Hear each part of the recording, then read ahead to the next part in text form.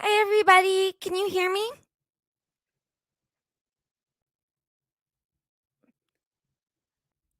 I'm so sorry. I was in the backstage and I'm talking to you guys saying, "Can you hear me? Can you hear me?"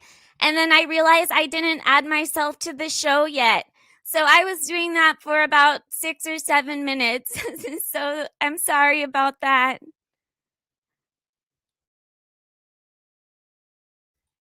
Also, I have a new mic, so let me know if the sound is too loud.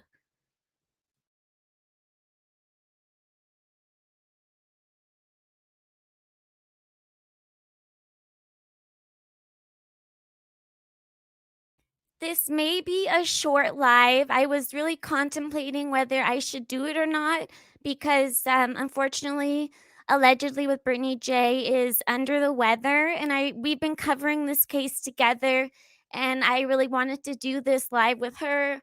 And also, I've only done one live before, so I'm still super nervous about it. So this will probably be short, but we'll see how it goes. So fingers crossed. But how's everybody's nights going? Hi, Muffin Top. Hi, Care. Joe Hart. Crash and Burn Vern.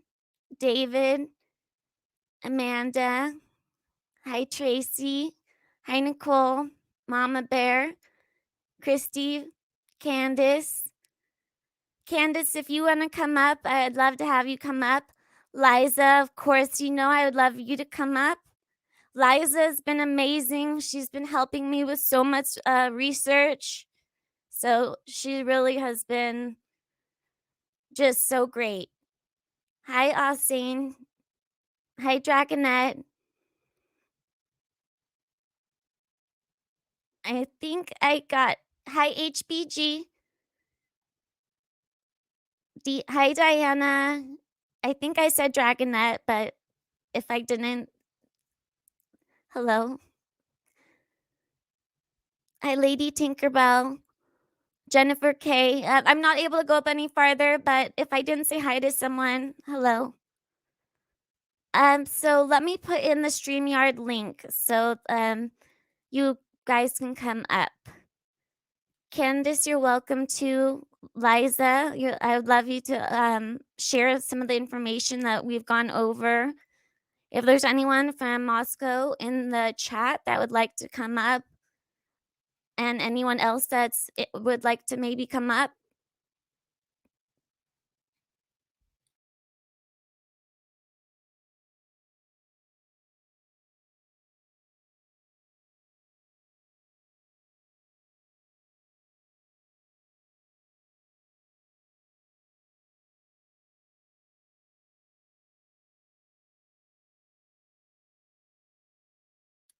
Do you guys have coffee or snacks, or what are you sipping on, or popcorn, anything? I have my coffee right now, double shot espresso.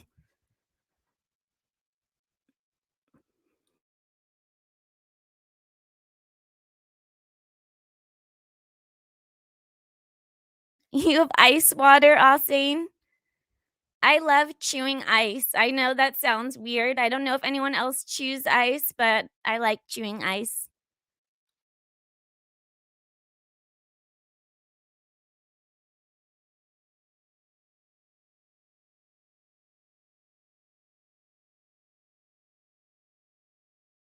Hi, Liza. Hello, Valerie. Could you hear me? I can't hear you. Maybe I have my volume off. Let me see. Are you guys able to hear Liza?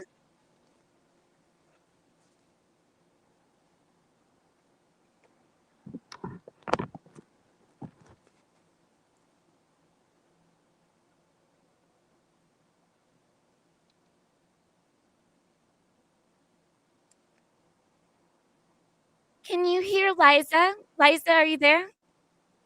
Yeah, could you hear me? I see it moving, but I don't hear you. Like, oh, you guys do, and I don't. Okay, maybe I need to kick myself out because the volume's on my computer. Let me see. Don't leave me here. Please.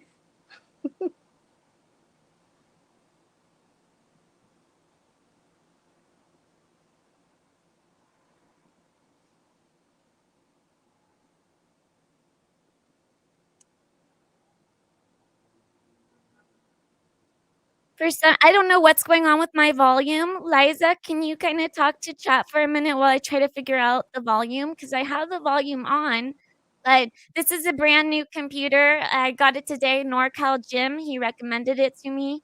I just need to figure out what's going on with the volume. So, Liza, if you wanna say hi to everyone in chat for just a moment. Okay, I'm going to try. I have never been. Sorry, Chad. You got me. Candice, do you want to help, please?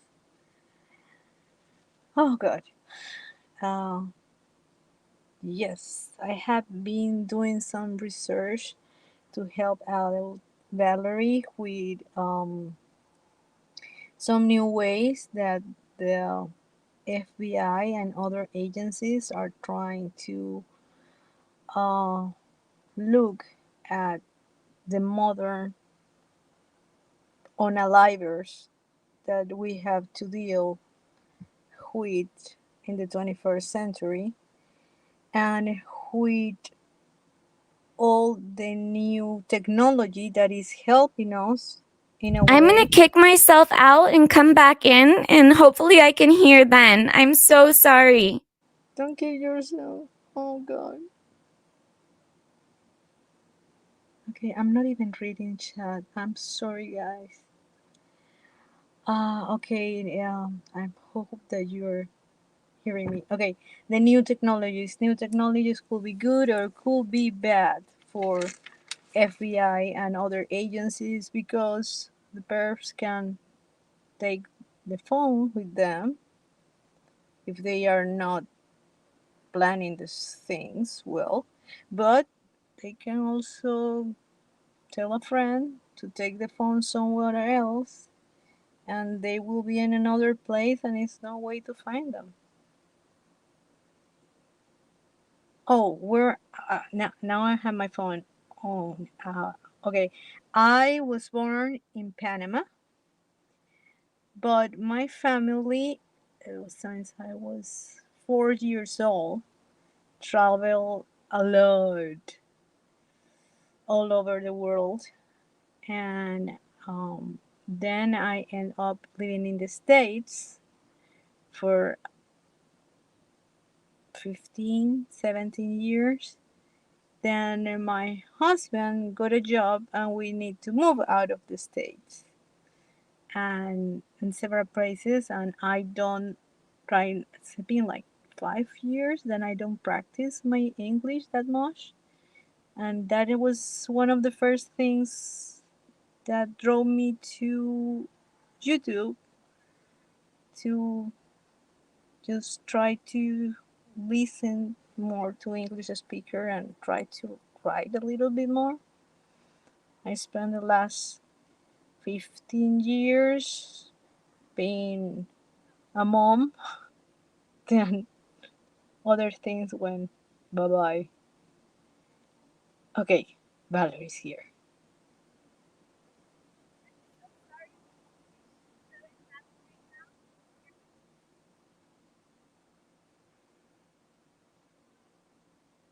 Okay, I can hear her, but a little.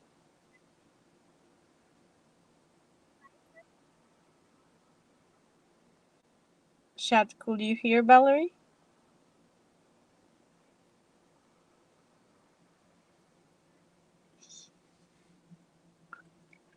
Okay, let me.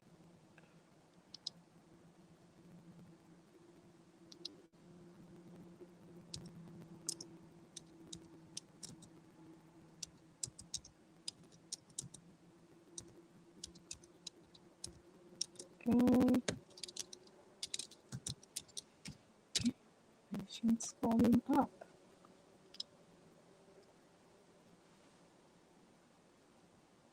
I unplugged the mic to see if that was the issue maybe. Can you say something now? I'm so sorry. Okay, I can hear you great. No, it's still not working. Again, this is a new computer, so I'm still learning it. I'm so sorry, everybody.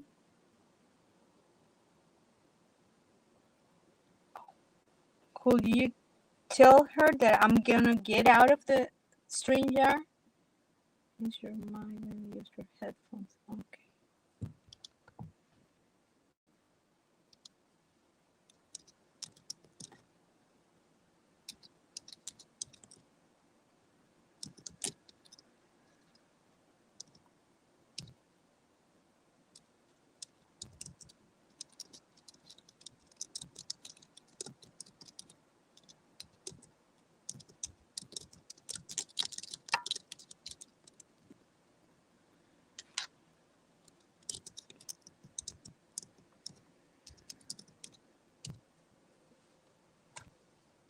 I'm still trying to mess with the settings. I just wanted to let you know. So I haven't given up yet. I'm so sorry.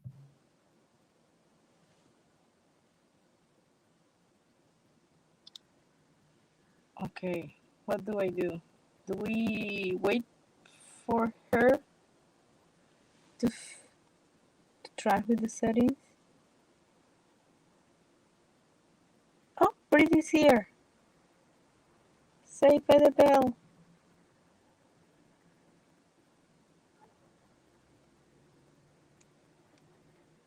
Oh. Okay, I think it's working now. Liza? Good. Yes, oh my god, I am so sorry. That was No, awful. that's great. Brittany's here. Brittany, I don't see her. Drop her a link, please. I'm I'm so so sorry, scared. everybody. Again, that was terrible. It's a new computer, so thank you so much for your patience. Everyone probably put a big thumbs down, but thank you. Hey, the only way to do something is just doing it. We all learn this way. Then I will say it in Spanish, but then you will be demonetized. And you have blink because I couldn't do this StreamYard thing. Did you Oh drop it? yeah, it's very similar to, I don't know if you've ever used Zoom or anything like that. It's very similar to Zoom. Well, Zoom is different because it's for work. And I use it for work and it was easier to me for that. But here it's like in Zoom people have to listen to you. They don't have any other choice. But here if they don't like you, it's bye. Hi, Brittany. Hey, what's going on? Oh my god, it was a disaster because this is a new computer and I don't know what was going on with I couldn't hear anything Liza was saying. I then tried to go to a YouTube video and I couldn't hear that either, but my volume was on. So I don't know what was going on, but it's Well, working now. And when that happens, what? when that happens to you, just go out. Your stream's not going to end. Just go out of the stream yard and come back in. I did, and it still didn't work. So, but What then was it? someone else ended up fixing it for me, but Okay. so I don't even know what they did, but yeah, they got it working. So that's all that matters. Yes, absolutely. But how are you doing? How are you feeling? I feel like death, but I'm not going to be able to go to sleep, so I figured I would come up.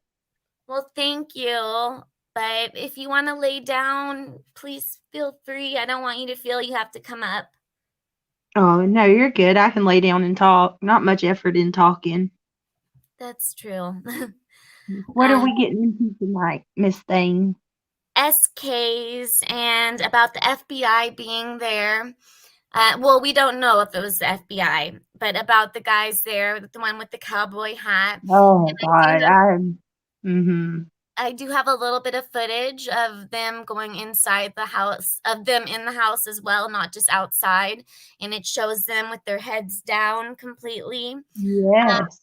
Uh-oh, you're muted. Yeah, you're so gorgeous. Oh, and I Isn't she have my pretty? face right up onto it. No, people just got to see how pretty you are.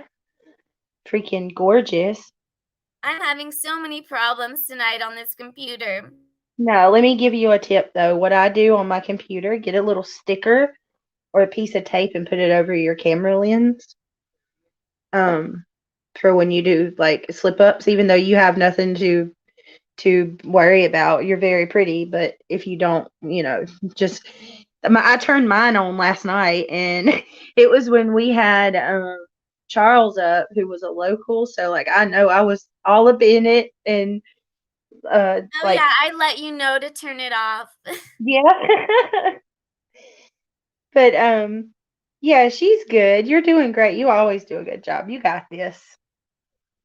But that honestly, that because Duty Ron was talking about it today, those gentlemen that were at the house.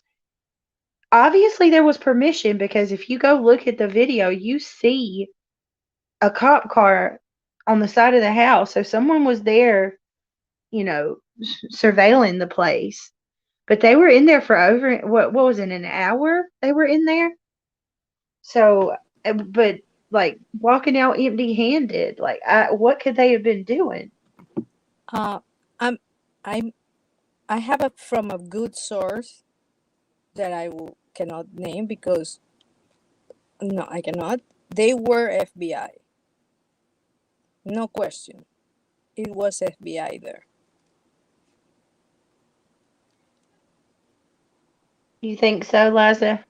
I know so. I it, it's not the internet. It's not. I know so by somebody that told me they are FBI. Oh, Period. wow.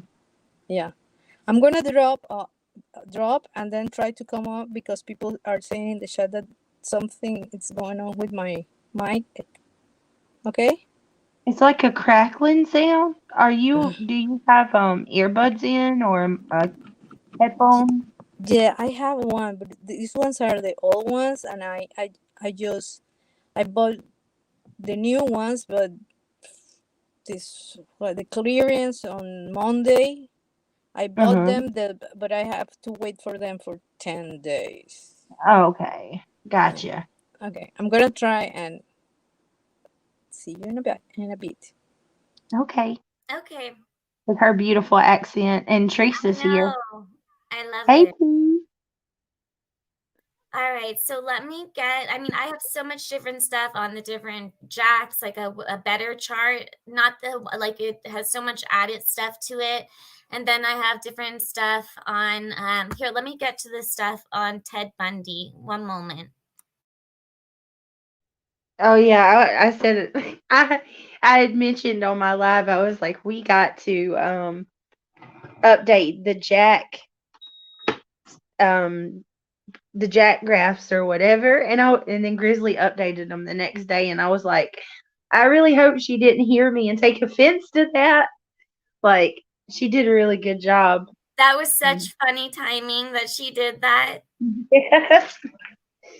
Hey, Teresa. Hi, Teresa.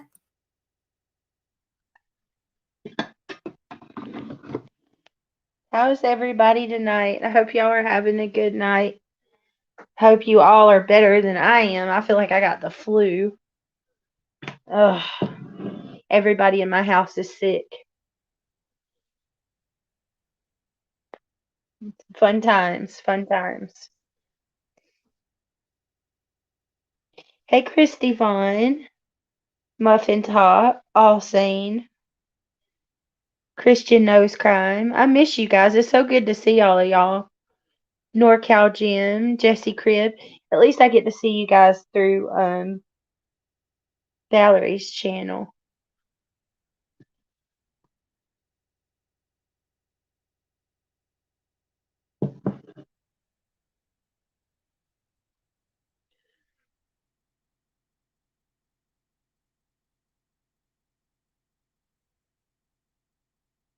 You want to drop the link in case T wants to come up?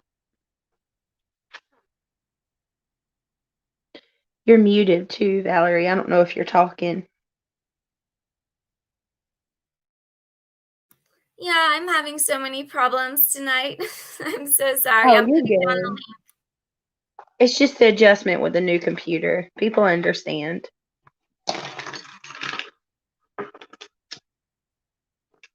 That's the really cool thing about the subscribers that we have. They're not nitpicky and they're patient.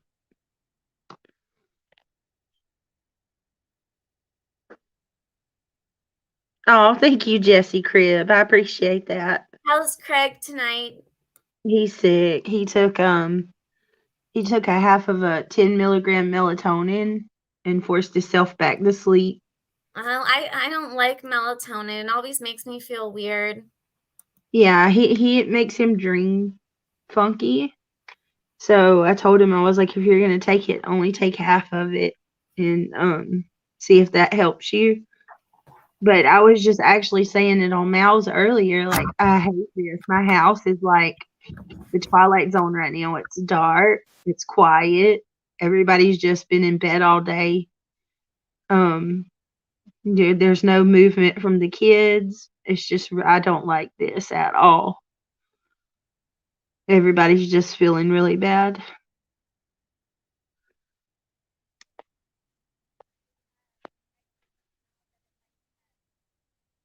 CBK ordered some new Stucks today. Who's CBK? Oh, you're talking, Teresa, talking to CBK in chat. Duh, Brittany. Hey, West Virginia Holly girl. She is doing an awesome job.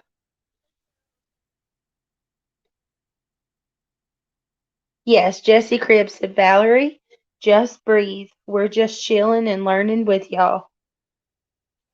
See, I love y'all. Y'all are my people. You've always have, and I want you guys to know too, like, you wouldn't believe the compliments I get from others about how awesome my chat is. And well, really our subscribers. What sticks did you buy, T? Your camera's on again, Valerie. What you drink? Oh, is that your microphone? Oh, I love it. No, the audio's not working. Really weird. Did you share your audio, Valerie, before you shared the screen? Because you got, like, down at the bottom left corner, there's share audio.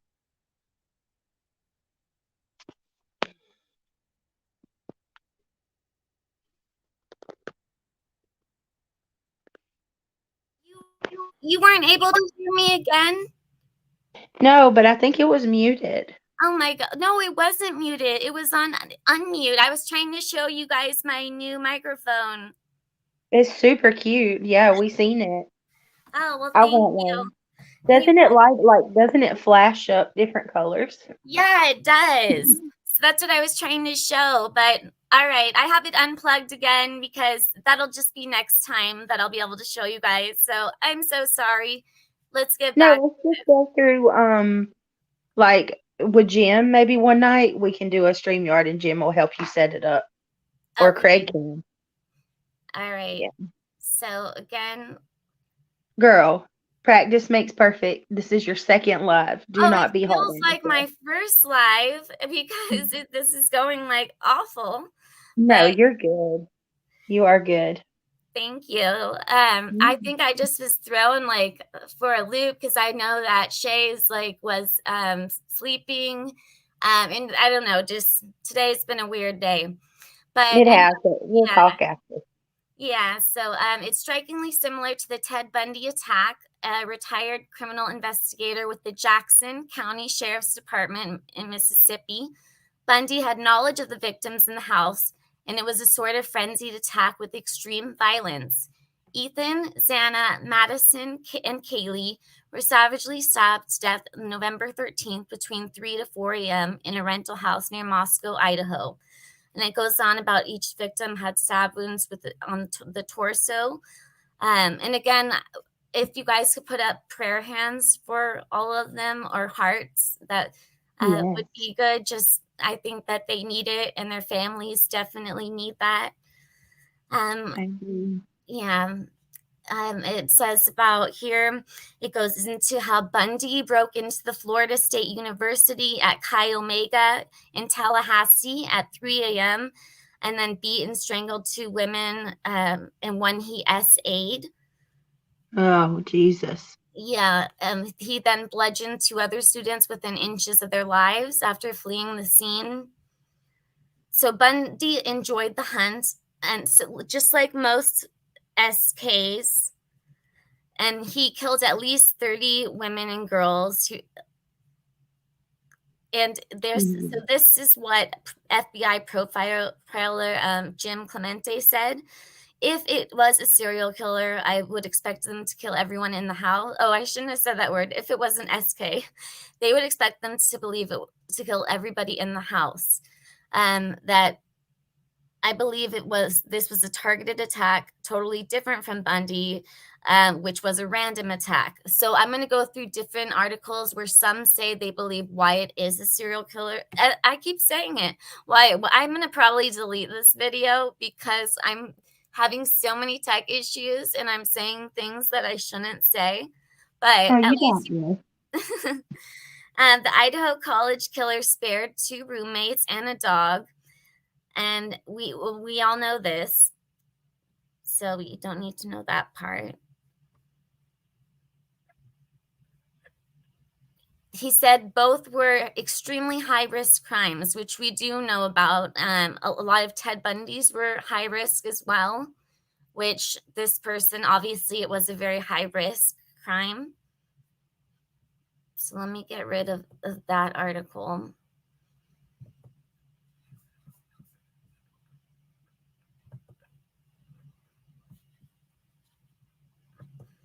And also just some stuff that I wanted to go into. So, and I'm going to show the map as well, that Ted Bundy, he murdered in Washington, that we know of, Washington, Oregon, Idaho, Utah, and California, as well as Florida was right after he escaped from prison. In the early hours of January 15th, 1978, 1 week after his arrival in Tallahassee, Bundy entered Chi Omega sorority house, and that's at 2:45 when he bludgeoned Margaret Bowman. And he also then entered 20-year-old Lisa Levy's room, and he strangled her and also SA'd her. And this all happened within less than 15 minutes and within earshot of over 7 different people that heard nothing. And then Daniel Rowling, in the early morning hours of August 14th, he broke into the apartment shared by 17-year-old university freshman Sonia Larson and Kristen Powell. Finding Powell asleep on the downstairs couch, he stood over her briefly but did not wake her up, choosing instead to explore the upstairs bedroom where Larson was also asleep. Rowling murdered Larson, first taping her mouth shut to stifle her screams, then stabbing her to death with a K-bar knife, just like the one that was used in this. And then when you go into Richard Ramirez, and that was 13 murders, and that number keeps coming up a ton in this case. And I was thinking, so you know how they said that this was a very sloppy case?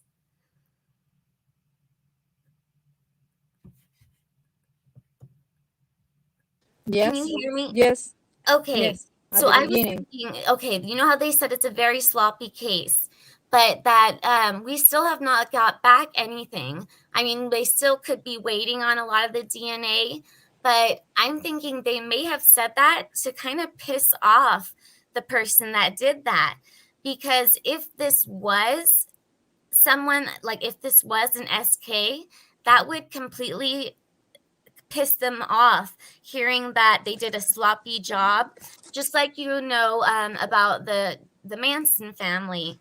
It's told that the first time that they were at Sharon Tate's house, that it was too messy, the job, That's what they had said, and that's why they wanted to go the second night, and do the murders the second night, because Charles Manson had supposedly said that it was too messy the first night. So murderers don't like to hear that their job was messy. But I mean, there was so much blood on the outside of the house, so I am a little unsure about that. You know what I just thought about? What? What if it's both? Like, what if it is targeted, but he is, like a SK in the making? You know what I mean? Like, this was his first. That's what I'm thinking. That, I mean, some of the stuff that I've read said that, and that's what the Nancy Grace thing goes over, that she doesn't think that they would go from 0 to 120 miles per hour. That's how she worded it. That she doesn't think it's their first. I'm thinking it could be, and they're just getting started, so that they are a mass murderer right now in the process of turning into an SK. And HBG, yes, that was the person that the Scream movies was based off of, Danny Rolling.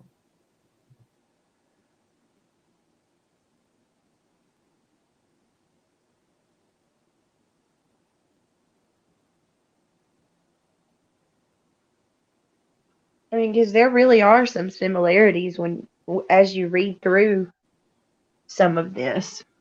Yeah, so they're looking into the Oregon and Washington killings, and people have even asked the cops about that. They said they are looking into that.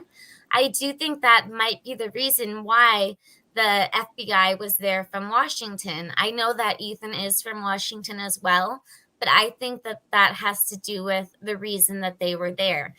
I think they may be trying to possibly compare crime scenes to what was in Washington, or something similar to that.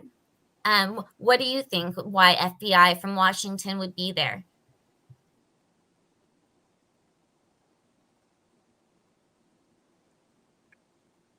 I thought that the FBI from Washington had to be there because they have more trained agents on this kind of perp,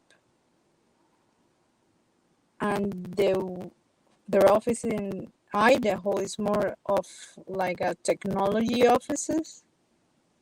That's what I heard, but I don't think that is about the location of all their murders. It's more about the knowledge of the groups that they have available.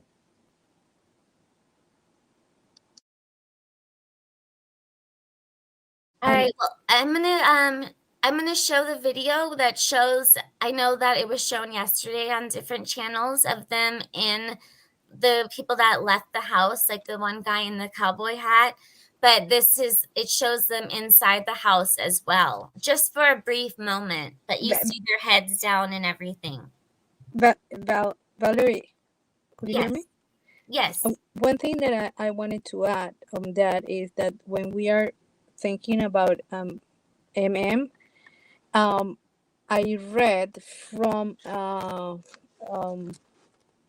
psychologists that the weapon that the unaliver use is not a normal weapon to use for a MM type of person. And That for is him, true, because usually it would be, I don't even know what we can say and what we can't, but usually it would be something that would have bullet casings. yes, no, nothing like this. Then for him, he saw a deep psychological issue with the individual, could be some kind of mental illness. And statistically, they are psychotic or quasi psychotic. Yeah, and I'm reading different comments. So Wellness Sarah said, did family say it was sloppy, or did law law enforcement say that. It was law enforcement. Well, from what I heard, Kaylee's mom said that law enforcement told them, right, that they have that the murderer was sloppy and they had a ton of evidence, like it was a mess. So it was going to take a while for them to be able to go through it. It seemed like I was going through it. I need to pull up those notes, but it seemed like they didn't have that much physical evidence, which I thought was strange. There was something that was 38 something 38. I have to look and see what it was. But it didn't seem like that much. And I do think why do you think they have 2 FBI profilers? I thought that was a little bit strange as well. That is strange. Is it possible there's more than one perpetrator? I don't know, but I just think it is interesting the way that they're handling it. Yes. I mean, not unless like they're coming at it from multiple angles. You know, like one profiler's looking at it from an SK angle and the other profiler's looking at it from like a scorned individual who, you know, is out for revenge. It could be that, Brittany, because I also heard from this guy that, as far as we know, there was not any SA on this scene of the crime, but he said that there are many ways that a pair will how to say this, will express eh, their S frustration, and one of the ways is the use of the weapon and the Yes, way stabbing. Oh my that God, again, a word I shouldn't have said. I'm totally deleting this live. But yes, they could do that, and that is basically the same as if it was physical. If it makes you feel any better, I slip up and I say things all the time and Yeah, but nothing this has is my happened. second one, so well it's a difficult it's a difficult issue, it's a difficult theme to not use the words that we are taught to use. And yeah. I have seen other streams with these huge psychologists and huge FBI people, and they use the words. I don't know why, And you but can say words like sex and things like that. It's like unaliving, the other word for that. Um, that's the kind that well we're weird about, you know, or SA, the other Yeah. word for that. well one of the ways for this kind of people to express as as frustration, it's the weapon and the way it was used. And I will use this word because I have no clue how to say it from YouTube. The mutilation and the butchery. Take on it is that these are some field agents from outside of the state. I am so sorry. Again, I'm having issues with my computer. I did not No, mean to it's press okay. play. It starts playing when you pull it up. Yeah, I'm sorry, Liza. Can finish what you were saying? You're doing miracles. I will have I have no clue how to do what you're doing right now. Okay, just we're fine. I think that people in the chat heard what I said, and it's just, to keep in mind, because the agents are trying to look for a motive and look for a type of behavior to get this person Yeah. before they can do something else, or that's what we're looking here for. Do you think that this is like a family man that has kids, or you think this is someone that's maybe 22 to 30? Oh, I think he's a young person, in my opinion. I'm thinking younger as well. Well, If you remember when it was once again Kaylee's family, and it was actually the same exact interview where they were talking about, law enforcement told them that he was messy and they had a lot of evidence. Well, they also stated that 23andMe was that law enforcement had a forensic truck on site, and they were bringing in 23andMe, and that has always made me wonder. Okay, and for them to be bringing in 23andMe, that would mean that if they have DNA, he's not in their database, which also leads me to believe he's young. I think for what I said, this person said, it depends on the investigator that watched the scene for the first time, because you could have people that are very organized on what they are going to do in their own mind, but it will look messy for another person. One example, I used to have this boss. He's an eminence in oncology. You will enter his office and it was like a tornado. The papers everywhere. But he knew where everything was. You couldn't touch his office. But when I say a tornado, I'm not exaggerating. But he knew where everything was, and it was the way he worked. Then it depends on the eyes of the beholder, of the training eyes of the investigator, to decide that part, I think. Oh, we cannot hear.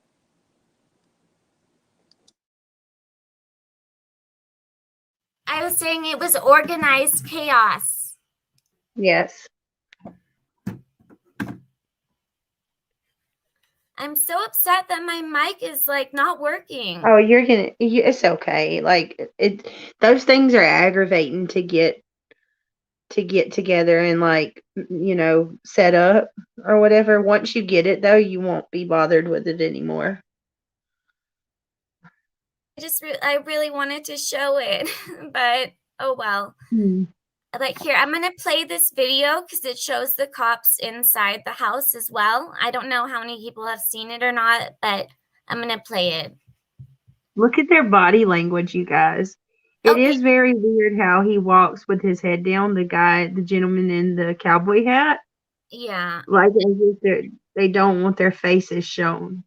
And in the chat, what do you think? If you think it is FBI, put 1. If you think it is U.S. Marshals, put 2. Private investigator, 3. 4. If you put 4, if you think it's something else. So I don't even know if I'll remember that. Brittany, do you have that? Yeah, I think so. Okay. Keep in mind too, in my opinion, whoever these people are, I'm pretty sure they had permission to go in because there's a law enforcement officer on the side of the house watching. Okay, so again, 1 was FBI, 2 was U.S. Marshals, 3 was a private detective, and 4 is something else.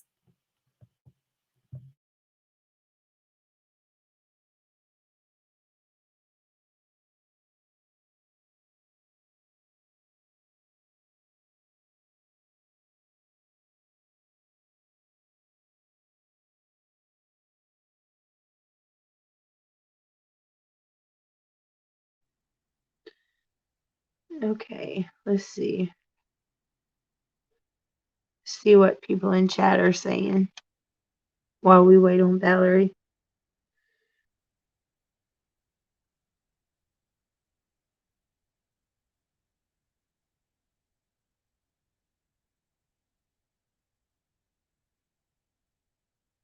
Most people are saying 1. Oh, Mm-hmm. I'm seeing some 2s now. I see a lot of 2s and a lot of 1s. Yeah. FBI, and what was the second one? U.S. Marshals. Okay, Mitch, I'd like to hear what you have to say. I don't know if you want to come up at all. Mitch, would you possibly like to come up? Even though I swear I'm going to delete this live. I know I am, just because of all the mistakes. No, No, I am. You know how I am. I need things to I be I can perfect. show you how to cut stuff out though. Okay. Hey, you got to get those watch time hours, girly. I know, but I'd rather be watch time hours of good stuff, not of screw ups. Hey, Maurice, Australia. I feel like poo. But I'm good. I'm here, and I Yeah, miss you guys. yes, KiIIer. They had Washington plates.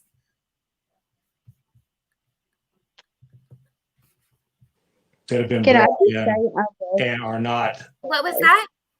No, I was just gonna say real quick. I love how supportive all of you are in chat. Yeah, You guys thank make you so me much. This has been awful. This really has been a disaster. know. Yes, it has. I'm probably You gonna should see cry. some of mine, Valerie. No, You I'm gonna should see some of cry. the lives I've had. Like, if you seen some of the knockdown, drag out disasters that I had, it make you feel better. Honestly, You that's might a have part of to being a show me. creator. Yeah, I'm gonna show you. I always pause when this lady's making a funny face. I feel bad, but all right. Let me know in chat if you can hear it. My first take on it is that these are some field agents from outside of the state that have been brought in and are not familiar with the scene. So they've done the first thing that anyone would do if they're just arriving, is to go out and look at the scene as it sits today. The one thing I didn't see them doing, I don't know if I missed it, but I don't think I did. They didn't do the requisite booty up. They didn't put the little booties on and, protect the integrity. And to me, that screams they got the evidence they need. They have done the exquisite task of trying not to contaminate the scene in any way. And now it's really the gumshoe work of trying to piece this together, almost like a profiler might, or as an investigator may walk the scene and think of clues that he or she might look for. But it's not about contaminating the scene anymore. Oh no, I would agree with you. They have been back to this scene repeatedly. They've gone back and they've seized cars that they processed. So there's been a lot of, and because the scene is so complicated, and there are so many levels to this investigation, I don't think there was a question of compromising anything by these new players on the scene by going in and examining the scene itself. Let me ask you something, Phil. If this were your case, and you've done a few, right? What would be the first thing you would want to do? If you were one of those 5 guys tonight, where would you be walking? What would you be looking for? Well, if I was one of those 5 guys, I'd be doing what it appears they are doing, which is to go to the scene, familiarize themselves with it, and then they can kind of associate some of the evidence that's been collected to the scene that they have now viewed. I'm looking here, Phil. They're not taking notes. Like, I'm looking at it. They've got their jackets on. They've got their gloves on. They've got their hats on. They don't have notes. Nobody's sort of writing anything down as they might be inspired, right? When I look at stuff, I get inspired to ask certain questions. I write them down right away. They're just walking about. Now, I don't know what they're doing behind the pulled blinds, but they're moving pretty quickly about the cabin. Well, they are. And what that would indicate to me is that they had a specific question about some aspects of that scene, and they went there to verify what they were asking about. And evidently, it was verified, and so they left, and there would really be no need to take notes if they were there for a specific purpose. And they've got no evidence bags. They're not taking anything out. It's that looks real. That really looks like in the business what we call a go see. From what I gathered from Nancy Liu, and I'm going to ask the control room just to check in with Nancy real quick because I let her go already. I think they were there for about a half hour, but I just want to confirm that they were there for about that amount of time. But does that sound about right? That's the time it would take. Yep, I just got confirmation. It's correct. They were there for about a half hour. Does that sound about right? Just to sort of confirm or check on something. They had a purpose. They knew what they were going to see. Well, not knowing what they were there specifically to view, I would say that given the time frame that they saw what they wanted to see or what they needed to see, and that was accommodated within that 30 minutes, and they left. So I don't think it's a question of do we spend more time to make it appear that we're doing something. I think they went there, they used their time in an economic way and saw what they needed to see and then departed.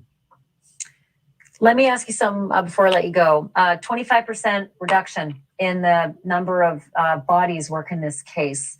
I know it happens. It is always it's a gut punch when it happens, but life goes on, and there's policing in that community that has to happen. They did an almost 100% blanketing of that case with their entire asset force in the Moscow police, but they buried it. They did it real quiet, and they did it at week 3, like literally 3 weeks to the night of the murders. Is this unusual as they go to what they call the analytics phase of the case? Is it early? Is it late? Just give me a feel for when do you start pulling back? I don't think it's unusual. I mean, at this point in time, they have fielded over, I think the last numbers I saw were over 5,000 clues, tips, either from email or from phone calls or online stuff. And then they've got the evidence, the collection that went on at the beginning of this thing, and they marshaled the forces that they had. I mean, the Moscow Police Department's only got 36 commissioned personnel and support staff. And so as what you just alluded to, they have an entire community that they have to continue to police. And so this utilization of patrol officers at the beginning, they're using them to canvass, they're using them to collect evidence, they're using them to put that evidence in whatever property room they have there for analysis later. They're answering phone calls, they're fielding these tips. There's a lot of things that they're utilizing those locals to do, and that's why, thankfully, at the very beginning of this thing, the state and the FBI stepped in because they've got the resources that the Moscow Police Department just doesn't have. Thank you for watching. Go to newsnationnow.com to find News Nation. Okay, thank you for watching that. What did you think about that?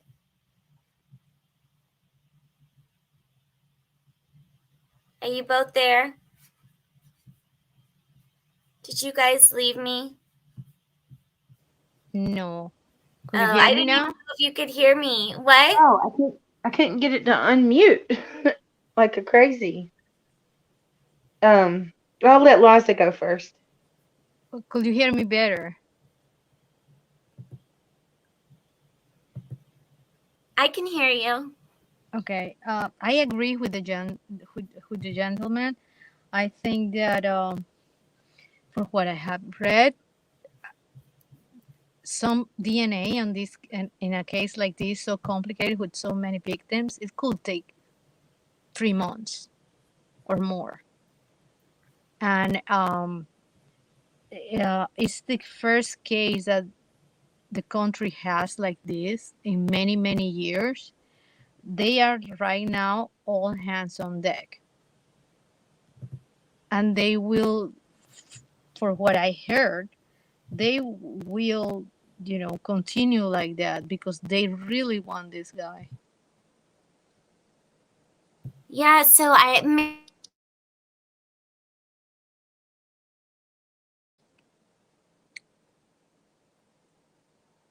don't know if it's me, but I cannot hear you. I'm so sorry. I am having so many issues tonight. I was talking to Mindy T. I think that it is very possible that it's connected to those, and that's why the Washington plates were there, and that they were maybe comparing crime scenes or just comparing something to what happened in Washington or what happened in Oregon, because those all had very similar things that happened. The people were stabbed in their sleep, and the animals were okay, and they were both, there was fatal stab wounds to the chest area and the torso. So it all was very similar, and it all, there was another one that I found too, that was in 1999, that was a stabbing attack. In that one, they have not found the killer either, and that was someone in their sleep. So that one would be a fourth one that now they are connecting that might be possible a connection as well. Well, it definitely, I didn't even consider it. Definitely would make sense to go in empty-handed and seemingly walk away with nothing if they were comparing crime scenes. Well, yeah, because they didn't come out with any evidence. And to be in there for an hour, you know, it's a wild. Brittany, what I thought about it was, what it's like when you have a case, or when you have, a problem that you have in one office, and you just need to go to the other office. You know the problem so well that you just want to take a look to see if you can see some stuff that match to your other problem. Mm-hmm. Do you know what I mean? They probably have all the forensics with them in the labs. Maybe these guys just needed to check out the spaces, and how by how every forensic clue was left. I have read that these investigators can figure out how the criminal move and how the victim move, and things that are out of my knowledge, but they can see things because they see it every day. It's their job. Things that we will not be able to figure out. That's why I thought, if they don't have anything with them, it's fine. So I was thinking that why it might be an SK is because, again, the Washington and Oregon crimes, it doesn't seem, because of the type of people, that they don't have a particular type of person that they're going with, like, say, all blonde-haired women, or someone that hangs out on the side of the street, if you know what I'm saying. But there was also with the number 13 in regards to that. And also some of this research is from someone named Liza, so I wanted to give a shout out to them. So thank you. But there's the Garden State Killer, and they're guilty of 13 murders. The Boston Strangler killed 13 women. Herbert Mullins killed 13 people from October 13th. 1972 to February 13th, 1973. Again, everybody knows Bonnie and Clyde. They killed 13. And also there is a book online, and I'm not promoting it, but it's called 13 Serial Killer Murders Stories. So there's a lot with that number 13. And if we think that it's a stalker, an ex, creepy hoodie boy, or crime of passion, I mean, those are all definitely possibilities. But again, I'm just trying to think of other possibilities that it could be. I'm trying to explore that because I haven't really seen anybody go down this rabbit hole. So we really don't know at this point. But I'm just trying to think, and I know we spoke to someone yesterday, and Charles, and he said he believes that person is not in the town anymore.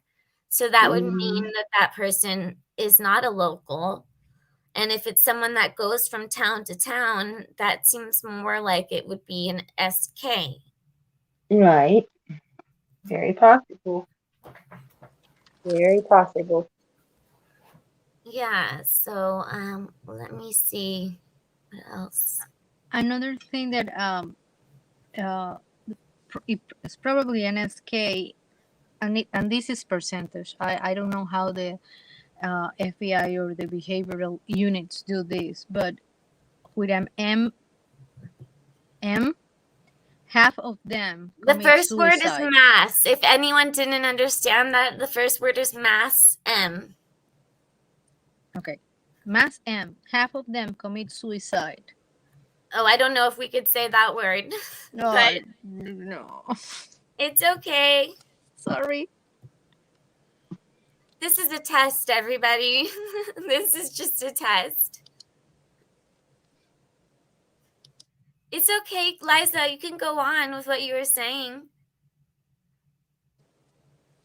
Well, with these kind of individuals, their mind is so fractured that the studies for them, it's like 13 or 15 kinds of big ramification, and then those ramifications have ramifications.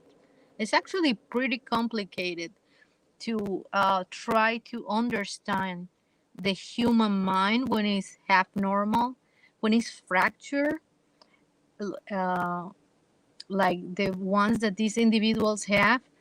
It's they go by many many details. The knife, why is not MS, and why could be a KS, no, SK. God help me. um and why and this I saw, the psychologists, they are not sure about the age, but they think that the person will be living alone. I don't know what the chat thinks about that.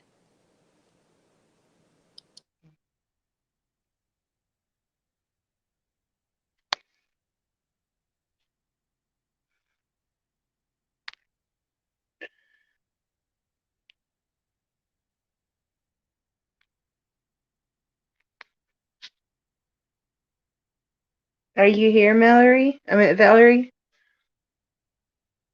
Yes, I'm here. I'm here. Sorry again. I'm talking because I'm reading an article and I'm talking, so that's why. And I was letting Liza speak. But I heard everything you said, Liza. So I was saying that I believe this killer is very confident that I think he believes that he's going to get away with this. I don't think that he's scared for his life right now. Do you guys? Well, that's Not very. at all. I'm sorry.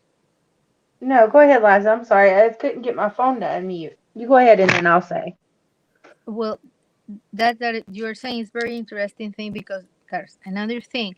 The one of the profilers said that these kind of personalities, they feel half of the time they they feel like God, Oh, and they have half a God complex. and half of the time they feel like nothing.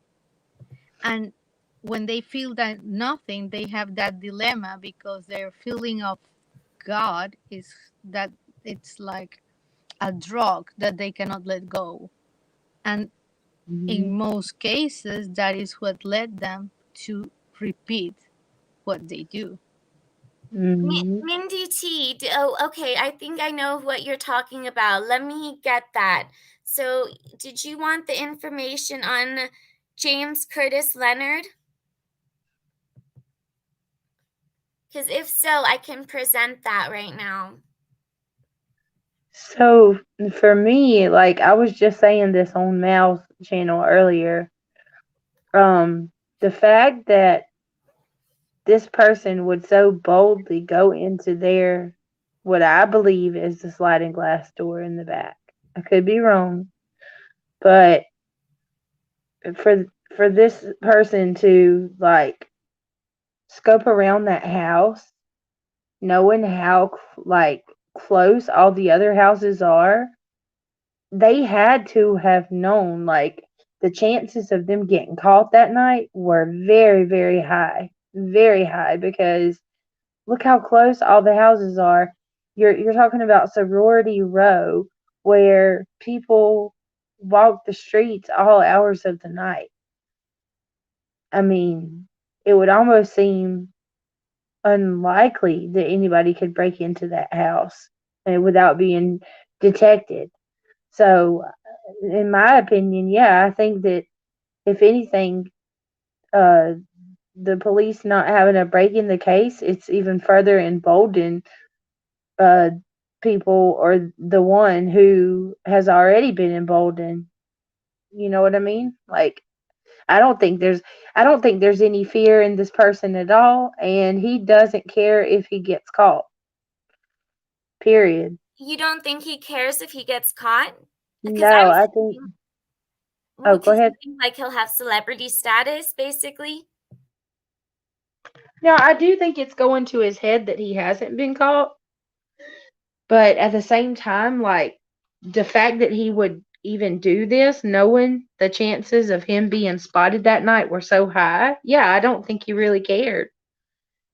At this point, like whatever reasons he had, that overpowered any fears of him, you know, being caught. It just, I mean, because look at the layout of that area. Look how close all those homes are together. Uh, you know, you could probably hear people talking inside that house from the neighbors. It's just, to me, it's mind blowing. Yeah, I know. And I can't believe that I don't even want to talk about the video yesterday, but I mean, do you believe that the roommates heard nothing? I've been hearing different stories about it. Like I've heard that they locked the doors because they did hear a noise that they were scared of, or like there was loud, like I've heard something that they heard male voices. That's one of the newest things that I've heard, that they heard male voices upstairs and then they locked the doors. Mm, really? But the problem with that is that, as far as I know, Ellie never said that. Then we don't know if it's true or it's just reporters wanted to just fill pages. Yeah. I actually have one like that, and it was in a. It looks like a. It was in another YouTube channel, and the guy said like very matter of fact, and I Yeah. never heard it before. It was like this. Somebody said that there is a body cam footage of the responding officer arriving on the scene. And on that footage, one can see a white car turning off its headlights. Mm, And that is Oh, the I have a picture of that with the white car. Do you want me to pull that up? I mean, if I can find that. But I don't know. I don't mean just the picture of the white car they're looking for, but at the nighttime where it might be that car. Should I pull that up? I guess I'll look for that. Let me see if I can find that. I think that's what you're talking about, Liza. well, I haven't seen the video, and apparently the person that was talking, the host, saw the video, but not the participants. But if it was that, that probably is why they are trying to look for a Hawaii Elantra and they don't have tax for the car. And what else did they say? I think the car is gonna. I know I already said this on Brittany's channel, but I think that the car is gonna be stripped by now. I don't think that they're gonna find that car. But who will? It's such a big case. If you have to strip that car, you're gonna have to give a lot of money to somebody to do it. Because I mean, somebody involved in this case will get a lot of time in a jail. Then strip a car is not that easy. And I'm sure the FBI is looking at all the places where they know people do that. You know what I mean? I want to know how they were tipped off about that white car. I'm so curious about that too. I'm assuming they saw it in footage. They said they didn't. They said Well, that they didn't see it in the footage. I, I just it's again so many. Yes, here, no, there, maybe over there. It's difficult.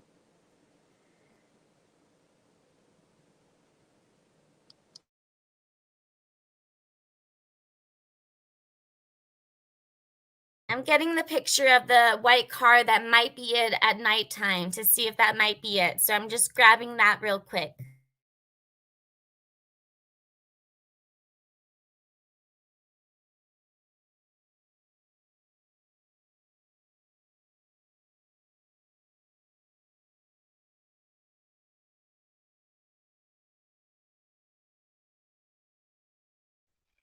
I'm still mad about South Africa too. What do you mean you're mad about it? Like somebody in chat said they're mad about South Africa. What Because happened? and Avery, thank you so much earlier. I saw what you said about the toothbrushes. I'll definitely discard all of them. And I adore you. Because if Jackass is really in South Africa and like that pans out to be true, that really infuriates me. That they would let him go. And don't you find it odd that even News Nation saying that they can't find him, and then all of a sudden we've got this group of men showing up at the house? Everything is odd about. Mysteriously? Everything is odd about that kid. Yeah. I mean, I sometimes I want to say no, it cannot Mhm. be him, but then I turn a corner and it goes like, okay, maybe. Oh my God. So for those of you who were from Watts Island, like Valerie, I know you were around. Oh yes, that's what got me into. Well, I mean, I from the Manson case, I got interested. I wasn't alive then, but with YouTube, with Uh-huh. YouTube true crime, that's what got me into YouTube was the Watts case. Mm-hmm. Exactly, me too. And like this is the only other case since that one where I flip flop a ton. Like my opinion and theory changes every day.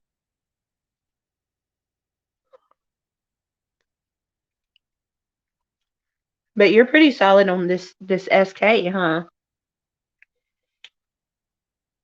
No, I mean, that's not. If someone said, "What is your guess on it?" I wouldn't say that I believe it's definitely an SK. It's just options that I kind of wanted to go by and see, just because I haven't really seen anybody like looking in that direction.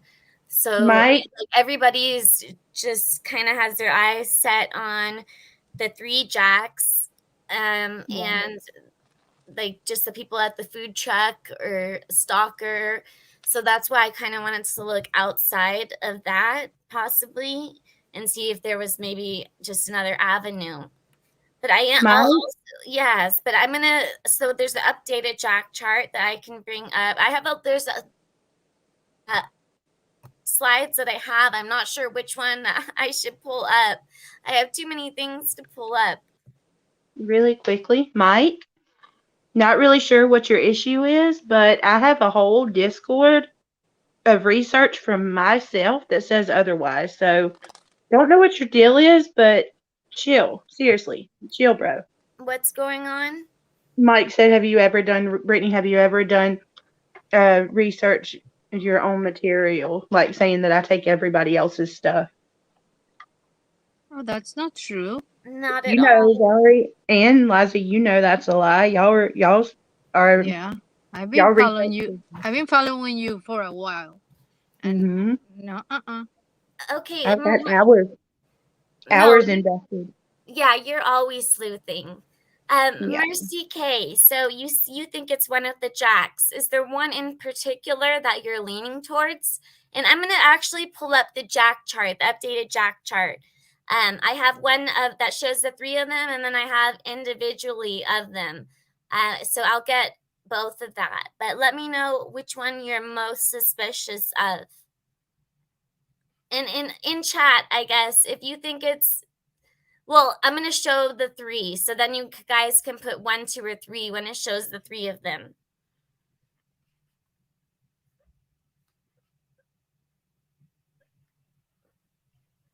If I they really can't don't find the understand. car, then it's most likely an out-of-towner. I agree with Linda. Yes, I agree.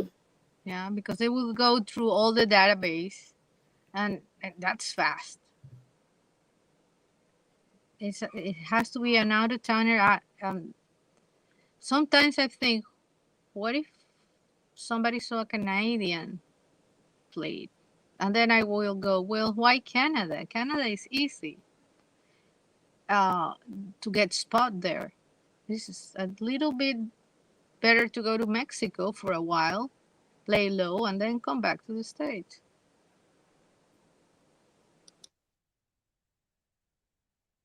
Thank you, guys. I love you and that. I appreciate that. And then again, the perpetrator can just change tags and end of story. We will not know. Okay, can you guys see my screen? Yes. Yes. So Jack 1, and I have also another Jack chart, but ex-boyfriend, co-owner of the dog, Murphy. So 10 calls made to him from 2:26 to 2:52. That was, remember, we know Kaylee was trying to reach him, and then Maddie did, and then Kaylee did one last time. Police do not believe he is a suspect. Lives right there. So Jack 2, friend of Ethan's. Ethan Venmoed him an amount on Saturday, right, shortly before he died. His sister Venmo. Okay, I'm not sure about Liza. What did you mean by his sister's Venmo's weird? The $6 amount? Yes. Okay, yeah, Liza helped with this, No, and then this is from Grizzly's channel. okay, yeah. So Grizzly, we have to give the she she's made great. this chart. She's great. And then Jack 3, that's Hoodie Guy, and a lot of people obviously that's who they're really thinking it is. History of anger issues. He's supposedly kicked out of the corner club and his fraternity, and he's apparently their neighbor. So those are the 3 Jacks. I'm going to also get other information on the 3 while you guys are looking at that. So we did a lot of research into Jack K. Okay, let me get. Oh my God! Didn't you see it, Valerie? Like in the Jack K, when we were going through, the post that's related to him, or the account that's related to him on Instagram. I didn't see that. Yes, the artwork that he has. You remember that?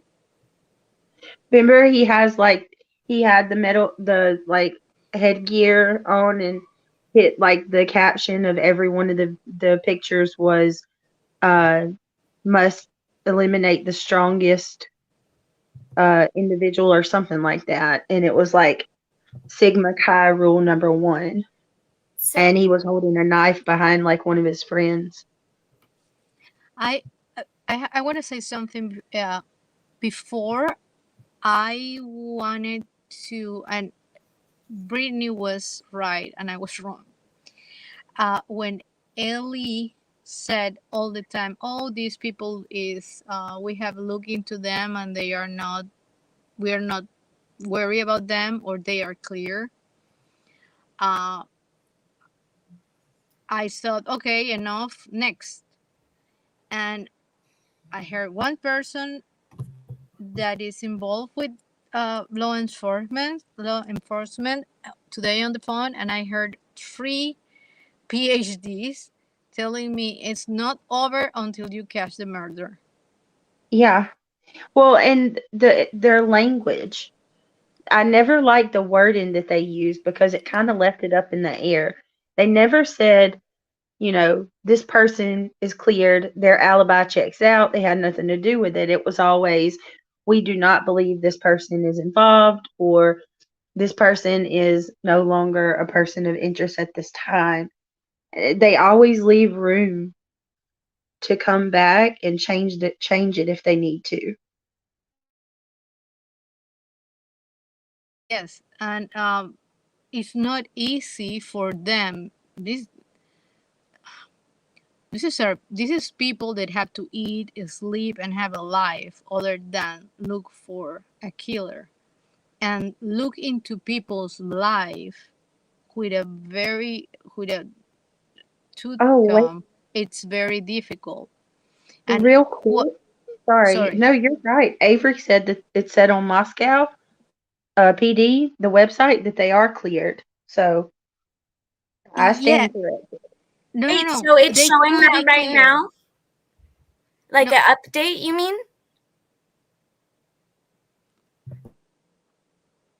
but Not what the sure, Avery. When did that come out? Because I missed that one. I'm gonna tell you the name of the people. It was a psychologist. Her name is Anne. I'm gonna kill her name. Borges. She was the psychologist that helped with the original, sorry, Mind Hunters. Then a clinical psychologist named Dr. Gary Brocato, and a retired FBI that is giving classes at Boston College, Jeff Wood. All of them agree that it's not over until they get the killer. Oh, they're unaliver. Sorry. Then, this is people that between them have 300 years of experience. Do you think that they definitely are going?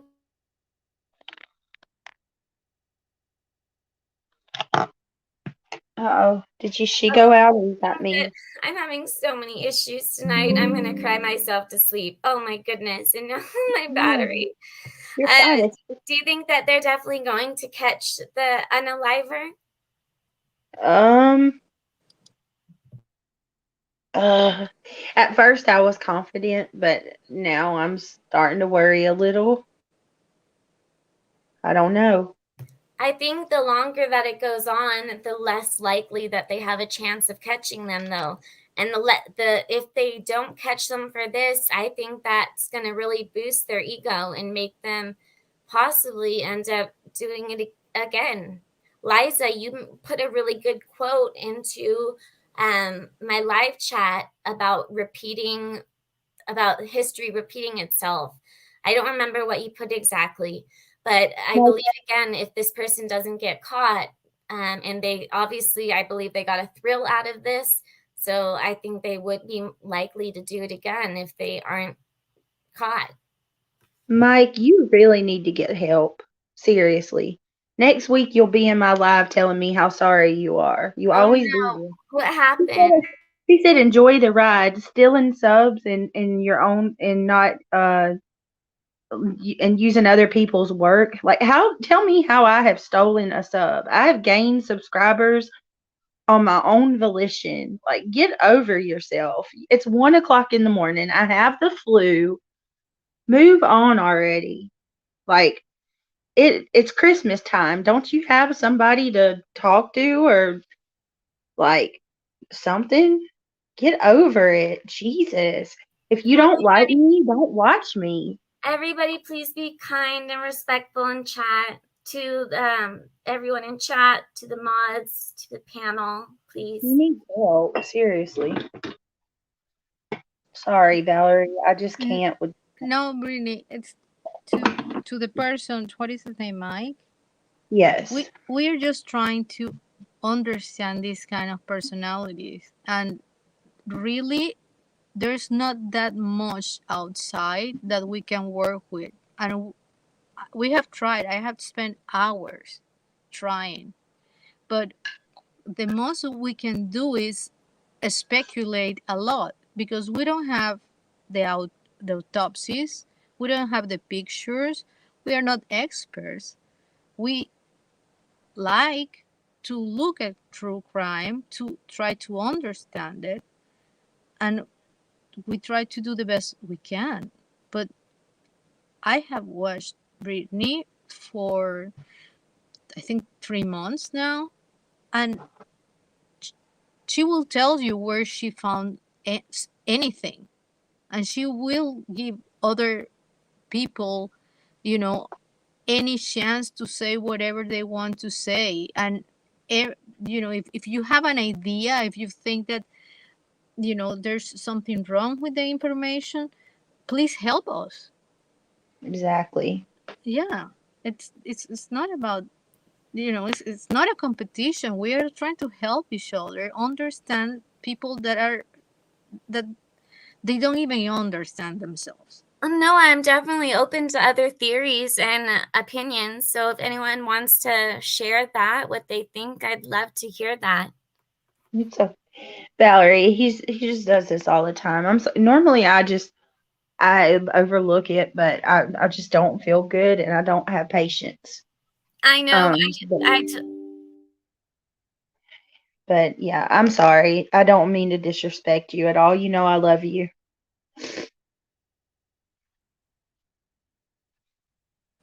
I love you too. You know I love you, Liza. My sweet pie. I know, Mindy. I'm over it. Oh God.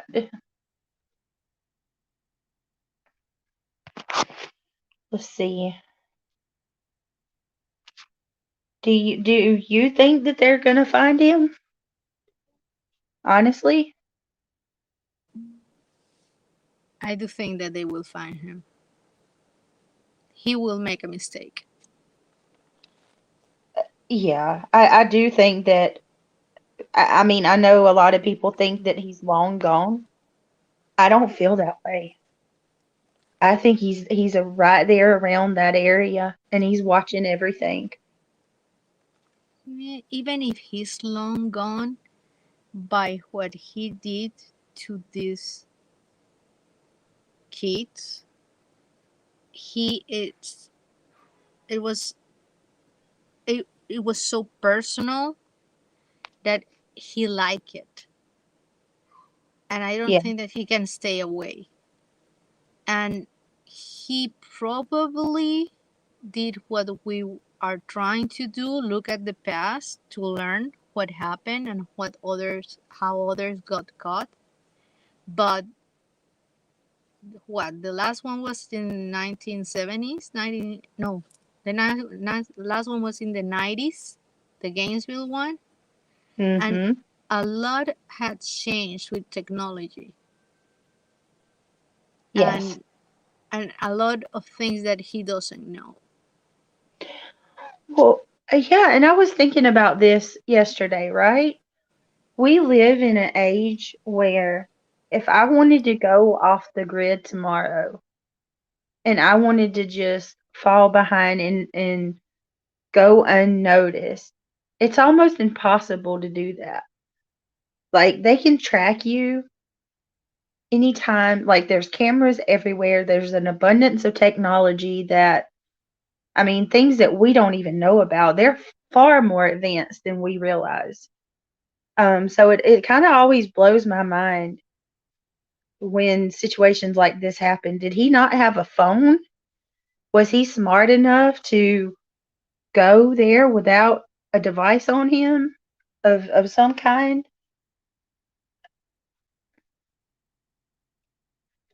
Well, he could have, not take it with him, but what about when you go to the gas station and have to put your card? You go around every gas station in Moscow and look for the people that usually are not there. Then you have a list. We have computers that can think, I don't know what is the number, but faster than we can. We have people that can make codes for any list that you want. it's easier than before to get somebody. Yes. Okay, guys. So Valerie just messaged me. Her computer died. Okay. Well, no, well, she'll be back in just a minute. Maybe that's not what happened. So she'll be back in just a second. She's getting her stuff together. Oh, Norcal Well, Jim is here. she's fitting. Valerie's fitting right in, isn't she? Falling off like me. I've rubbed off on her, you guys. She's officially initiated. I'm serious, you guys. When y'all get back, like when she gets back, throw her lots of hearts in the chat because things bother her a lot, and she's super, like, this means so much to her, and she's super worried about messing up. And I think that she is far more amazing than she gives herself credit for. And sometimes things happen that's out of our control. And I know all of you are fine with it, but she'll give herself a hard time for this. Well, she has a new computer. It takes me like 3 weeks to get used to a new computer. And she had it for hours. Okay, I give her credit. I told her I will not be able to do all that. Plus what she have tried to learn about these people. Mm-hmm. Then hey. But what else do I had here? The lady that was the original nurse in Mindhunters said that where uh, the part of the body that the unaliver will concentrate on, it will be very telling for the FBI behavioral list. If you have wounds, it varies. It's a lot of things that they need to look, and but it will come down to one thing, and that one thing it's motive. And one of the professors said that most probably in this case will be a very modern motive. Nothing like we have seen before with other killers like this one. And oh, There she is. Okay, unmute your mic, love. okay. Can you unmute? Oh my God, I'm so sorry. I'm having so many issues. This is so embarrassing. Can I have your hair, please? Like, give it to me now. I'm so sorry, everybody. Seriously, I'm like gonna cry myself to sleep tonight. You know what I just said? I said Valerie officially is initiated into our group because now you fall off like I do. We're good. This is the hiccups of being a creator, Valerie. You got a new computer, and it's going to be, a little rough start, but you got this. I don't know, but thank you. But so what did I miss? What were you guys saying when I had left? Well, we were talking about this killer, and like actually Liza was saying something really interesting just now about how she thinks this is going to be unlike anything we've seen before, and I agree. Look how different this case is already, compared to what we've usually cover.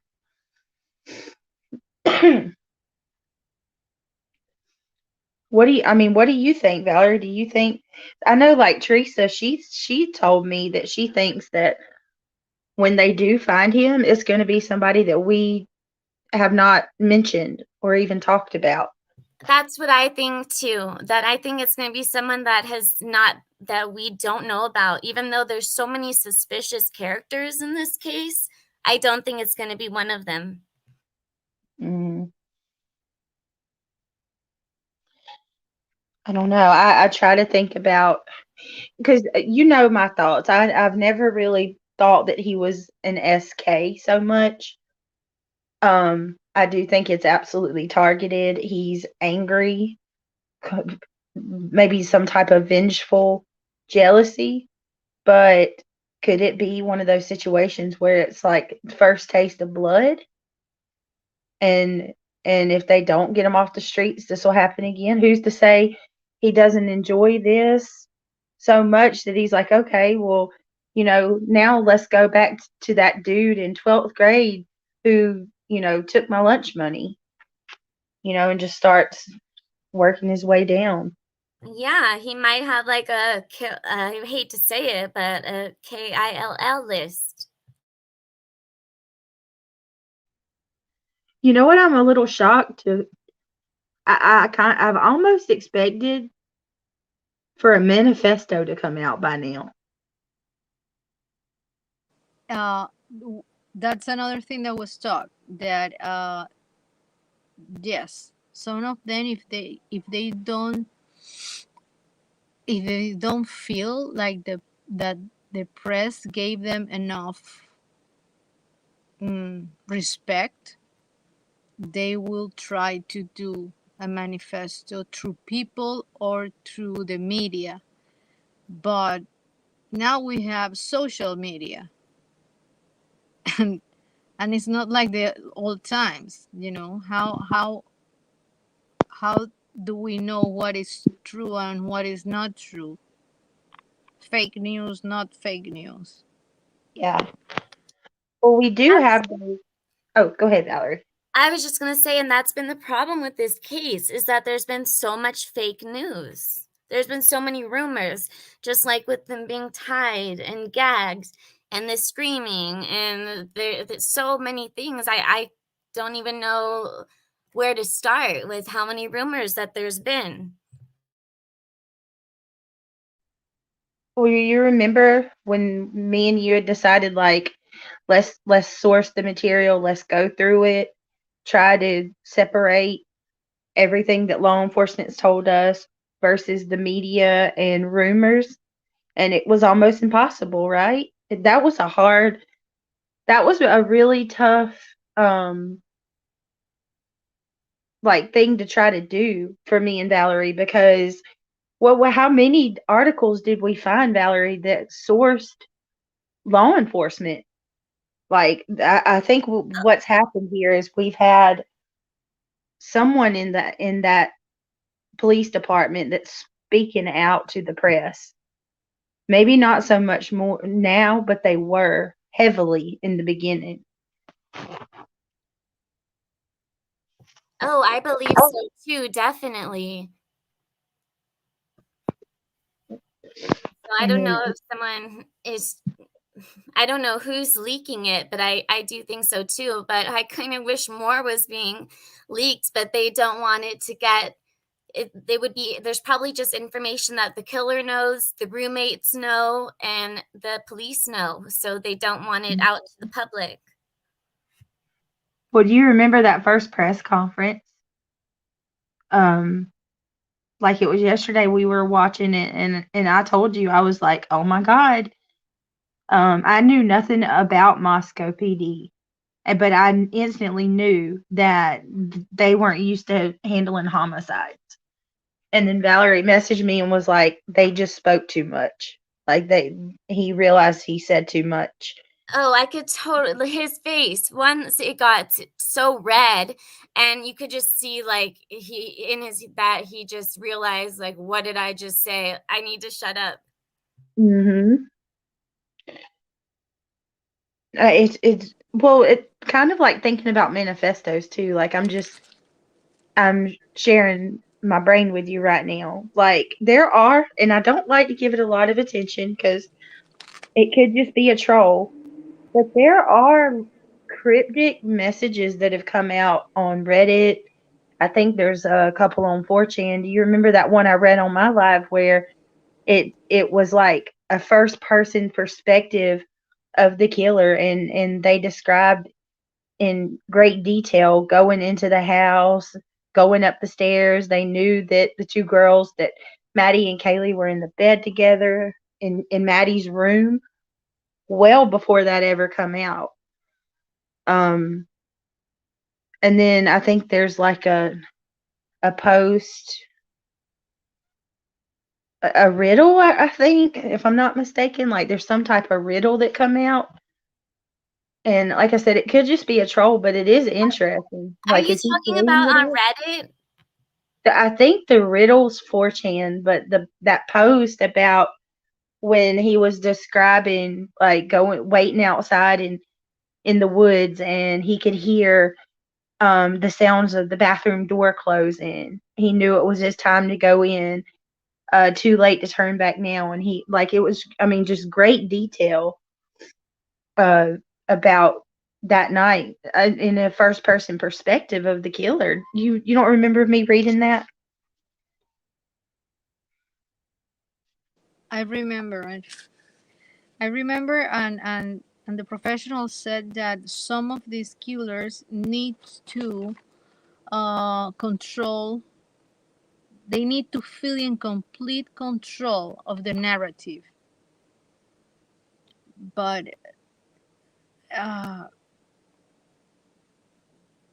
you need to have a very good computer knowledge to pin something from 13 different countries in order not for the feds to find where you are sending that from. Then if he's that smart, he's smart with money, because all the 4chans and all that things, if they are gonna be found. The authors, all these people writing all these narratives, if it's not the guy, Yeah. they're gonna be found. I mean, there's no way you can hide in the internet unless you're pretty good and you have a lot of money. You're right about that. It'll blow my mind if it turned, like, because I know that post was removed, the one about the first person perspective on Reddit. The post was removed, and I mean, there wasn't very many details. They could have just guessed that the girls were in the room together, because I mean, we thought that before it came out. Just simply by hearing that Maddie and Kaylee were calling Jack at almost 3 a.m. I just always imagined them laying there in the bed together trying to reach out. Something else interesting, very interesting. Can you hear me? Now we can. If you've been talking, we couldn't.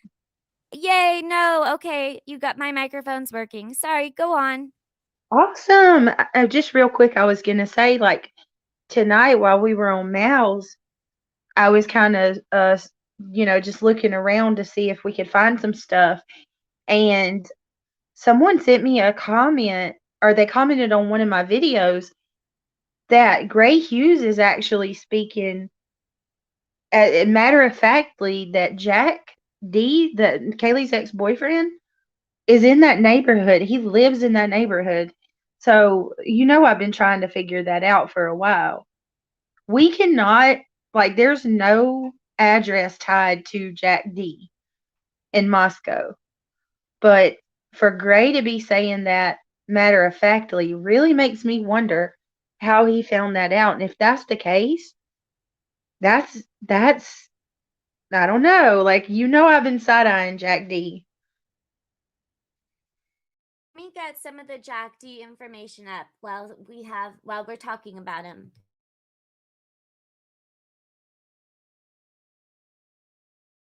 Can you say that again, love? She's going to look for more the information that she has on Jack D.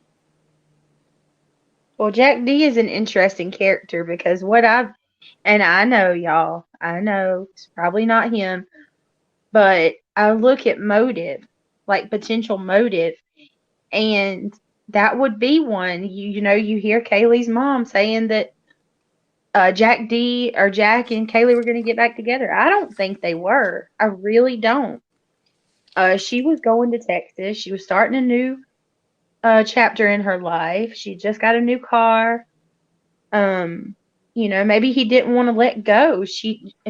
Her mom spoke of like Kaylee constantly taking breaks and stuff. It almost sounds like she kind of kept him close, but she didn't want to really settle down either. Well, they went out from what? From 15 to 21.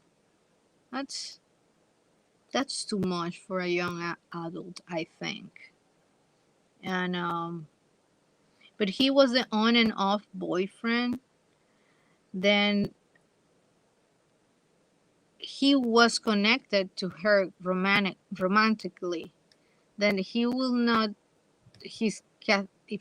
If it was him, and this is just allegedly, and it's just what I think, he will fall off in power, controlling, that kind of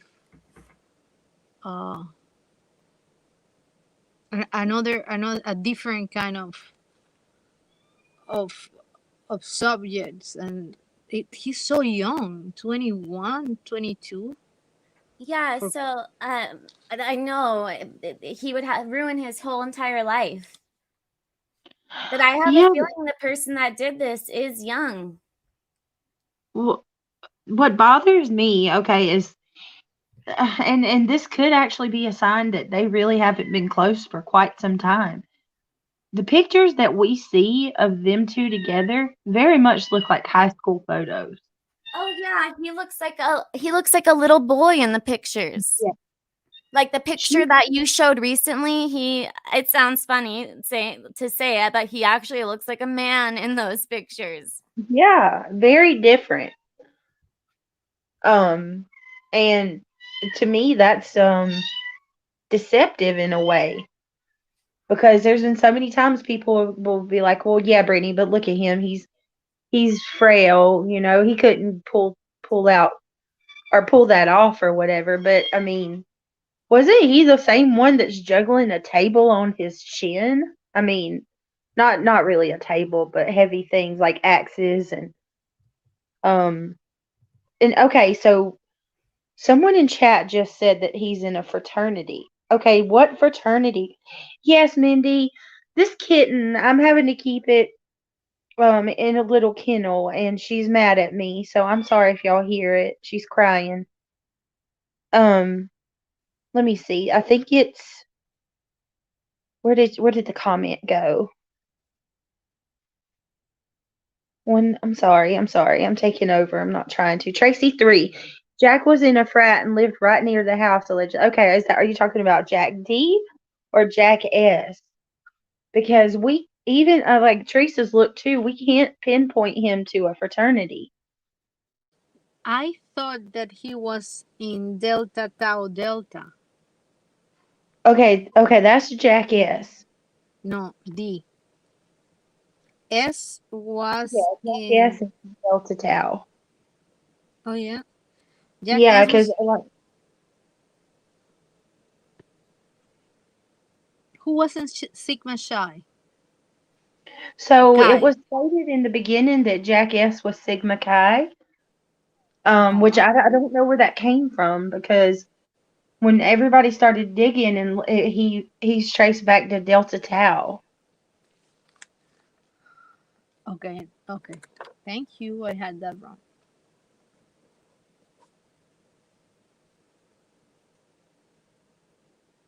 With the amount of money that Jack D family gives to that town, it's hard not to think that he's not in a fraternity. To tell you the truth, but I thought I was still the Tau. I'm gonna have to look. I do think that is strange that he's not in a fraternity. But can you see my Jack chart? Let me get that back up. So Yes. Jack and KiIIer are childhood friends. They dated for about 5 years. They have Murphy together. Recently, KiIIer wanted to take a break, so that could be possibly motive. In June 2022, KiIIer joined a company called Extreme as an intern on the U.S. commercial team. She was ambitious and successful, earning a full-time position with the company, set to start in 2023. She bought herself a Range Rover, a 2016 Range Rover. And again, she only came there to show everybody her car. She was supposed to spend the holidays with her family. So that's Jack, her ex. So a lot of people think that because she wasn't supposed to be there, she couldn't be the target, but I kind of look at it the opposite way. Being that she's there and she's leaving, she was going to leave on that Tuesday. I kind of saw it as the person did what they had to do before she left. I mean, it could definitely be looked at as both ways. But I've always, like, in my gut, had a feeling that Maddie was the target. I don't know why. I've just kind of always thought that. Okay, so to lend credence to what you're saying, something I picked up on, like overly analyzing this food truck footage. That's if there was a target. I mean, if there was a target, for some reason, I feel that it was Maddie. Well, something that stuck out to me in the food truck footage was she appeared to be a little more spunky than Kaylee. And like if you seen, and it could just be that she was drinking, but when she walked over to give number 9 Jersey a hug, she kind of just bumped into people. And then yeah, at the end where like Christine did the audio enhancement, what you see is what we believe her saying F you. She's, a little mouthy. And Do you think that she really, but the F you, like, I know people say that playing around. I've even said that to people, like, oh, F you, like, if they're making fun of me, but I don't mean that in, like, that, like, anything mean, like, really bad. I'm just saying that messing around. You don't think that that's how she meant it? No, I think she got frustrated for the moment. I think Kaylee kind of laughed through it. But if you look at her body language, she turns around, bows her shoulders, and she says F you and like kind of jerks her head back around. She was a little mad, in my opinion. What do you guys think in chat when she said F you? Do you think that it was really like anger, or do you think she was just messing around and being like drunk? And I'm not arguing with you, Brittany. I just want to see what chat thinks. Oh no, I would never. No, I love difference of opinions and hashing it out. It's a way to check myself. I just know how, like, have you ever said it like F you to someone just messing around, but you don't actually mean it in like Oh, a yeah, callous way? Mm-hmm. Oh. Yes, chat matters a lot. I would not be here without you guys, so thank you, chat.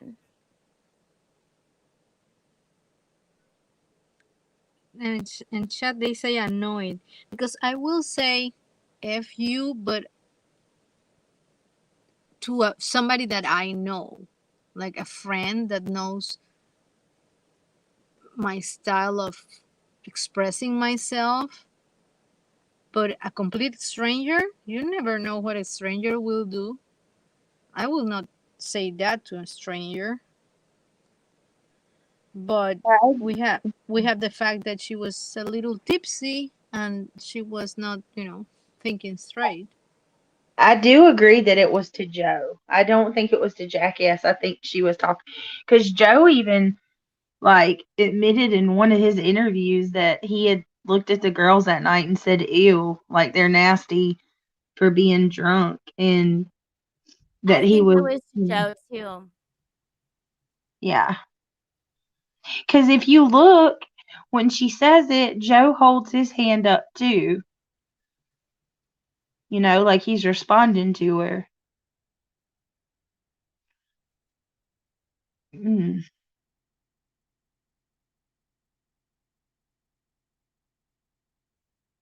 Care said she says F you all the time, especially when she's drunk.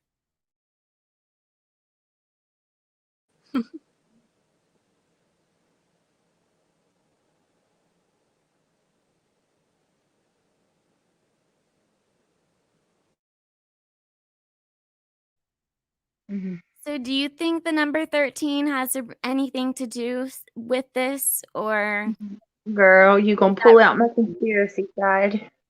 you know I love to have a good conspiracy conversation.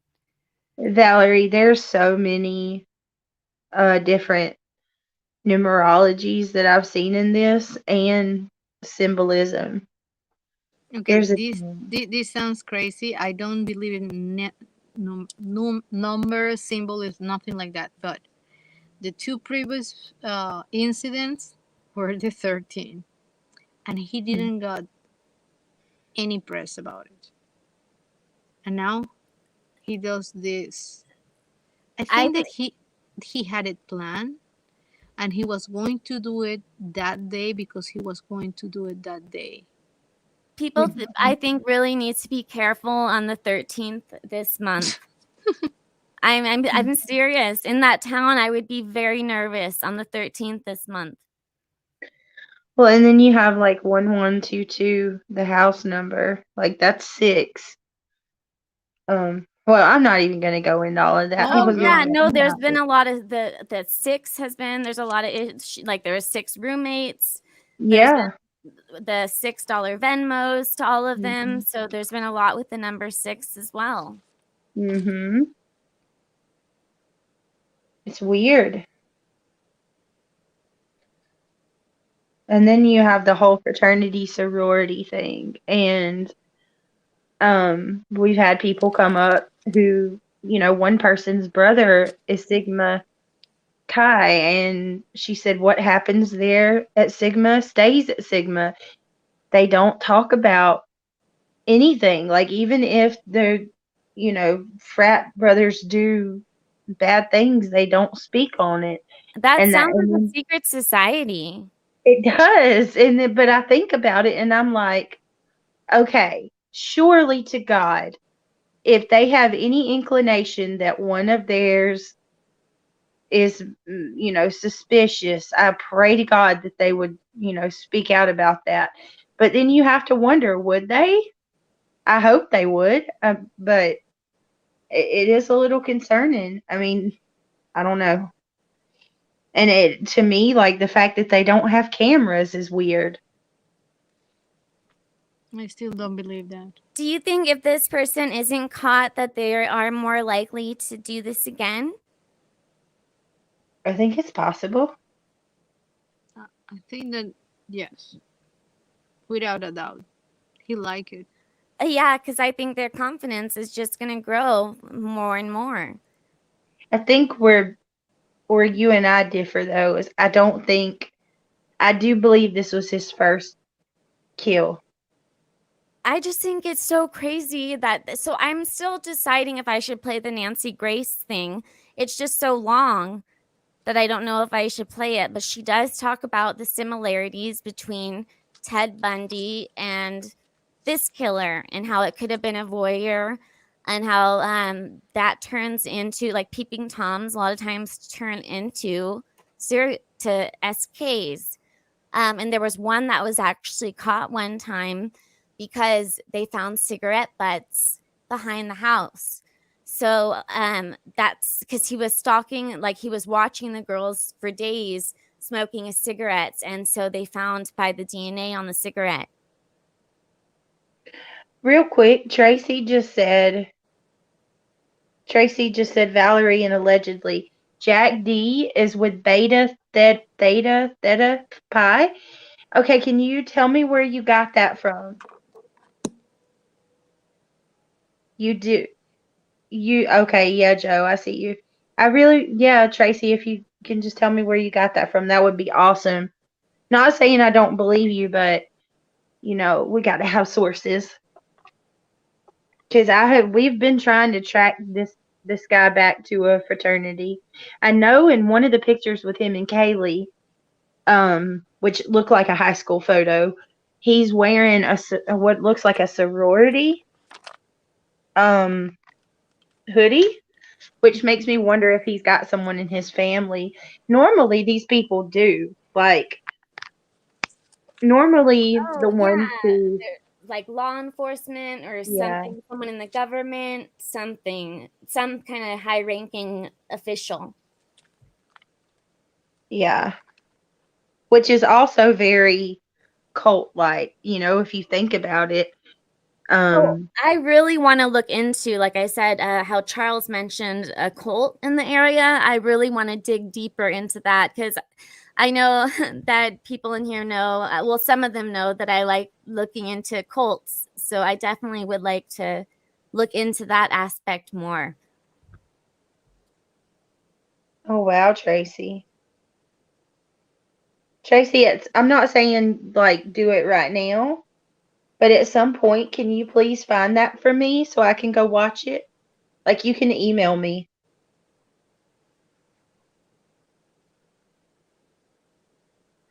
Hey Charles, is that Charles who come up on panel last night?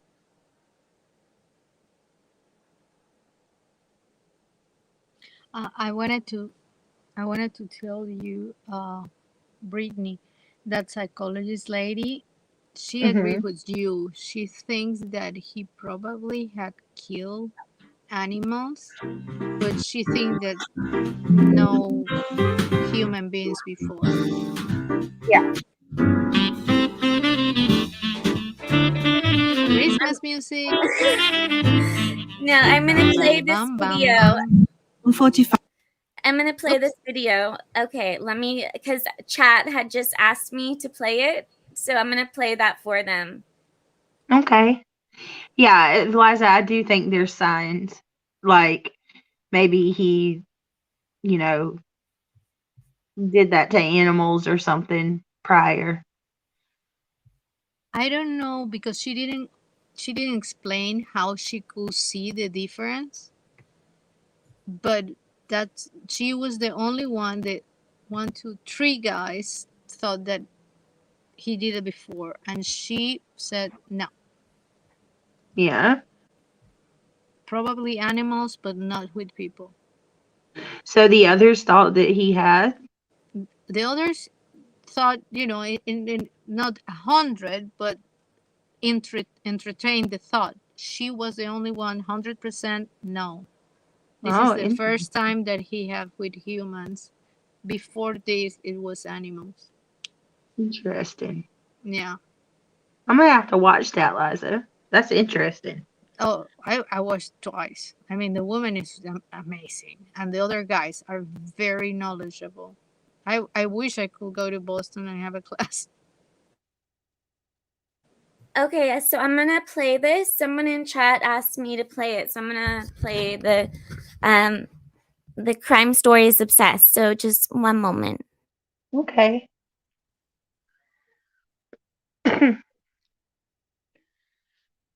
um, Is this the right video?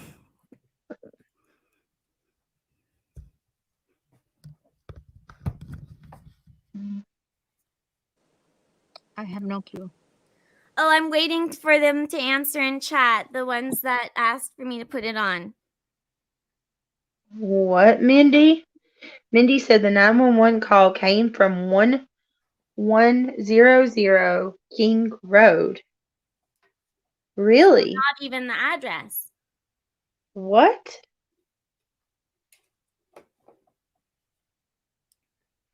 Hi, NorCal Jim, by the way. I got the computer you said, and I'm having so many issues. But I'm thinking it's me. It's not the computer, it's me. Where is that even at? 1100 King Road. I could look it up right now on Google. Mindy Again, said that it was posted tonight. Well, What the heck?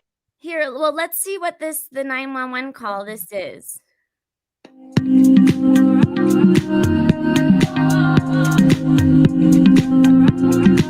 Music. I know, right? Everybody dance. I need to, it doesn't say skip ad.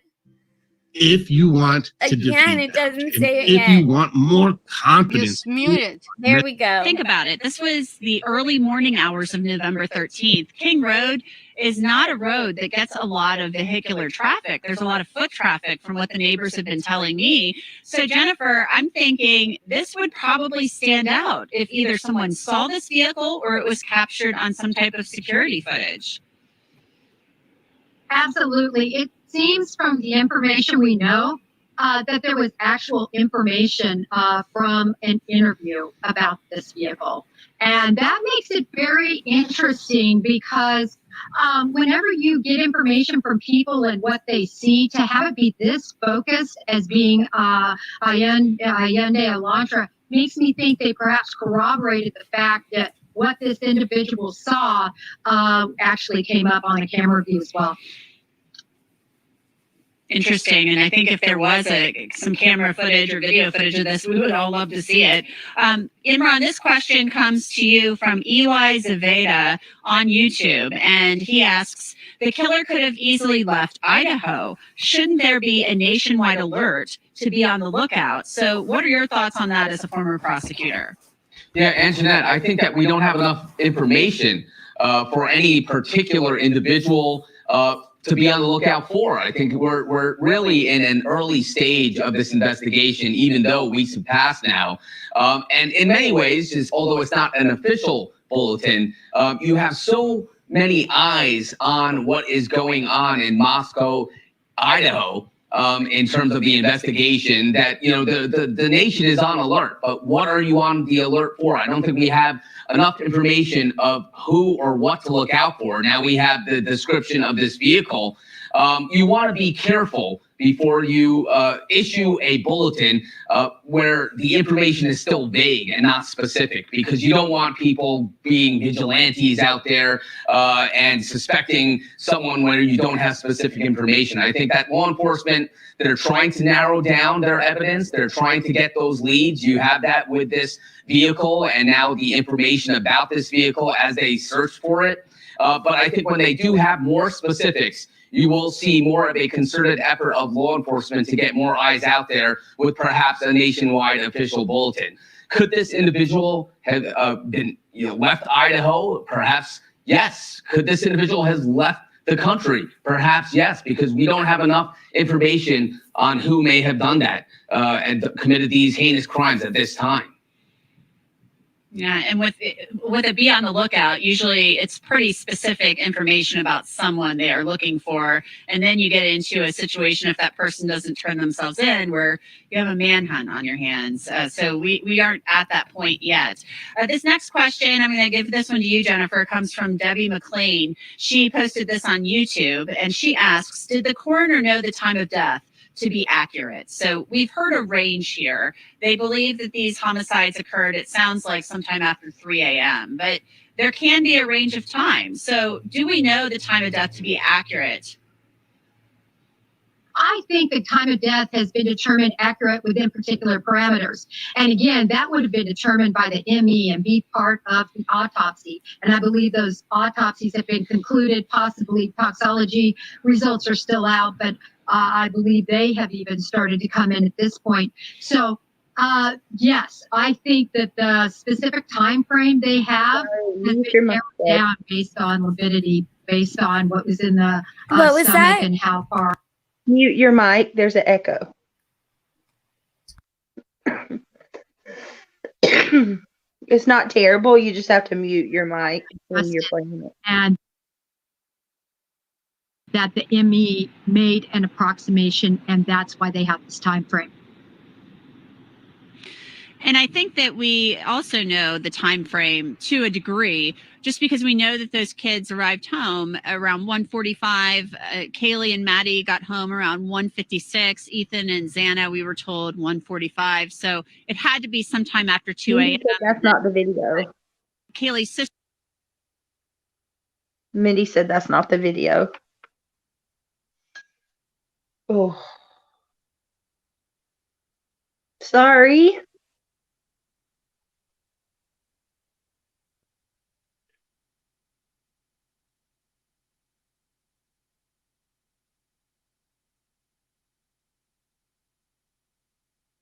Treat Algo has the most comprehensive. Yeah, she said, Brittany J, do you guys know that's not the video? Real-time dark pool monitor available to the retail.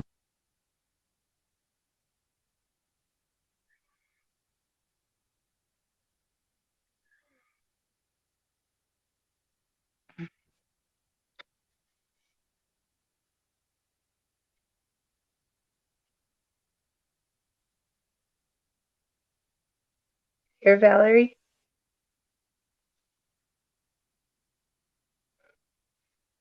Oh. The one I have up right now, is this the right one? Because I know the other one was not. Oh, you had the right one the first time, Mindy said. Oh my God, I thought that she said I didn't have the right one. The very first one. So Oh, I'm sorry, Mindy. Oh my goodness. Oh.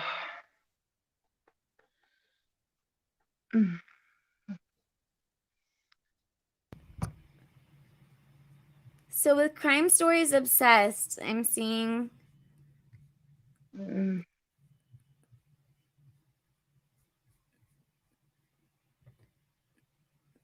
So these are the last ones that I see. The last video is this one, the 911 call. Okay, you were playing it and it just went to the wrong one. Mindy, do you know the name of it, love? She said the last video on Crime Stories Obsessed. Okay. This is what I see 15 hours ago, unless there's one that is less than 15 hours. No, we were just playing it. Let's see. Brittany, I feel like death warmed over. It's Crime Stories Obsessed UK 911.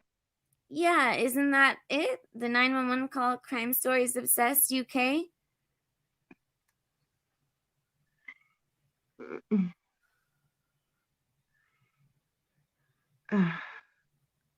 She said, let me go check.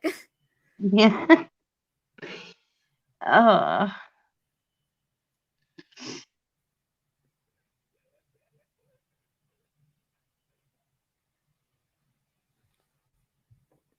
Sunset Gazing said it was from 15 hours ago. Yeah, that's this one, 15 hours ago. That's the one that I just had up. Should I start playing this one again? Hang on a second. Again, thank you guys for being here in this disaster with me. It's not a disaster. Oh, it's okay, Brittany. We'll make it. Ain't the first time I've been sick, girly.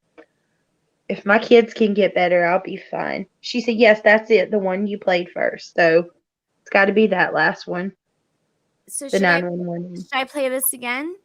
Yeah. Okay. Here's dentures for anybody that would like some dentures. And make sure that when it's playing, you mute your mic so there's not an echo. Around that time. So these came in at 1:46.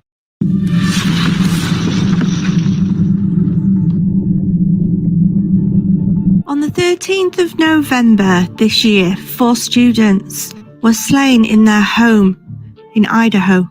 Many people are interested to know when this person will be caught and why this happened in the first place.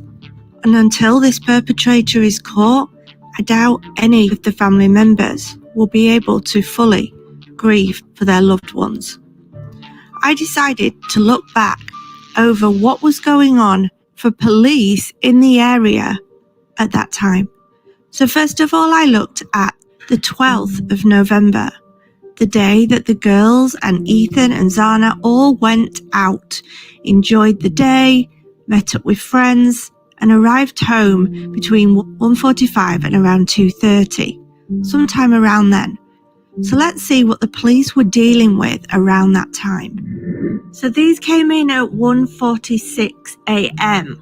So that was the day before. Then there was an attempt to locate a female. This came in at 1:46 a.m. But somebody was ringing to check on their daughter because they'd not heard from them and they were not picking up. So whether this person was just asleep, they'd been out, who knows who it was, but this was at 1:46 in the morning. It says here that officers responded but no report was made, and it was a request for welfare to check on a daughter who was not returning their calls. Still, on the 12th, the day before, at 2:44 a.m, the reporting person was requesting to speak with an officer. They said they were feeling like they didn't want to be here anymore, and officers responded, but no report was taken. So a call came in for abnormal behaviour. This was at 10:57 in the morning, and it was at the address of Ash Street, and it was the Student Health Centre, and it was for someone, it was a male, and they were having schizophrenia and having some kind of episode. Now, what happened to him, I don't know. It does say that he was transported to Gritman. I'm guessing that's a hospital in the area, and that was at 10:57 a.m. Also the day before, at 16:19 in the afternoon, the reporting person said that they had a previous no contact order against a male, possibly an ex, and that now it had expired. The male was now at reporting person's place of work, just stood there staring at her. And this was supposedly the food co-op, and this was East 5th Street, and this was in Moscow, Idaho, and that was 16:19. It also came in the evening, so this was 9 p.m, 9:09 p.m. A third-party report came in that the reporting person said that the boyfriend told her that an intoxicated person, possibly a male, is causing issues at the property, but no further details were given. So it sounds like there was a male at the property on North Main Street, Moose Lodge. I don't know if that's student accommodation or not. But when I tapped in Moose Lodge, I got the Corner Club. So whether it's very close to the Corner Club or whether it's another name for the Corner Club, I'm not sure. And they were reporting at 9 p.m. that there was somebody in there, they were intoxicated, they thought, and they were causing problems. So at 1:08 a.m. on the 13th, so very early in the morning, a similar time to when the 4 students were taken from us, a weapon offence came in, or complaint. It came in that somebody was apparently blaring out music for some time and shooting off a you-know-what. Officers responded, but no report was made. So whether they were able to deal with it there and then, told him to turn the music down, maybe it was the music that they'd heard. I mean, it didn't say that he was, arrested or anything. So, but it's interesting to know that this was occurring. This was on 2300 back South Main Street, and apparently there was some question as to whether they were firing off a G and were blaring music at the time. But it's just interesting because it did actually come in like literally 2 hours before all this occurred. Now at 3:01 in the morning, just around about the time that this all happened, or just before, shall we say, with the 4 students, this came in, and some of you may have heard of it already. At 3:01 a.m. in the morning, between Taylor Avenue and Banfield, Moscow, an alcohol situation occurred. Now, it did come in that there was some kind of fighting involved, although when we saw on the police cam the other day, there didn't seem to be any fighting at that point, but the police were on scene. It looked like there was 3 of them, and they'd been given citations for alcohol.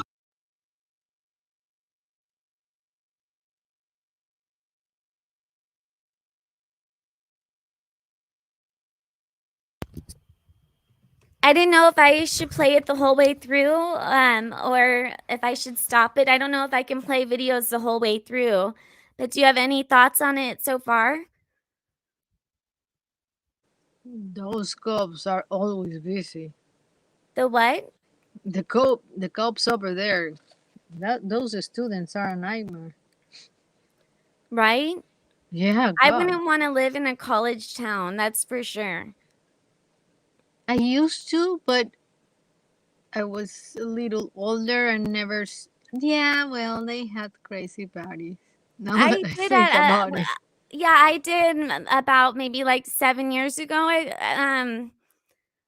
Like maybe 5 to 7 years ago, I was in a college town, and yeah, you get away with a lot of stuff there. Like the police, they know a lot of the students there. It's kind of lenient. And again, if you are family members with like a president of the school, I mentioned this in Brittany's live, they really let things go unnoticed. You're allowed to get away with more stuff if you're connected with certain people. But even if being connected, what again? A person like this, they said that a person like this will be paranoid. Do you think this person is very paranoid right now, like looking over their shoulder? Or do you think that they feel confident enough in themselves? Well, And I'm going to play the rest of the video. I just don't know right now any of the rules on YouTube. I need to learn everything. I don't know the rules, so I need to pause in between it. So that's why I wanted to see what Liza and Brittany's thoughts are. I don't know if Brittany fell asleep, but yeah, that's what I I'm don't know doing. the rules in YouTube, but I'm sure Chat could tell us. I'm here. Oh, But Brittany, hi. Make sure you periodically stop and commentate. And I don't think that he's worried at all. Yeah, so you feel that, I mean, it's been a month pretty much. So, and like I said, the more time that goes by, the more confident that he's going to get, and I feel the more likely he is to do it again. But it depends. That will depend of his cooling off period. Yes. That we don't know. And most SKs do have a cooling off period. And we don't know, but he is described. A person like this will be described as a peculiar at a baseline, a very depressed person. It will have an explosive temper. People will try to avoid him, just not just to avoid the drama with this person. Okay, I will. TJ, I could play the Nancy Grace thing. I just didn't know since it was so long if I should play it, and because I'm probably gonna delete this live. But what? Mallory, No, keep it. Mindy asked if when you started the live, I meant the video, if you could drop the link. I think she may have wanted to come up. Who wanted to?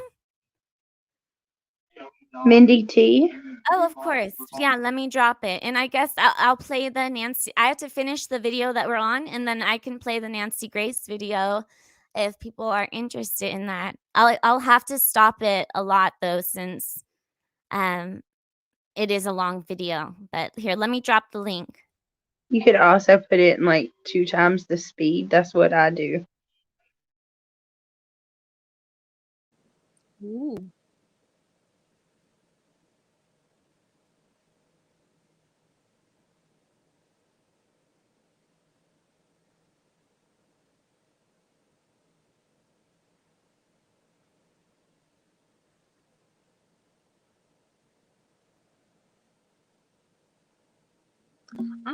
I was very at 21. I didn't have a clue what I wanted to do with my life. A steady boyfriend. I cannot imagine having a boyfriend from 15 to 21. Plus, my parents wouldn't let me anyway. But That was her whole high school life. yeah, it will not have fly in my house. But you know, at 21, you're starting to see the world, and I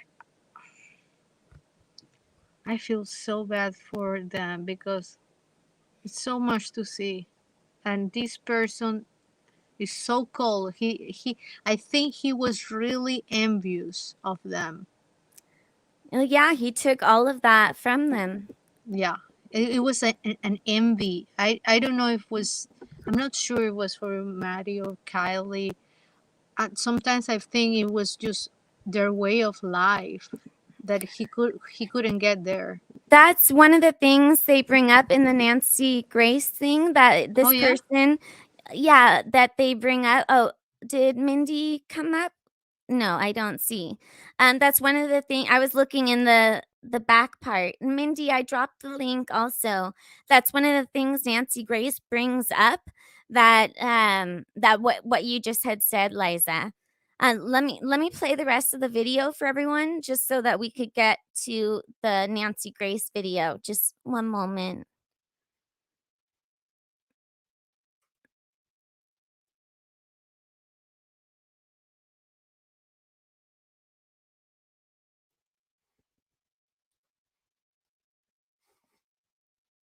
Offences with them being 20 years of age. So they were students. Now at 10:54 a.m., so this is a few hours after the students were taken so cruelly, a vehicle was reportedly parked with the door wide open in a parking lot on Rayburn Street, University College of Law. So there was a vehicle parked there and the door was wide open. This audiobook about vagus nerve exercises made over 600 sales on Audible last month. And the guy who owns it, his name is Mikey Chavez.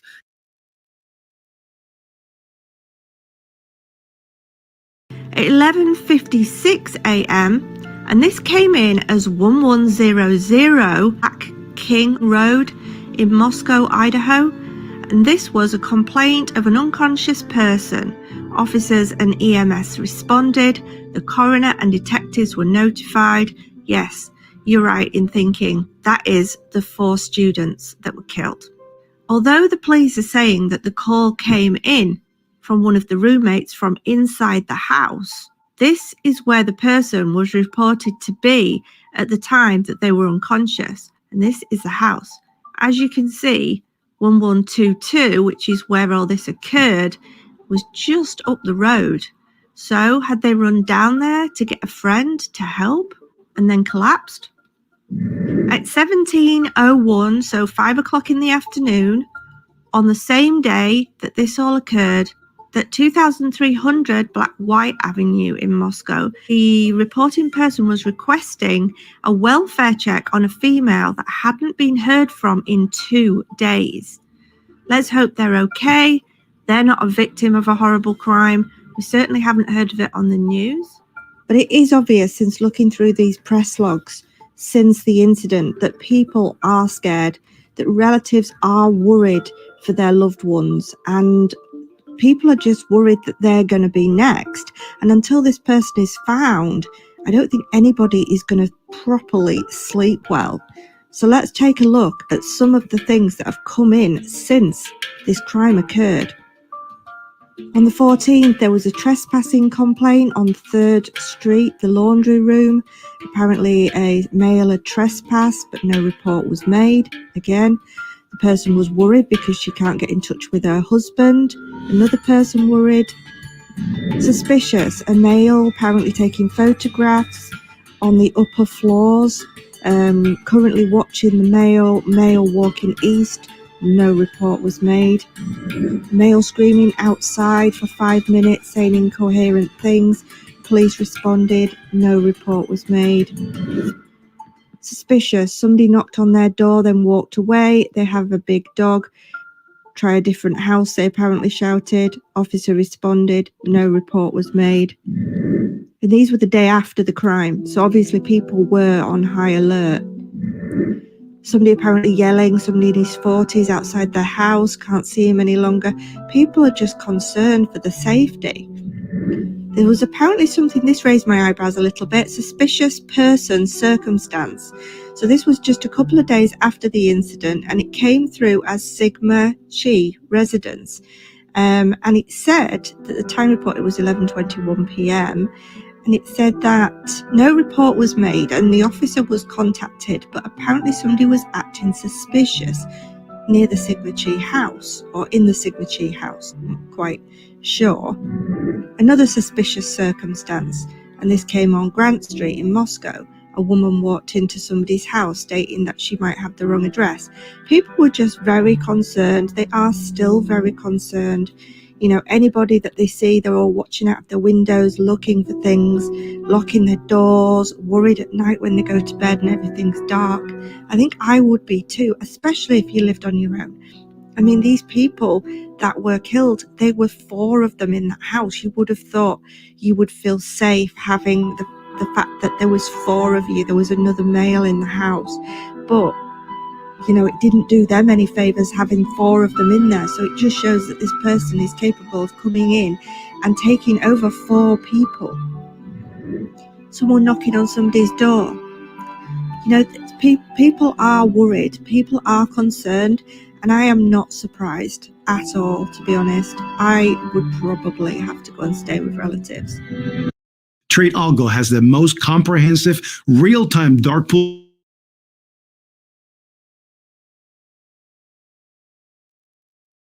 monitor available to the retail trader.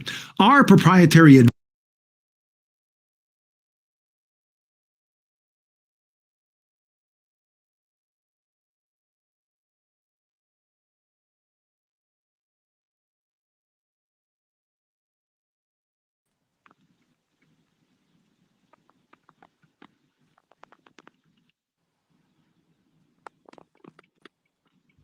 We lost Brittany, but we got Mindy. Hi, Mindy. Hey, sorry for that confusion. Oh, no problem. This whole night has been confusion. I'm deleting this live. I don't care what Brittany tells me. I'm 100% deleting this live. So No, this was just practice this well, whole night. I'm not sure what happened because you were playing the right video and then all of a sudden it was on a totally different channel. I know. It And wasn't I was even trying to on get your Crime attention Stories in chat. Obsessed. It was Yeah, I don't so know what happened. weird. That's okay. I just thought this was very interesting. I mean, the calls after, not so much because, you know, everyone's nervous, but what she said up until like the calls right around that time. Yeah, I don't know what happened. The whole this whole night has been, like I said, a disaster, but thank you for being here. So what are your thoughts on everything? Oh I'll sit gosh. down lower. I've always thought that it was just somebody kind of known to law enforcement somehow, obviously not in a very good way, You and mean not that they're necessarily connected targeted. with law enforcement somehow? Yes. I go based on what her father said originally when he was like, he went on the speech about defunding the police and Oh, yeah. how now we find out not just our children were hurt. I took a lot out of what he said. It just sounds like it's someone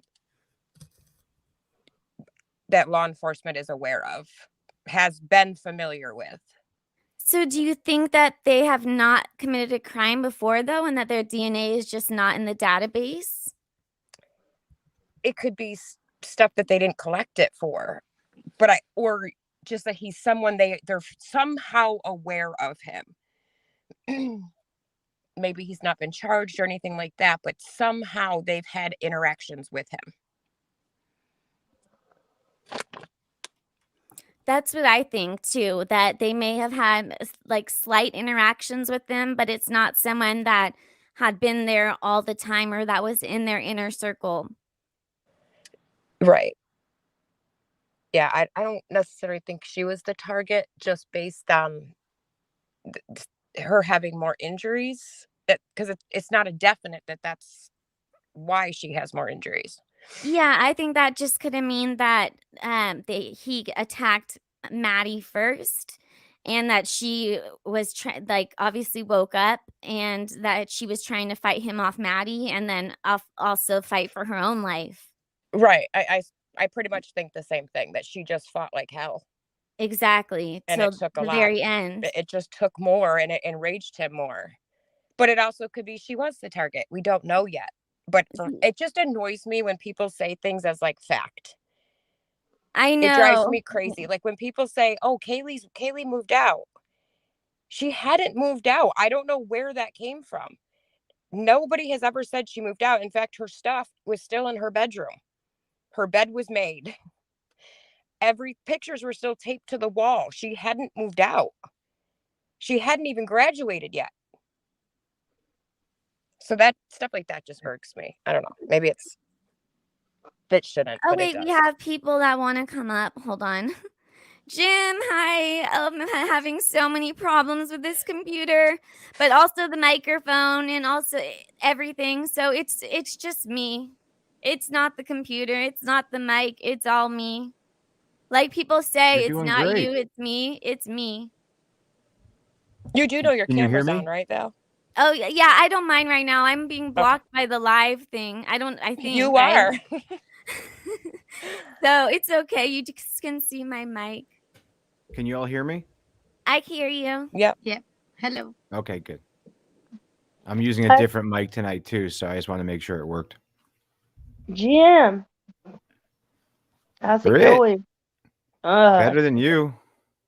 I know, right? Ugh. Oh my gosh, that sucks. It's all right. Who Another day. complains more, the kids or Craig? Well, Craig just tries to sleep it off. Probably neither one. Actually, they're pretty good about it. They all sleep it off. I'm the complainer. I'm the one that walks around making it known how bad I feel. Someone in the family has to do that. Exactly. Hey, Valerie, you're doing fantastic. And don't delete this because you're going to want to look back at it and be like, oh my gosh, look how awesome I am 6 days from this when you figure some of this stuff out. I'll be like, oh, I hope. I don't know. You will. But No, you will. You will. It's when you first look at this type of stuff, it's very intimidating, but it's easy to learn once your brain falls into it. And you just did a whole bunch of stuff today, getting a computer, setting it up, and going for a live. And so you're doing. I tell you, I couldn't do it. So it was too kudos much. to you. I had a feeling that I should have rescheduled it, and I should have went with my gut and actually rescheduled it because I was so close to doing it, and then I didn't. But I wish I did. And oh well, it's okay. It's done now. So thank you everyone for being here. Yeah, but you learn from, errors and Yeah. mistakes and whatever. So just I know. I learn just from don't it. want people to think like when they come to this, oh, she's horrible because this is my second live, and then not come back to the channel again. I wouldn't worry about it. Thank you for I don't the even like nice calling comments, into shows, though. honestly. I'm too shy. So I'm actually shocked I do it. So I give you a lot of credit because I could never do it. Well, like everyone in my family thinks I'm like the shyest person in the world, like the biggest introvert. So they are absolutely shocked that I'm doing this. I work at a comedy club, and if they ask me to test the mic, I won't. I'm like, nope. That's how I don't look at me. Like I just don't.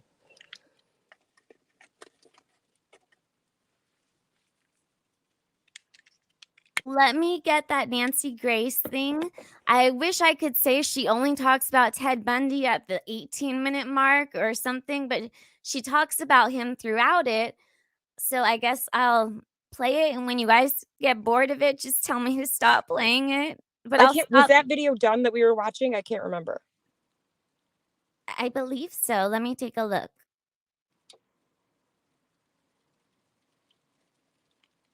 Advanced algorithms identify stop. And until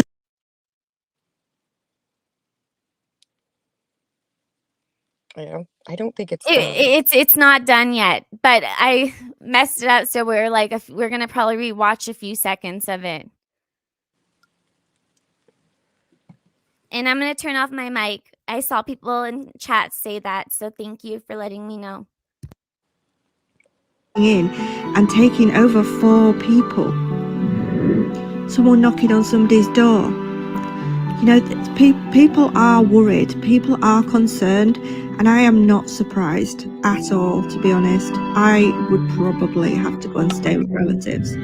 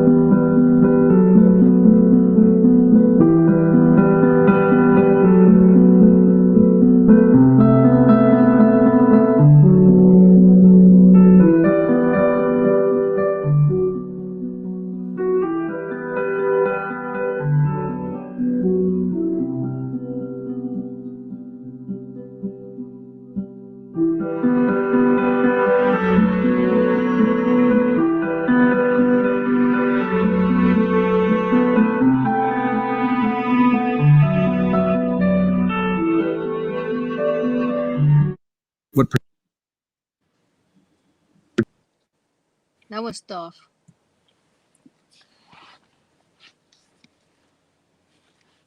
Very difficult to watch.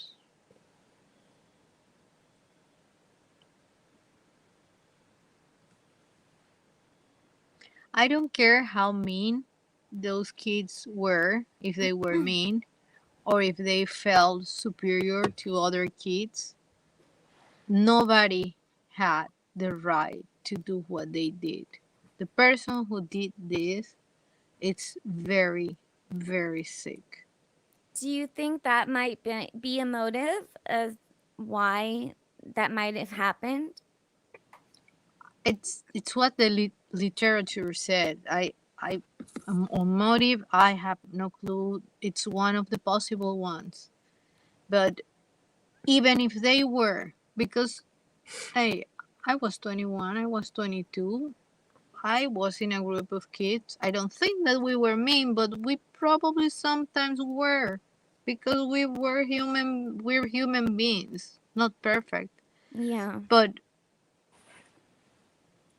what this person did is, I don't think it was an act. It's more than rage. And he didn't unalive them and left them alone. He continued and continued and continued. We have to get this person. I mean, everybody who knows somebody in this town that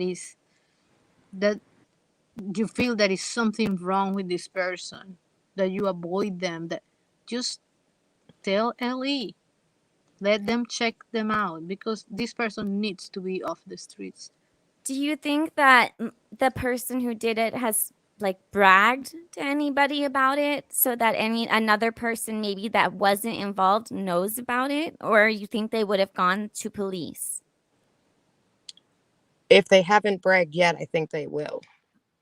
I agree. That's how, and again, I keep bringing up the Manson case. I know, but that's how they got caught there with the killings, because Susan Atkins bragged to her cellmate she was in for something else, and that's how they got caught for it, because she bragged about the killings while she was in jail for something, a little minor thing. Yeah, and it may not even be like a brag, but they say something that just somebody catches, and they think, oh, And it's the FBI right now monitoring the tip line, so that makes me feel better, I think. I'd much rather be the FBI than Moscow police, for sure. Right. Why do you think that the FBI is involved? And do you think that it was them that was there, like the guy in the cowboy hat? Do you think that was the FBI? I don't know. I'm not so sure. I looked at the last update from today, and it breaks down by number, like who's there.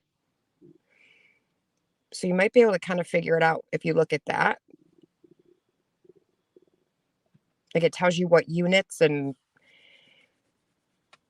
I guess you would call them units. It might give you a good gauge. And again, it could be because they're different states involved, where they lived anyway, their home state. It could be the other killings and or the other issues that happened in Washington and Oregon. It could be ones we don't even know about yet. They're trying to connect the dots and see if they are connected. But I am very interested about the guy in jail, and the fact they have not come out and cleared him as of yet, or they're looking into it. But obviously he has to be a suspect. He has to be ruled out. Let me show his information. If it's who I think that you're talking about, let me get that. Because a lot of profilers have said this person would be acting different. This person this person could act out like this.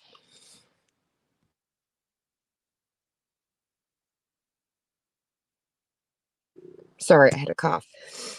Are you talking about him, James Curtis Leonard? Hey, Valerie, we can barely hear Yeah, you. we can't hear you.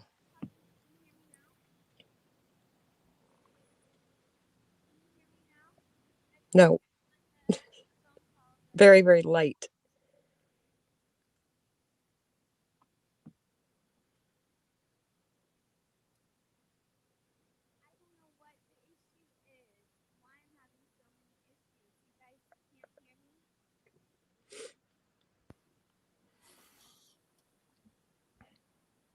Can anyone read lips? I can't see her.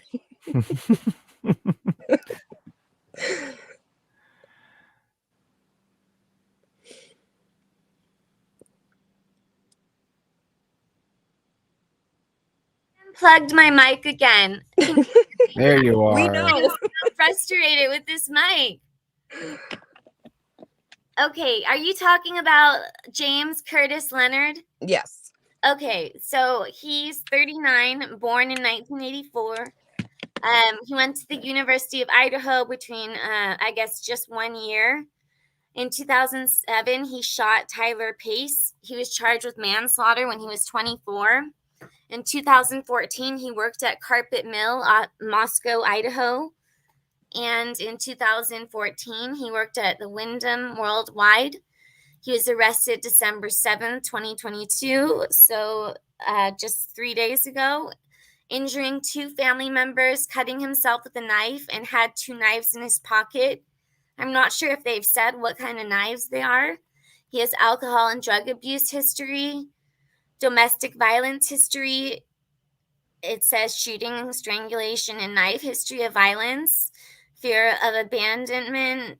Apparently cheating sets him off. This again was Liza helped with this, and I know some of this is also Grizzly. So working with different. Liza, are you still there? I don't know if Liza's there, but so he explains his own cuts and behavior away with lies, which, as most liars do, Yeah. does. So why are you think that he may have done it? I think that he obviously has to be ruled out. It's just kind of funny timing to me. I also was trying to find it. I didn't really look, but I was wondering if there's any connection that he worked at. Was it a grocery store? From that, I mean, if that post were true, like, can we connect him working to a grocery store? I think it was a He grocery worked store for in a that one. construction company. Right, but was he currently working, or had he worked at a grocery store? That's what I was trying to figure out. Oh, I don't know. I know And from could what that I one found out post been about him. about him? True. I mean, it's not that big there. I think his house is only like, was it within a mile? I think it was 1 to 3 miles from their home. Yeah, the home, and they also had a camper, but they were both within 3 miles. Yep. Oh, I didn't know about the camper. Okay. I mean, he's an obvious person that they have to rule out now. Would it surprise me if it were him? No. There's, like I said before, there's so many suspicious characters in this case. And I have a feeling it's going to be none of the people that we've spoken about, but there are just so many people that you just have to side-eye in this case. Mm-hmm. Yeah, I definitely think he's one of them. Okay, so let me get to the Nancy Grace thing, but it's pretty long. I don't know who's messaging me, but here, let's see this. Oh, hey, Nancy, she's so funny. But okay, let me see at the point where she start talking about Ted Bundy. Let me see. Hold on. It shows in the transcript somewhere, so okay.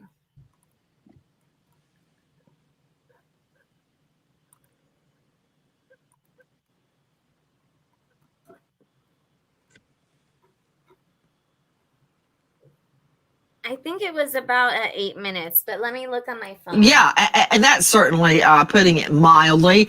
Joe Scott Morgan, before when we thought it was targeted, remember you and I were analyzing how do they know it's targeted? Was one body treated differently? Was one body staged? I mean, we were going through all of the possibilities, Right. But not targeted. Oh, it's not like you're going to the boyfriend, the ex-boyfriend, the creepy guy online that's following you, tagging you, the guy that's looking at your snap map. No. Then you go beyond that to the delivery boy. You go beyond that to the guy that sits in the back of your classroom. Yeah. Hey, and then you go to the bus driver and the cab driver and the Uber driver, and you go out and out. There's out. an echo. And suddenly you got nowhere to go. Got nowhere. With untargeted, it could be anybody. Yeah, it becomes randomized. Hey, Nancy, something. Is it still echoing? Yes. It just stopped before you. It stopped right before you started to talk. So I don't know what you did right before then, but it did stop for about 3 seconds. Yeah. Let me try it again. Just make sure to mute your mic. That's probably where it comes from. Oh, Tattoo says it's not echoing. Oh my gosh. God. I heard an echo for sure. Yeah, I did too. Nope. Chat's saying no echo. I guess we're the crazy ones. Oh well. Interesting. Okay. All right. Let me know if you can hear this. Press 1 in chat. If I can find it. I find interesting here in reference to Dale's former colleagues with the feds. And notice the silence is deafening from the FBI at this point. They've Wait a minute. You don't usually hear a lot from the FBI. No, you don't, but they do. Shut. Okay, well, listen, they have involved, admittedly, the behavioral sciences unit. I don't know why you're saying admittedly, like it's some kind of confession. They put on the thumb screws and torture. Yeah, we admit.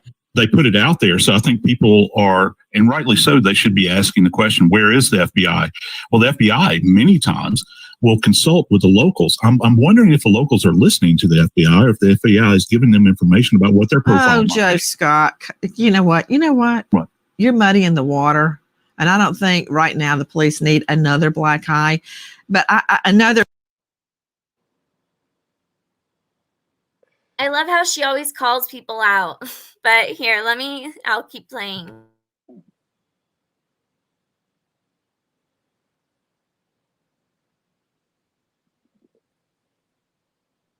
Thing, and Joe Scott, Stephanie Pagonis, Dale Carson, Dr. Bethany, you know I'm getting to you. I think that people are actually mistreating the cops right now. They're saying they bungled it. I don't think that's correct. In a multi-victim murder scene, the last one I worked on, there were 4 dead bodies on 2 floors. And it took us over 2 weeks to gather the evidence. And we knew who did it. We already knew who did it.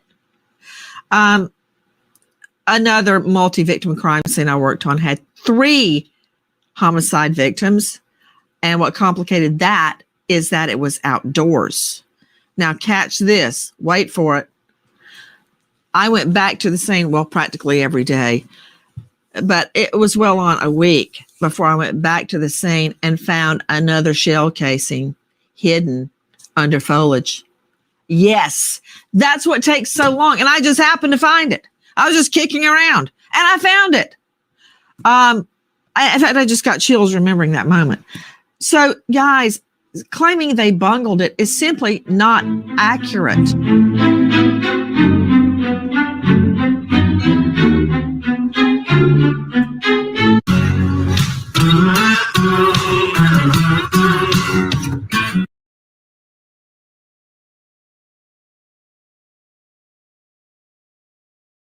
I'm looking at the transcripts right now to see the different spots where she mentions about it SK. So that's what I'm doing right now.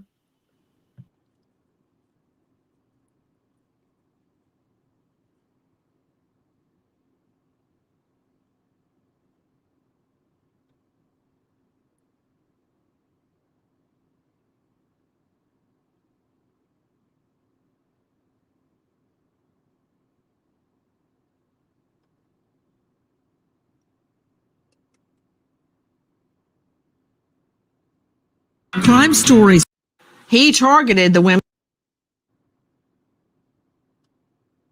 There's actually a part that I missed right here, so I'm going to play it.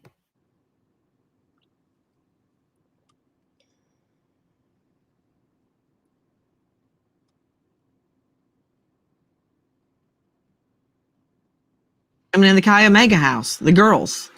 But he didn't know them. When I say he targeted them, they were all of the physical type that he enjoyed killing. Within a certain age, of course, he did deviate. Within a certain age, he killed within his race. Many of his victims all had long, dark hair parted in the middle. If you look back at them, they had a certain look. So did he know them? No, he didn't even know their names, but he targeted them. Get it? Well, that's exactly what has happened here. So my understanding of targeted is different. It's like yours. They were targeted because they were actually killed. And these were killings. This was not wanting them to have pain. This was a killing. They went in, the person killed these people. So this was not made to make them suffer, as Bundy often did. So you're exactly right. But now they're switching the game on us. And now it's not a targeted attack. It's going to be random. And so that does change the entire dynamic of who we're looking for. Oh, yeah. And that's certainly putting it mildly. Joe Scott Morgan, before. What is your opinion that it was targeted or not targeted? And I'll ask chat and on panel. And do you think this is someone that is maybe envious of Ted Bundy?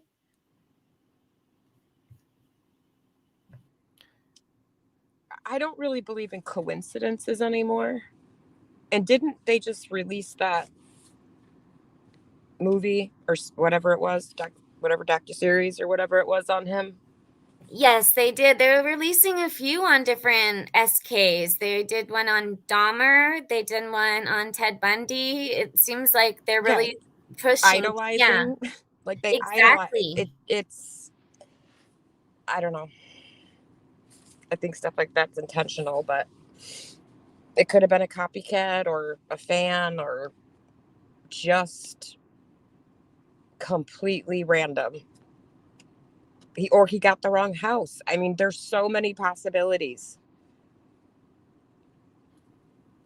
Yeah, I still feel like this was not I'm not random. I feel like he went in there for one or two, and things got hairy. And it's like when you know somebody that's gonna kill you. Well, if you don't kill them, they're gonna remember who you are. And I really do think it was closer to them in the fact of that even if it was a neighbor and they recognized who he was or who they were, I do think that it was targeted in a school that size too. I mean, it's a decent sized school, but it's not a huge town and it's not a huge school, and so it's a little bit smaller than you think. And especially them being at the end of their time at the school, they've been there for 4 years, and so imagine seeing that person around campus for 4 years, and it builds up. And I think if it's targeted, it's not necessarily them personally, it's what they represented to this person. Exactly, and she's going to go into that in a moment. That about really? what their personalities, that they were bubbly, that they were the type of girls that sat on each other's laps, that they were just like that like. I'll have Nancy describe it better than I will, but Yeah, she like goes they reminded into this. Oh, sorry, honey. Go ahead. Oh no, just what you're saying. Like it's that certain, not just the look, but the type of girl. Right, and like what it represented, what it reminded him of that he didn't have. Not necessarily the girls, but just things. Yeah, and it could have made him have a hatred for that type of girl. Jealousy, envy. That's where I'm leaning towards, but who knows? Honestly, in this world, nothing surprises me anymore. So no, we cannot be surprised anymore. And no. Sometimes, I mean, my biggest surprise are when it's close to the family, and you're like, what? But with Bundy, this person whoever did this, and without having autopsy or anything, he had they needed to release so much frustration that we can compare them. This killer, it's compared with Bundy on that actual fact. Bundy, and I don't know if Valerie can say it here, but with some of his victims, he went more than cruel. He went totally like a war zone kind of thing. And I keep going back to the fact that we know they did not question the neighbors. Like, at least like you see it in movies and TV shows where they question everybody and everybody's a suspect. Is from what we can tell by the neighbors, they were not ever really questioned like they should have been until, what was it, 10 days later when they kind of had to after he went public and it was all over YouTube. I just find that odd. Me too. Like, I can't get over that fact. So who else didn't they question? Unless, like I said before, unless they know who it is. That's the only thing that would make sense. Why they didn't question a guy that's on YouTube saying he could see in their windows. Not that I think he's guilty or any, it doesn't matter. Everyone should have been a suspect. So I just can't get past that part. No, I agree completely with everything that you're saying. I believe everyone is a suspect until they're officially cleared. I will continue. Everybody's a suspect until we have the and the thing is, would they have questioned him if he hadn't gone public and it wasn't all over YouTube? They may have never questioned that kid. And he's probably innocent, but it doesn't matter. He should have been questioned like you would think he'd be questioned. Which one? The Jeremy kid. Any of them. Everybody. So if they didn't interview the neighbor like they should have, then that makes me worried. The Jeremy kid and the other one, the one that I cannot remember The his other name. neighbor with the girl? No, the neighbor with the fire things. What was his name? Ani? He hasn't. Oh God.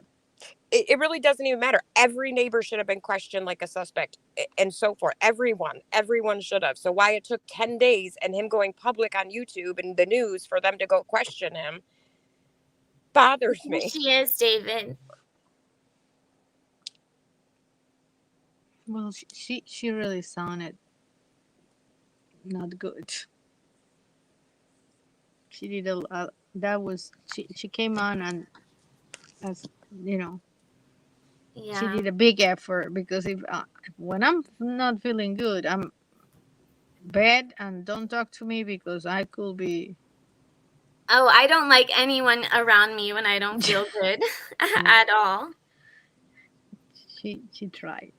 I agree. It was a very bold killer, which is why it's so hard to believe that it was the first time that they killed. Do you think that they have anything to do with the animal and the coyotes that are going on in town?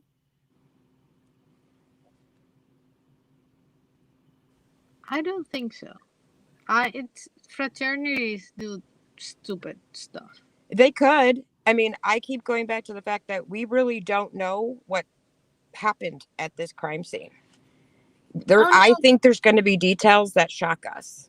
Addie, we're not. Yeah. And I was going to address Addie. I'm not saying he's guilty. In fact, I didn't say he was guilty. I said he's probably not. It's not the point. Everyone should have been grilled like a suspect, period. So my question is, why did it take 10 days for them to do that? That's all. Okay, let me finish, or I'll play a little more and then I'll stop it again. And they don't say neighbors were cleared, just so you know.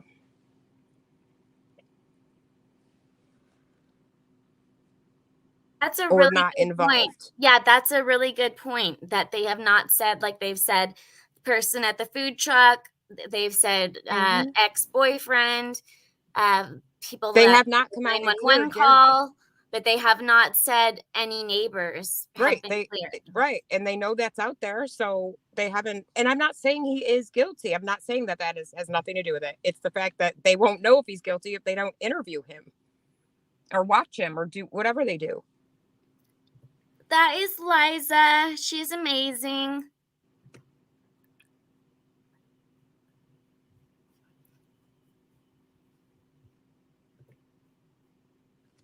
Let me mute my mic. Marks of tires. You take a cast mark when you don't know who the car belongs to, like a getaway car. So, Stephanie, I also want you to clarify something. I don't get that cops are saying necessarily this is not a targeted attack. I understand them to be saying, we don't know if it's targeted or not. I completely agree. What they seem to be saying here is not definitive in one way or another.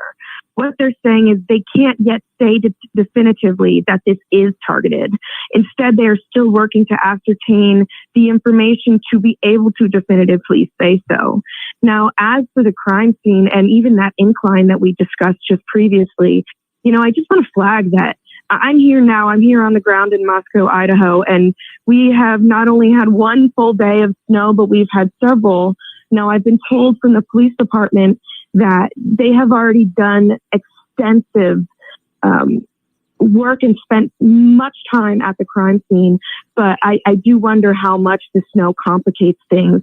Now, as for the vehicles, like you discussed, yes, they did tow 5 vehicles away from the scene, and the vehicles are now being placed at a city at a city mechanic shop. So they are there in a controlled environment, like you said, so that if they need to go back and examine the cars once again, they can do so.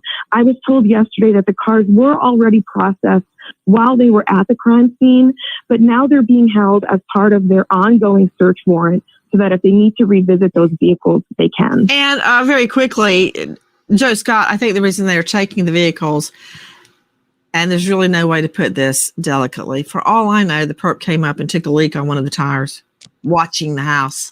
He may have touched the car. For all I know, one of the girls may have given the killer a ride.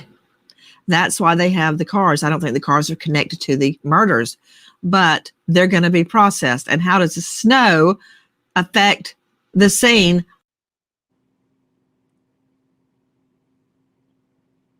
on that incline behind the murder house, Joe Scott? Well, obviously, the snow is going to obscure anything as far as footprints and all of that is concerned. We know that snow covers up the leaves and the foliage, but the way you said it sounded so much more scientific. Okay, go ahead. Obscure. Well, yeah, it's going to cover it up so that they're no longer visible. I hope that. But can you process it? It's very difficult. Now, you can process it. There's a difference now. You have, when this thing first happened, Nancy, there was no snow on the ground. So if you have an underlying footprint out there at that time, you would have had to have captured it then. But now you've got a layer of snow on top of it. Now we can get footprints out of the snow. That's not what's going on here. Now the snow is obscuring, it's hiding. So if you didn't get it the first time, it's going to be very difficult to get it now because now you're going to have basically milk. you're screwed. I'll interpret that for you. If you didn't already process that scene, that area, a viper's nest, I think, as Dale Carson may have called it at one point, where the perp may have been watching them, much as Bundy would watch his victims. I spoke to one of his surviving victims, and when she was attacked, oh my stars, Jackie, what was her name? I loved her so much. She was a dancer, and he was watching her through her window go through her dance routine, and he came in and beat her senseless. She survived. Oh, by the way, he left her permanently deaf. That ended her Broadway aspirations, but she went on to become a dance instructor for the deaf, believe it or not. Wasn't she at Gaudet? Anyway.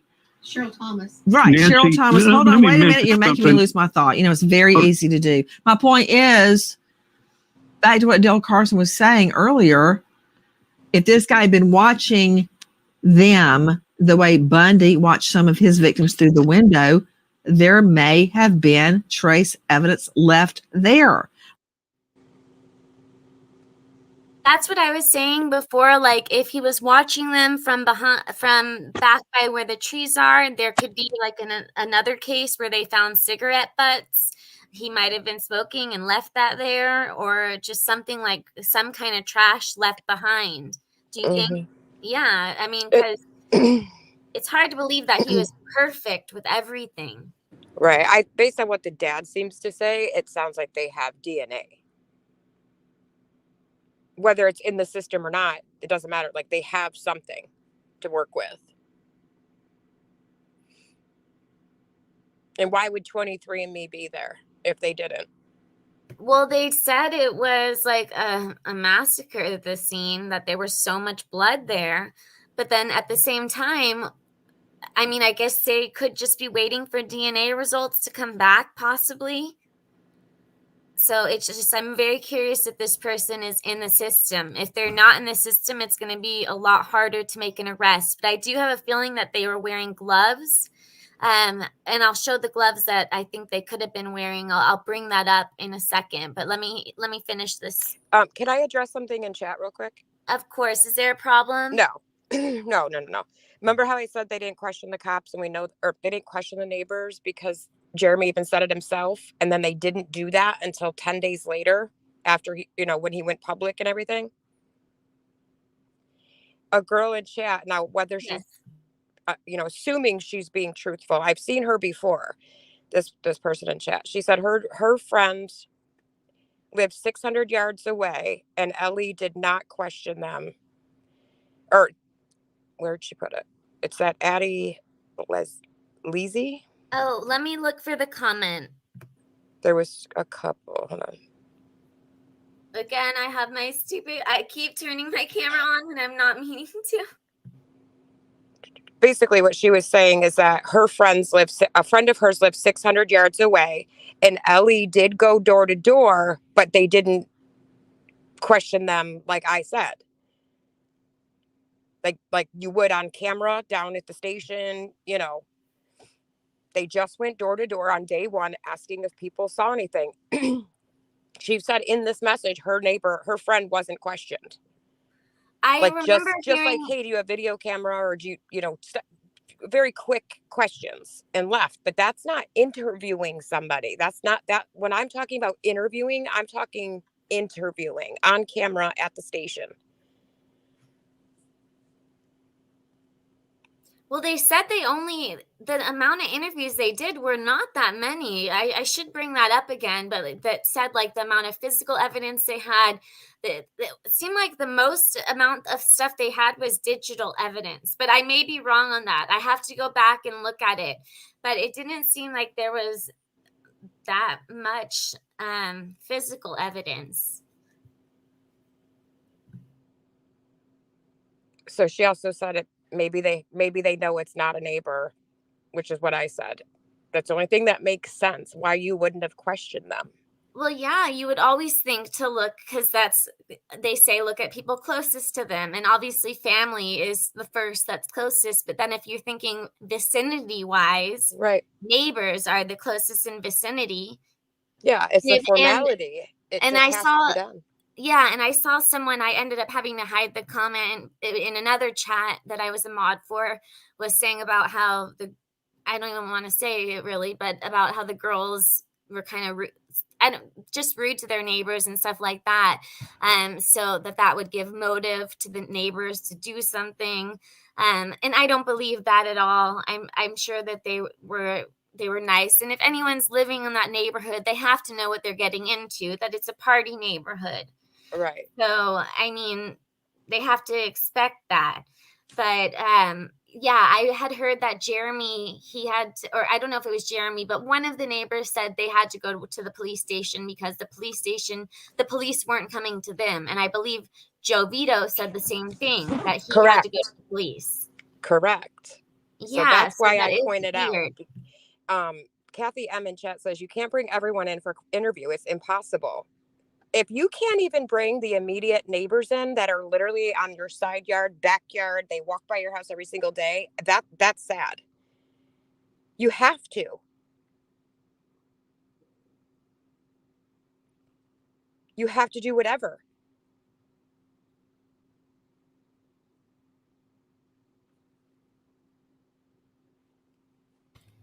That's just a I weird feel like the local theory to me. LA. I feel like, and you talk about the first 24 hours after a crime and how important that is, and the FBI definitely wasn't there within the first 24 hours, and I feel like they came in, and it's been mentioned many times before, way over their heads, and we're running around trying to figure out what to do, and those were crucial moments, and that's when I think a lot of evidence gathering and those type of things could have been had by a police force that's a little bit bigger than that for that small town. Mm-hmm.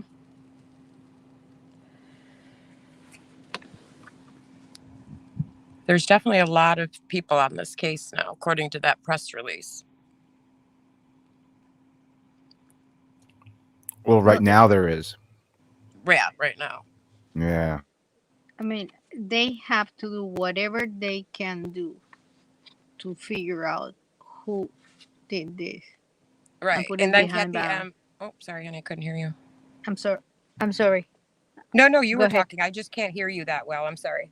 No, no, go ahead. I'm sorry. I was my mistake. I was just saying, Kathy M in chat said if they have no information, then what?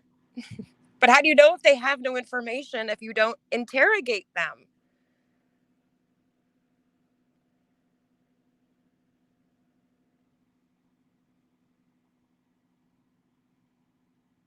They will have to take their time and go back to every apartment and sit down and just talk to them. I remember living in Washington, D.C., and my neighbor apparently wanted to be part of the FBI. And an agent came to my house, and it took 2 hours of my life asking me questions about a guy that I saw maybe 3 times a week. They had so many questions. Mm-hmm. And they have no problem spending 2 hours of their time asking. This is very important. Right. The whole the Western world knows about this. People, the town of Moscow, it's based on the university. People that are outside of the United States, which kind of university, middle high class look for their kids outside the United States? Little towns like this, because their kids are not gonna get in too much trouble. Then, Idaho now is out of the list. They need to fix this. Yeah, I brought up the map of, again, we don't know if the killings are the same, but that the killings of the ones that, like Sandra, that couple, that was Washington, Oregon, and now we have Idaho, and Ted Bundy's were Washington, Oregon, Idaho, Florida. There was more I had mentioned earlier. So if this person maybe, like I said, possibly be inspired by Ted Bundy, envious of Ted Bundy, wanting to follow in his footsteps, something like that. It just, I'm not sure. Or it could be someone that was holding a grudge against them. Or it could be completely unrelated and something with the fraternity that I know that's been brought up a lot too. Do you think if it was targeted that the second floor or the third floor was the target?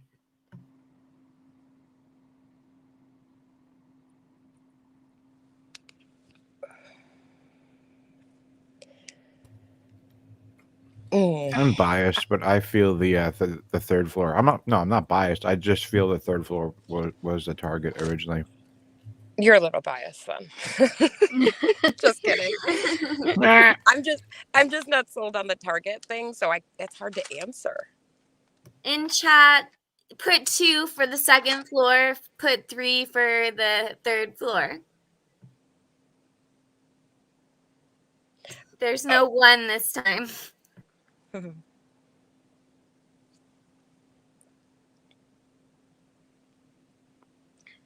I really don't think that I don't know, it's difficult.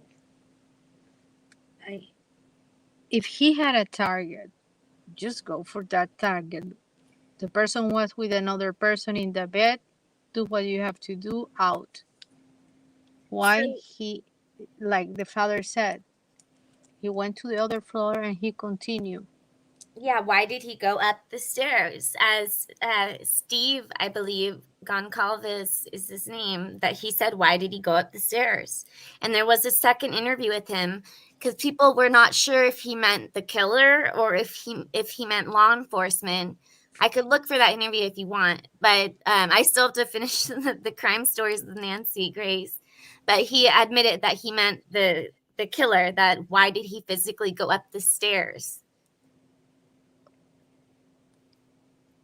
Yeah, I thought he meant Ellie, or the steps they were taking, and I still kind of think that he just seemed to be kind of more careful with what he was saying, and he's really been quiet now. So, well, it's kind of difficult for us to know because we need to know in which order this person did it. We don't know if he went all the way to the third floor and did what he had to do there and then went to the second floor. So they said the front door was open when they got there, right? Yeah, so I'm confused about that. Because wouldn't the front door be open if the girls came running out? I don't think they're going to take the time to shut the door. No, but somebody, I think that it's a neighbor that was walking the dog at 5 something. Right, but we never heard that from law enforcement. Oh yeah, never. So I don't even really, I remember it, but I don't really. Yeah, but law enforcement said that the door was open. Oh yes, but the door could have been open because they called the friends to the house. Right. The girls came. It said they came out of the house, running out of the house. So, to me, the door would have been open. I don't think they're going to shut the door. But that was fainting and hysterical. So I think it confused me when he said the door was still open when we got there. Why did that have anything to do with what happened? But I've heard the door was opened at like 8 or 8:30 in the morning. What do you think about that? Only because Ellie has not said that. I don't know if that's true or not. I agree with that. I don't. What was that, Liza? I agree with her because if Ellie doesn't say anything, I don't want to think about it because there's so much stuff to think. Yeah. But if you want to go there, and the little bit of idea I think I have of this killer, I think that he could have just done it to prove that he could do it. You know? That's a scary thought. Here, I'm gonna leave the door open and not a drop of blood outside the door. I can do it. I think that he's that kind of I know it all. Oh, I believe he has a very, hopefully this word is okay to say, but I believe he definitely has a cocky personality. Mm-hmm. I would agree. And as each day goes on, it's going to get more cocky. But his cocky personality comes when he does what he did. In his everyday life, you will not see it. You know how women are. You get into a bar and you see the guys that, oh my God, this is the guy that you will never notice that is there. I think that is the kind of personality, and I think that is his problem. That if he is a man, or with females and males, because somebody killed Ethan, and I don't know why he was not fixated on Ethan. Well, I believe that that the females were. I think Ethan was just in the way. Why? I wanted to comment on what Dragonette said, that the Mansons hung out and took a shower and ate at the La Bianca house. And that is true. They drank milk from the fridge. They ate watermelon. This is all really weird stuff, but they did do that. So after they did the killing, they hung out at the house. They took a shower. They did all of that. So, I mean, it is very, I saw someone put a comment that maybe that the killer left at 8:30 in the morning. That would be very risky because then they'd be leaving in the daylight hours, and they would possibly the other roommates would have been woken up before then. But that is an interesting thought.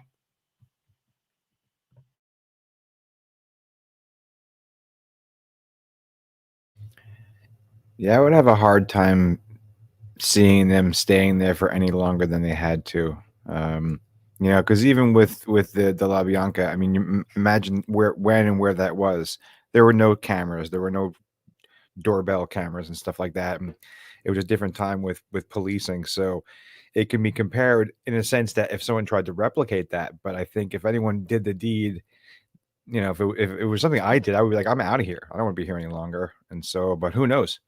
It was a sick person. They may do sick stuff. I'll finish a little bit of this crime stories and then I'll end it. I've already kept you guys too long, but I'll just finish a little bit of this. But the snow, they didn't process it before it started snowing. They're screwed. Jump in, Dale. And look, we're not necessarily looking for trace evidence or fiber evidence or microscopic evidence. When people do things like this, they tend to leave things by accident. A bullet falls out.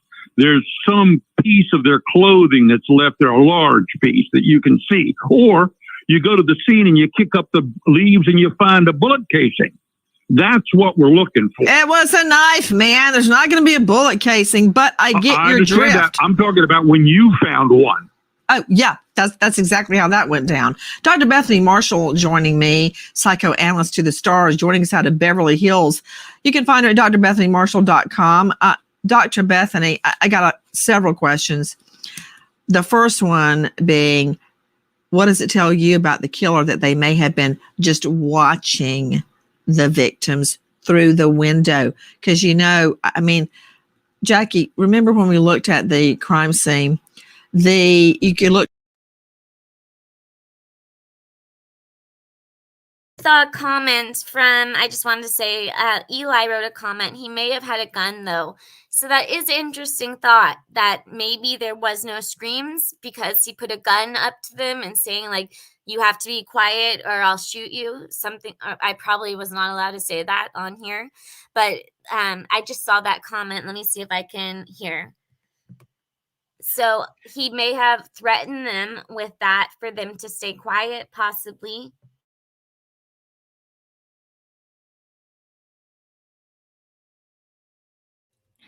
Yeah, that might work for the first person, but after he stabbed them, who's going to be quiet? Very true.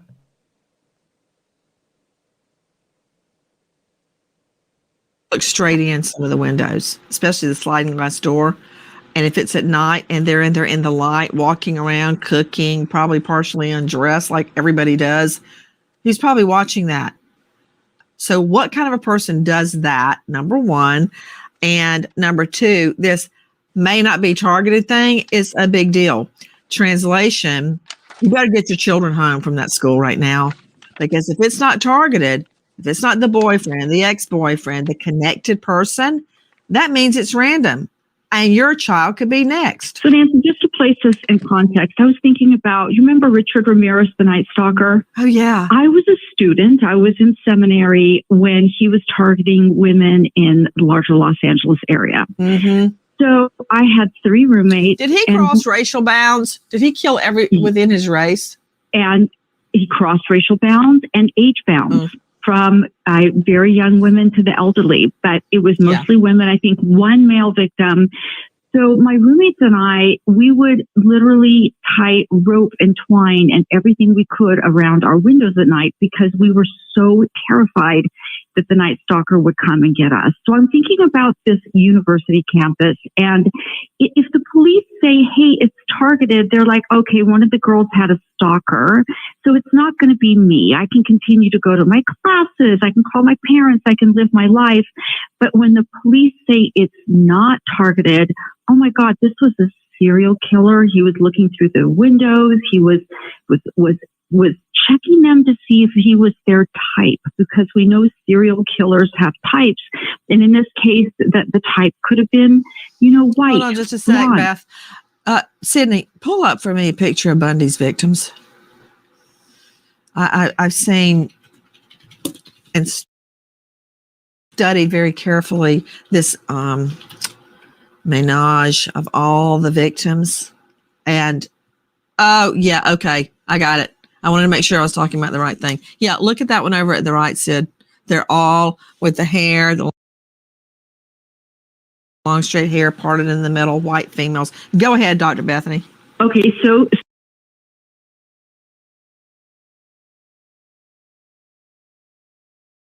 Bundy had a type, right? Mm-hmm. What if this is a serial killer whose type is blonde women, long curly hair, beautiful, wearing the hip jeans that young people wear these days. I've been looking at all their Instagram photos, beautiful white teeth, friendly girls who kind of hug each other and sit on each other's lap, sleep in each other's beds because they're besties. The type is not just how they look, it's how they maneuver in society. It's how they relate, how they engage. He has formed relationships with these victims in his mind if he's been looking through their windows. So think about the mass hysteria that's taking place on this campus. Every young woman and man, because a young man was killed, is going to be thinking, is somebody looking through my window?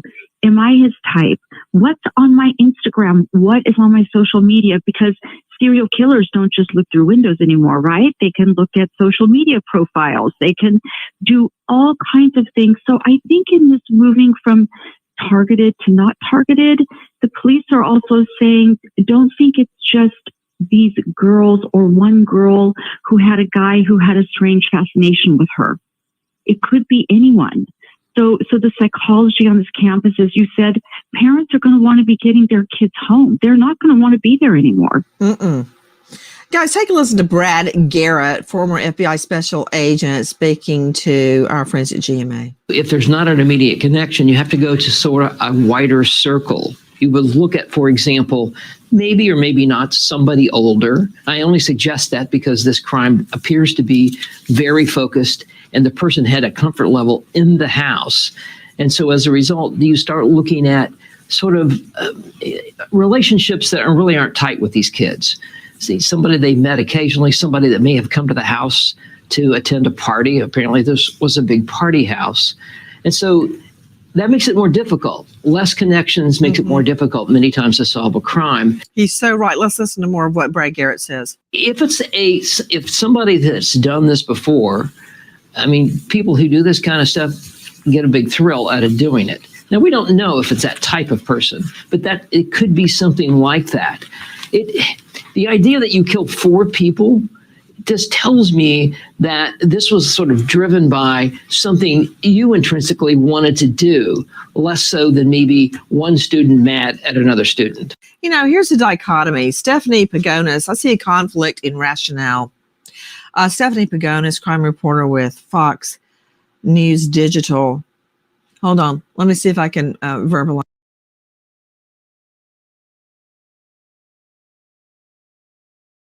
Here I am talking, but I'm going to pause it. And there I dropped my cell phone. If anyone was here last time, they know I dropped it about 5 times.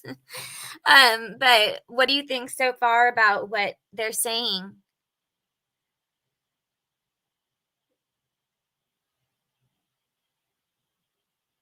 Can you hear me? Yep. Yeah, we can hear you. Yeah. I mean, I think it's not something terribly new. But I don't know. I think it's just, A little bit of this, I think, annoys me sometimes with her is that it is a little bit of a sensationalism. Oh, I know. She's very dramatic. I will say that. Yes, she is. But I think that's one of the things I like about her. But she is very dramatic, for sure. But in this case, okay, all the girls who had. Could you hear me? Yeah, I could hear you. Okay, all the Bundy victims have the same hairdo. Well, that is fashion. That color of hair. I just have boys, but my boys have girlfriends, and 3 of them have the same color and the same curls. It's fashionable right now. And they do the eyelashes, and they do the white teeth, and they fix their pictures to no end, and they almost all look alike. It's fashion. The difference here is that a guy was killed too. Then I understand that part, that if I have a son, I will be telling my son, "You're coming home." Because I don't know. We have no clue if he was looking at the girls or looking at the guy. I think that he had to kill Ethan. That or he was just on, like, once he killed one, he was just on a mission to kill all, or that he just had to kill the biggest threat first. But Nancy Grace said in one of this that maybe he went in the wrong room first, possibly. But if he was watching the girls, I would think that he would know that they were on the 3rd level. Yeah, I don't think that he went to the wrong room. I think that he was in that house before. He knew the house. He knew everything, every corner about that house, because that is not an easy house. That is not front door, living room, kitchen, 3 rooms in the back. That is a maze. You need to know that house. He didn't make a mistake. He knew where he was going. That's what I think. I don't know. I don't know. So wait, you think, Liza, that he's been in the house before? Oh yeah. With that many parties? Yes, he was in that house before. So you think it's a college student? No. This is the chef, the guy that worked in the restaurant, the chef, the restaurant guy, 30-something-year-old, he said that he got home very late from work. He said that he used to stop by their parties because they were good, and probably sometime mingle with some of the girls there. And he was in his 30s. I mean, this kid. He's a neighbor? Yes, he's a neighbor. Well, this kid had these huge parties. And I hope he was questioned. I hope he was questioned. He told that to the news? He was not. Or is he the guy that was with the wife? No, this is the guy that I cannot remember. Because I only saw two the neighbors juggler. talk. The juggler chef. guy. Yes, He's the a chef. juggler guy. The one that had a problem Yeah, with his fans Inan. in Instagram. His first name starts with That. an I. He's a That chef. guy. Oh, I did hear about him. Okay. Yeah. Well, like I said, everyone should be questioned. So I hope he was. He was not questioned in time. He came with his story later. But he's in his, I think, 33, 34? Yeah, I do think it's somebody in the 30s to 40s. Yeah, he also is boasting about how he's going to monetize off this. So he's not the Boy Scout of the group, if you know what I mean. Yeah. I wanted to ask you about that, Jim, because I don't know too much about it, but that is kind of stupid, what he said and what he did. Do you think that it's possible that his account was hacked? Because If I was Lee, I will, the first cop that goes in front of me, you go pick up that man and bring him right here now. Well, sometimes they like to taunt, I guess. That's more than taunt. He's like, oh, now that have you read the message? Yes. No, I'm asking I Mindy. remember hearing about it. It's just not something I remember like I do other things. It was just stupid. Oh, I bet. Sounds it. It was like, oh, now I'm going to be I'm going to make money out of this. I'm going to make cooking videos. I'm going to I knew that something like I knew this will change my life, something to that extent. I was like, what? Is that guy crazy? I wonder if he's made the really whole thing cocky. up. Well, something else that hasn't been discussed too much, and who know what the level it is, but the possible connection between JM and this guy with the whole audio. Yeah, I don't believe the know, audio. No, it's totally that's been debunked. Yep. It's clear as day. But I think it's unfortunate. It's like one more person that wants to have their 5 minutes of fame off of the lives of other people. And so I completely, even that type of, if he's putting stuff out like that, he's not someone that's able to pull off something like this. Sounds like a complete jackass. Right. Yeah. And then just like with that Joe V, it bothered, he should have been questioned as well. He saw them at the bar. He's on camera at the food truck, admittedly the only one harassing them. And he even said he called on, they hadn't questioned him or even talked to him. And then he had to call them or go there to be even talked to because they weren't calling back. And he's changed his story about Jack K. Oh, gosh. The hoodie guy 3 times. Yeah. And I do believe it's that she's telling him off and points directly at him. And she calls him Mr. I don't think she's going to call the hoodie guy Mr. Yeah, and isn't he like 30? It's like she said it like Mr. Like, dude, you're old. What are you even doing here? That's how I took Mr. I don't know. That's weird. To me, he looked completely out of place. He was in You mean everyone's Joe business. Vito? You're talking about Joe right now, right? Yes. He was in everyone's business. He was paying attention to everything. And he was the only one bugging the girls. And admittedly said ew to them at the bar.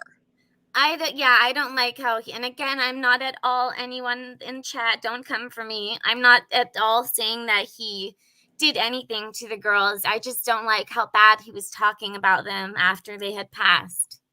Yeah, I just think he's somebody that I hope would have been questioned thoroughly and looked into.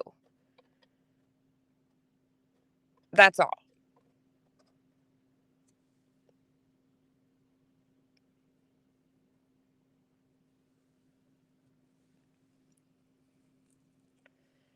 I mean, there are other not even coincidences. There's something else about him that doesn't that sticks out to me, that it just, how could he not be looked at? And I don't really want to say it because it'll go nuts, but look where he's from. And I'll just say that. Look him up where he's from. All right, chat. So she's giving you a homework assignment. And I'm not saying he's guilty. All I'm saying is he's definitely somebody that should be interviewed more than 2 minutes. Which one? I'm sorry. Joe V. Thank you, Eli. The first 2 hours were absolutely a mess. Joe V. Joe Vito, the one that the best way to describe him is the bigger guy, but we don't like saying that. Oh, okay. Yeah, with the beard, the one she points to and says Mr. And then he did an interview, a shirtless interview on his bed. Yes, so bizarre. Yeah. That was very strange. Oh, I thought he was getting a massage. That was Yeah, weird. that's what it looked like. Right? Me too. I was like, okay. All of a sudden, you're going to see a lady start walking on his back. I'm sorry to laugh about it, but it was strange. It was very strange. Yeah. And I have another, when you finish, Valerie, I have a piece of very strange news coming from Mexico. And please don't come after me. It's just the news. Is this where about the thing that you were telling me about, where the article with the Ted Bundy person Yes. in Mexico? I mean, I could share that. I don't know do you think it's related to this case? I have no clue because I tried, the amount of articles that you can find in English are not that much because the information is coming from Mexico and the Mexican authorities are not saying anything. Then you have to deal with the Mexican media that everything changes in every article. But the only thing that they agree of is that it's a copycat. Really? And yes. About this case? Valerie, you go ahead. Or I do it. I don't know. Oh, I can do it. Yeah. Should I show the article now, or yeah? I'll get I didn't know if I should finish with this or forget about it with the Nancy, or just show the article. We've already been on here a long time. I'm sorry. I'm not this is my first time really participating a lot. Sorry. Oh no, and you're doing amazing. Like I said, you're doing way better than I am. So I just wanted to tell Mindy, if you have to say something, just go ahead. I mean, we cannot be that touchy feeling. We have to be respectful, but the guy was kind of creepy. I'll get that article. Yeah, I'll get that article while I play a little bit more of this real quick. Okay. Sorry about it. And I just want to say one thing, because I keep seeing it in chat. He's harmless, this and that. I'm not saying he's guilty. My point is, he's definitely somebody that should have been questioned before he had to go ask law enforcement, hey, do you need to talk to me? And I hoped they interrogated him the way they're supposed to. You don't know if he's harmless until you do that. That is the point. It's not saying somebody is guilty. So Juju said, didn't the locks get changed? So apparently, I believe Xana's dad went in there to change the locks about like a week before. So she said, Juju said, I think that it's someone who knew the new code. Well, we don't know what door it was, though, right? Yeah, that's the thing.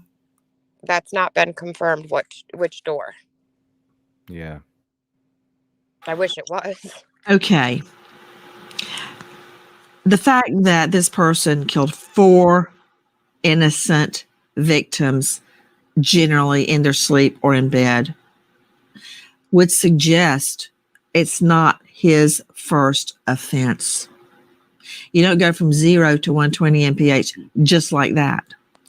On the other hand, we're not getting a hit in CODIS or APIS.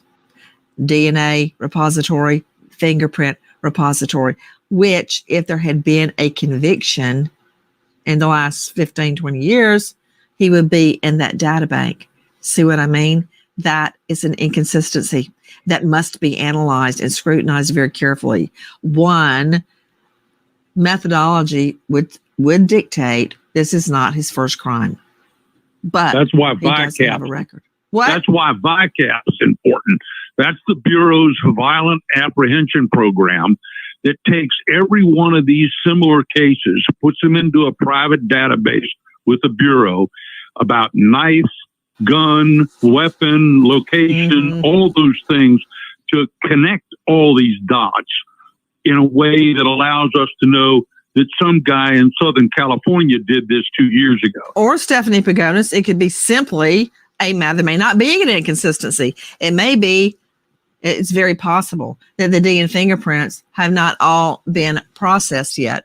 So we don't know if there's a match in APIS or CODIS. Yes, that's correct. In fact, I just spoke to police yesterday who told me they had not received all of their crime lab results yet. They had received some and they had begun examining those results, but they were still receiving them. And I asked specifically about DNA and the presence of any foreign DNA, being that which belonged to, someone who wasn't the 4 victims or their 2 roommates. And police have not responded. They also have not responded to a question of whether any of these surviving roommates might have had another guest who was over at the time. So there are still questions out there regarding the DNA that was recovered from the crime scene. And whether police don't have the answer or whether they're choosing not to provide the answer is a different question in and of itself. I don't think they've processed it yet.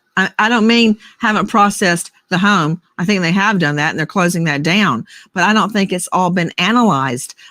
Here's another thing that we're just learning, and anybody jump in because I have some ideas about what this means forensically. And a lot of people are talking about the vigil today, and I appreciate that. But unless I can get evidence out of it, I'd rather forge forward on the probative value of any minute detail that could help catch the killer. We're learning that KiIIer Gonsalves and Madison Mogan were in the same bed on the top floor, level 3, KiIIer and Maddie. Second floor, Ethan Chapin and Xana Kernodle. They were together on the second floor, probably in the same bed. The survivors, Dylan Mortensen and Bethany Funk, were both sleeping on the first floor. This part we know, so I'm going to fast forward a little bit.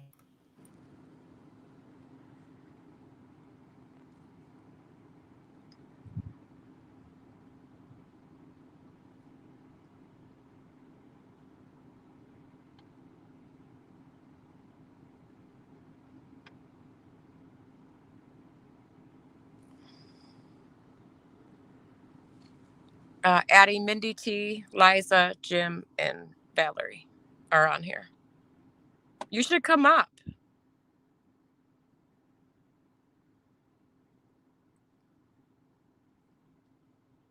Anybody, I hate to use that word now, but if they walk into the door, it kind of is. It's a matter of convenience at that point in time, isn't it? Because you got the victims. Still don't get something though, Joe Scott. What's up? You go in to one room, you find your victim, you killed 2 of them. Mm. Why do you go on up to the next floor? Why do you do that? It seems risky to me. I was just actually talking about this with my wife over coffee this morning because you got Bundy did it. You're talking about the 2 victims downstairs that were not touched. Did this individual think that they were pushing the boundaries at that point in time, decided to get out? Because I think whoever did this had familiarity with the location. And so why would you go up a staircase and eradicate 2 others? Heard a dog barking. Jump in, Bethany. Why are we assuming he went up the staircase?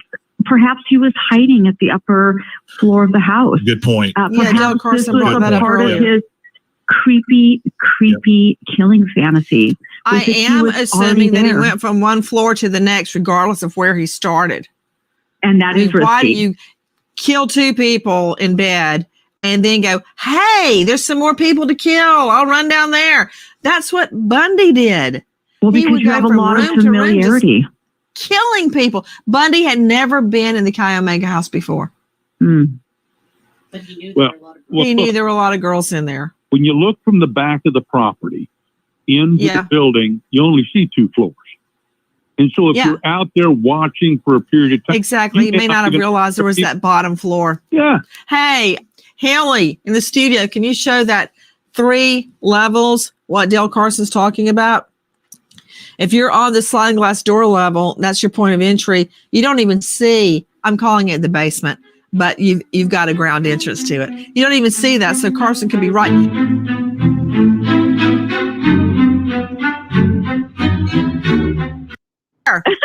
I would even venture to say it's less than 200 yards.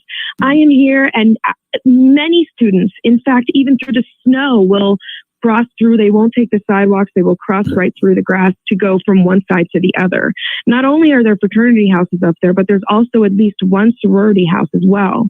And I actually walked from the crime scene to Sigma Chi, the fraternity house. And on my walk earlier this week, I could see only one surveillance camera on the street. But there's been a question of whether or not the camera was installed before this crime occurred or after, because we have heard that many have since been taking more precautions, such as installing surveillance devices. Hey guys, speaking of the whole was that Bethany? Go ahead. Well, with the incel. Yeah, hey, Bethany, take a listen to Jim Moray at Inside Edition. He's talking right to your point. There has been a rash of killing sprees by incels.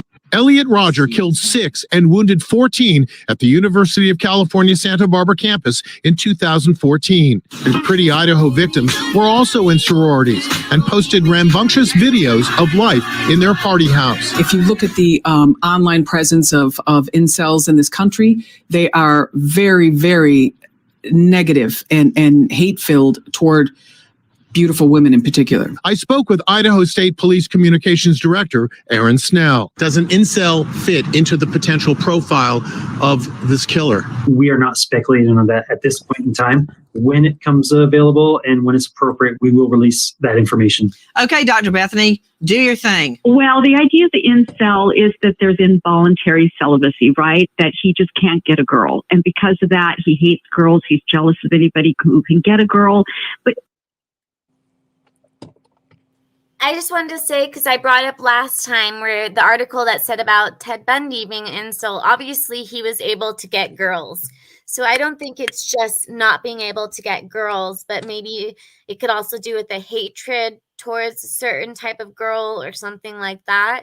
I mean, I don't know 100% about it, but I don't think it's just if you're not able to get a girl.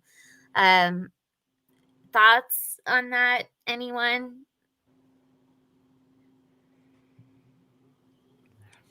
Well, I think back with Ted Bundy, incel, the term didn't exist. And I think now it's been taken on in a way where some people like it's strange, but they feel they're part of a group. The incel group, and I think attaching a label to something like that, where I don't know, when I was growing up, if I couldn't find someone to date, I was like, shit, I just don't have game. I don't know. Well, yeah, they feel like the sense of belonging in that group now. What annoys me about it is that, especially as a male, so you're blaming the world for you're blaming the world for the fact that you can't find a partner. Well, it's not the world's fault. And it kind of goes along with that, blaming everybody for everything, and it's not you, and it annoys me. And then whenever I see these videos of these alleged incels, they literally look like the guy that lives in their parents' basement that can't grow a full beard but really tries. It's a shame, because I feel bad for them in a sense that they're discounted through whatever means, and not everyone can be the stud. And the hatred that builds up with people like that is what really scares me. If it's not just this instance, but just being a man, I can see how they could just fester over stuff for years. And that's one of the reasons I think the fact that they had just finished was very important. And so keep in mind too, when you're graduating college, you usually graduate in June. Yeah, I think that is with a lot of school. I know high school is June also. College is June. I had to take an extra half a semester. So I graduated. I ended college in December, but then I came back and walked and got my degree in June. And so she was also not leaving at the end of what everyone considers the end of the school year, which further lends to the fact that somebody had some sort of an idea of that this could have been their last chance, because June is when everybody goes. December is very few people.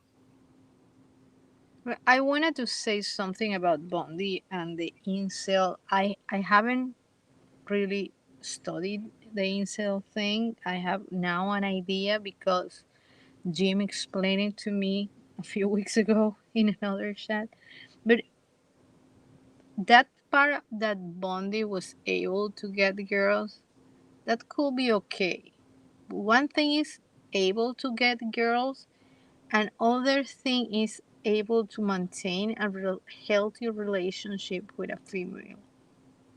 And I don't know about that part of Bondi because I can remember a lot of guys that were not studs but have incredible personalities, and women will just rotate it about, close to them. It's not about how they look, I think. It's more about their personality. And women can feel that. And we don't know what happened when they are alone in the other department. I like what Upside Down said, that Bundy wasn't an insult, in my opinion. If this guy is an insult, I think he'll brag about it in some chat room eventually. I agree. And even if he's not an insult, I think he may end up bragging about this. Like I said, in the Manson family, Susan Atkins, that's how they ended up getting caught, was because she bragged about being the ones that killed Sharon Tate and the famous movie star Sharon Tate. She said she did it, and she said all these details that were not known to the public. And again, people have asked about what the 911 call. Why is it not released? I think there's a couple of reasons. I think one, there's details only the killer knows and the roommates know, and whoever the roommates invited over. And also that there might be stuff that will make the roommates or whoever's on that call look suspicious to the public. Even if they are completely innocent, it might raise more. We already have our eyebrows raised. We're already kind of questioning the roommates a little bit. So I think it'll make us question them even more if we hear the 911 tape. But I think it's mostly because there's stuff that they may have said on that about where people are located, or if there was something written on the wall, or if they were positioned or posed in a certain way, just something like that, that only the killer would know. And they don't want that there, because once they get a confession, they want it to be a real confession. Do you get what I'm saying? Yes, definitely. I don't recall because I came in a little late to the Delphi scene, but how early on did they report that they were what were they, posed, or the terminology is specific, but anyway, they were put in a certain place. Anyone know? Yeah, I joined that one late too. I do know in a lot of different cases, they do pose them in certain ways. Even in like Shanann Watts' case, I believe like she was in a certain pose. I don't know if that was just the way that she was placed in, or I don't want to say placed, but the way that she ended up. But they said that she was in a certain type of pose. Okay, yeah, you know what HBG just said here? They were staged. That's the word I was looking for. So there's a difference between posed and staged. I know it sounds like semantics, but it's not. And Is so there? I I know the didn't know Delphi that. kids were staged. Yeah, posed is oh gosh, I can't remember right now, but I know there's a difference. It's slight, but I think there's something to it. I don't know. I think it can go into a dark direction, so I'm going to stop there. Okay, I'll look it up. I didn't know that. We look that up on Google. What's the difference between posed and staged? I'm sure you can. I just recall seeing it on the myriad of videos I was watching about it. As far as like someone defining the difference between those two and saying, be careful what you say, because one can be one thing, the other, it's just, go look it up. But I do think it's worth, 2 minutes of investigating that on Google. I'm sure you can find it. Greg says you're right. And I kind of just go back to like, I don't know, like the state of where our country is in. Violent crime is up everywhere, horrifically. And I keep hearing what Kaylee's dad said.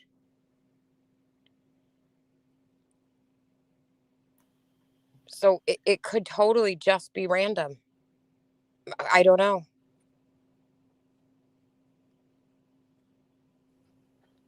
But I do definitely think it's like a deviant that is familiar with law enforcement. And you believe that they might be, you said, just like connected with them, you said. So that would make them probably in their 30 plus, 30, 40 or something, in their 30s to 40s or something like that. I picture 30 to 40s. I think it's somebody that law enforcement has run into over and over again, are aware of. That's just what I feel. Say that again. Libcom said, I'll look for it in my homicide manual. Oh, I probably said a word. I'm going to have to edit this to no end. Well, at least I'll learn some editing skills. But she said, I'll look for it in my HOM manual. It drives me crazy, the things you cannot say.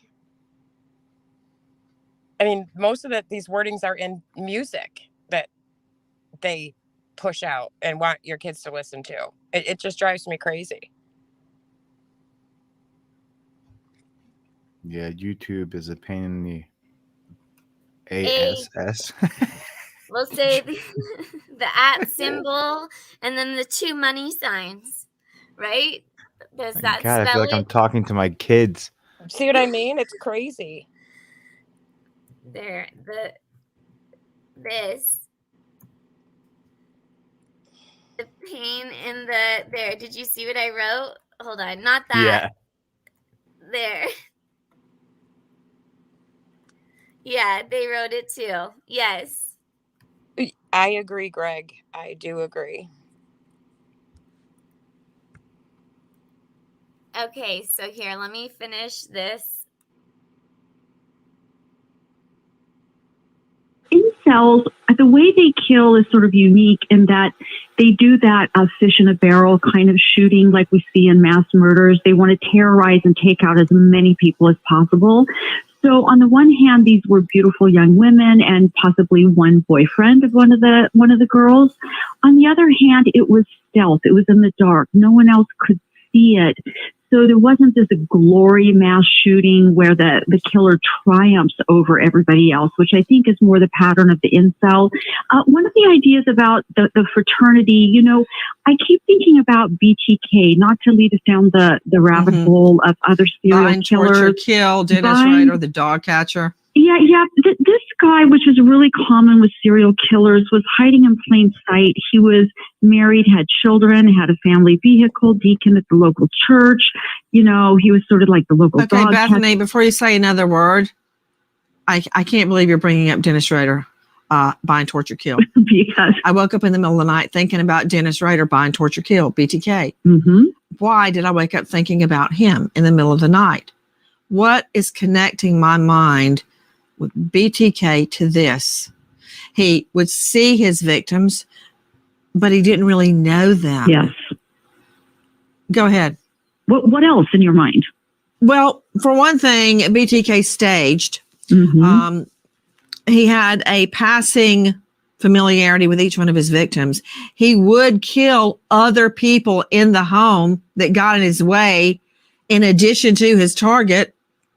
He watched his victims. Remember, that was his route as a dog catcher. He would see them over and over and over. That is right. All that's just percolating in my head right now. I want to hear your thoughts. See, my thoughts, to piggyback on what you're saying, the idea of an incel or a younger person is a very different pattern from BTK, where he was older. He was integrated into the community. He was wearing what some researchers call the mask of sanity, acting normal even when he's not. I call it the indicia of reliability. He seems like a normal, reliable person. Oh, yes. Especially being the church deacon, right? Ugh. So I would, if I were the police, I would try to put out a plea to the community for people who have family members, men in particular, who may have been absent or missing that night.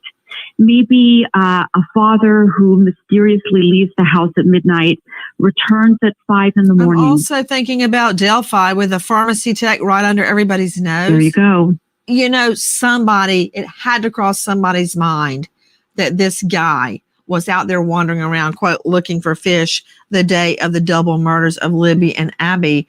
So we go from the possibility of an incel to the awkward next door neighbor. Take a listen to Jeremy Regan, the law student who lives next door, talking.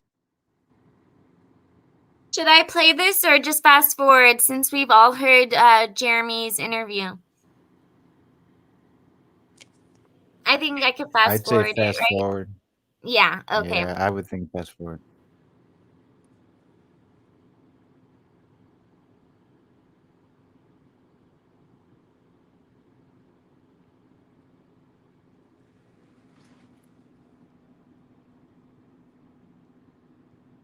The awkward next door neighbor. I was home. I was asleep. I went to bed around 11. Just because it was such a safe.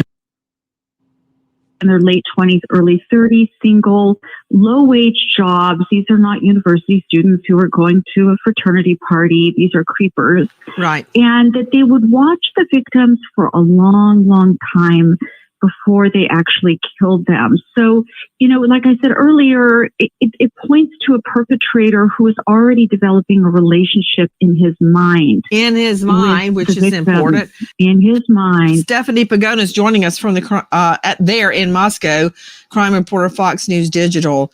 They're wrapping up the processing of the home.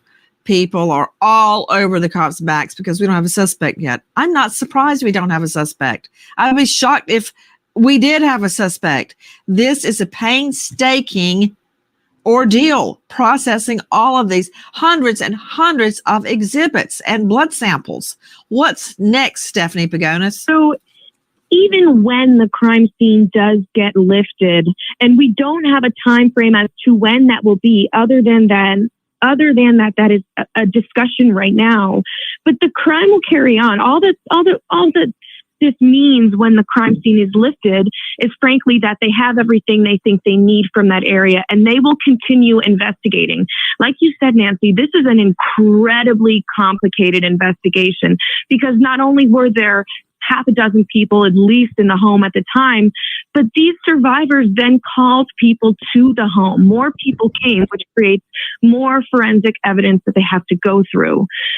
Another thing that I just want to add in terms of what we were just discussing, I think sometimes the reader or the listener might view this home as being in an area where there aren't many other homes nearby. And I just want to note that this is an area where there are several buildings or residences nearby. They may not be high rises, and they're not high rises, but there are multi-family apartments very close, easily within walking distance, and within, frankly, only a few feet in some cases. Well, you know, Stephanie,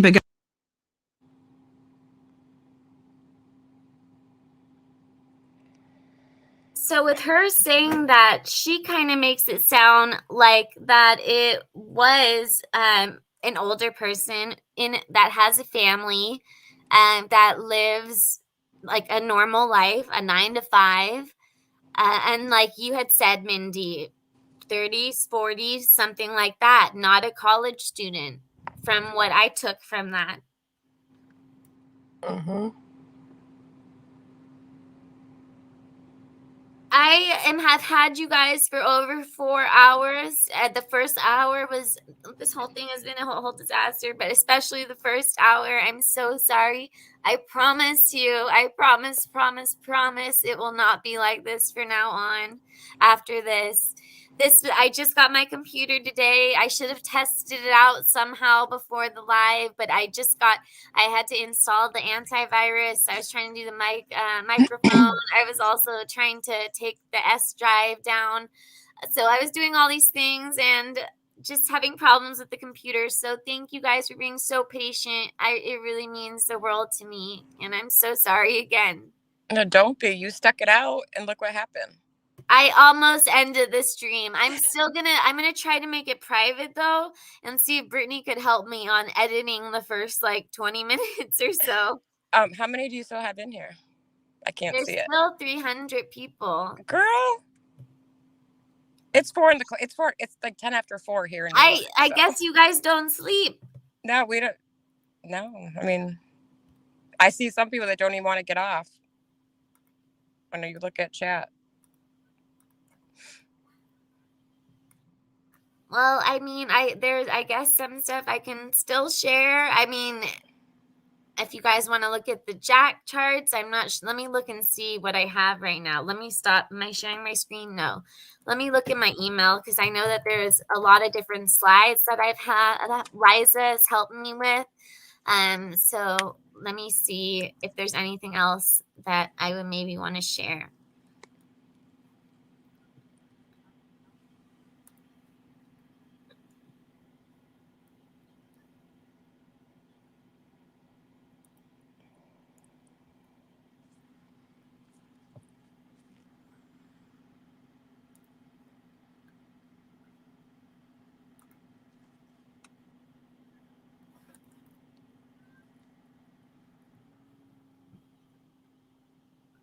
Here, I'll just actually share my screen and you guys can tell me if you want me to present.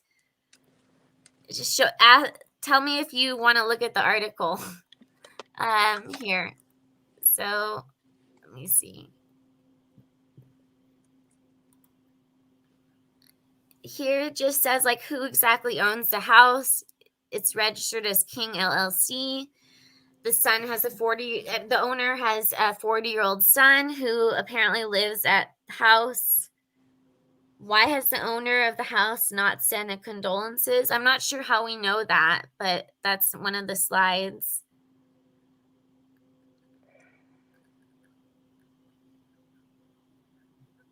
Again, there's the 3 jacks.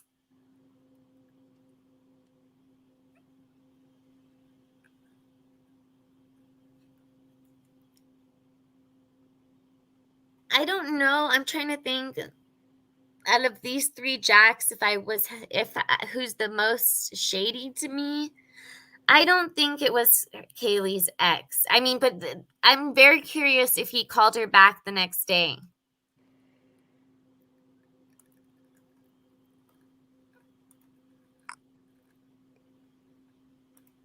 I don't know. I don't even focus on them at all, to be honest, because I just go by what law enforcement said, what Kaylee's family has said. At first, honestly, I thought, oh my gosh, it's Hoodie Guy. It's Hoodie Guy. How could you not, right? And then you go back and you rewatch it over and over and over. And you see different things. And then Ellie comes out and says he's not involved. So I don't focus on that at all. Can you see my screen? Yes. Do you see that? Does this look like a white car? To me, that looks like the Cavalier that was there. Okay. Because, yeah, I wasn't sure if this is the white car that they were looking for or not. I've watched different ones where they say, oh, there's a white car that there's headlights. See the headlights? See the headlights? I'm like, no, because when he's walking up, I follow the dot they're following, and it just looks like it changes angle because the cop's walking. And it's, what do they call that? A fish lens or something? A fishbowl lens? Or Yeah, fisheye lens or something. Like, I watched another channel and I was like, I don't see I see what she's seeing, but I don't see it as what she's seeing it as. It's weird how that happens, but. Libcom said 4 more hours. Yeah. And somebody in the chat, TJ, I think it was, said he liked the chat and the panel, and that he actually may have changed his mind on a few things. Interesting. So these are the gloves that Liza and I think that the killer may have worn. I'm leaning more towards this kind because the ones on the right have your fingers open, but I think that this kind would have prevented him from getting cut. Possibly. So what do you think of the glove then that they... Well, I don't think that was related. I think that was just a glove that happened to be, or he placed that glove there. I don't know. It could have fallen out of one of their cars. One of the person that lived there or stopped there. I mean, it's definitely interesting to find it. I don't think and it was to the be turned in. killer's. Do you think it was the killer's glove? I don't think it was. I don't. I don't know, but I'm glad they collected it. just in case. See, the tricky thing with that green Kevlar glove that you just showed is that it's good for not getting your hand cut, but it's not good for trying to handle a knife if your hand if you have blood. That's more for like a chef, somebody who's processing big pieces of meat or whatnot. And with that, usually keep it dry. If that thing gets wet or gets blood on it, it really becomes more slippery than you would think. So someone said, what about Maddie's ex? I haven't really thought much about Jake. No. Yeah, what do you guys think about Jake? He wasn't her ex, though.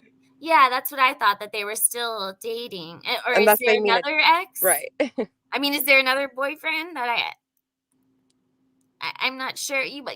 Libcom, are you talking about Jake?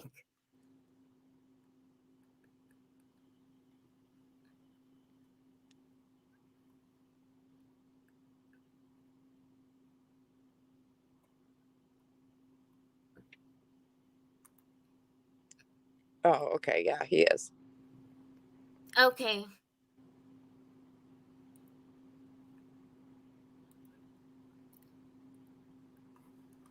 Okay, so so I think it was these gloves. Let me see what else. Oh yeah, here's Jack 1. Oh wait, I'm not going to show. So if it wasn't of any of the Jacks and not the neighbors, it could. Then here's Justin Patrick. He's 1,000 miles away. He's 34, and it says that 80% of voyeurs go to commit violent crimes. Famous voyeurs were Ted Bundy, BTK, Danny Rawlings, and Russell Williams.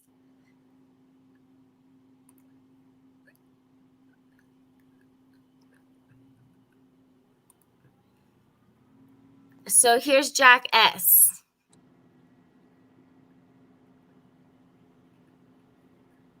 Oh, I feel bad I have these other kids in it.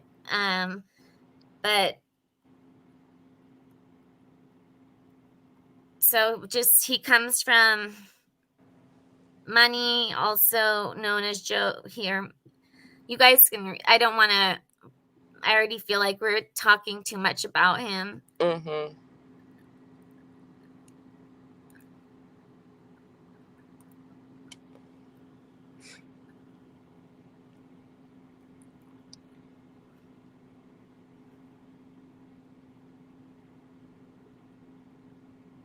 What do you, I don't really look too much into the Venmo, just because I know that people Venmo each other all the time for stuff. Especially that age.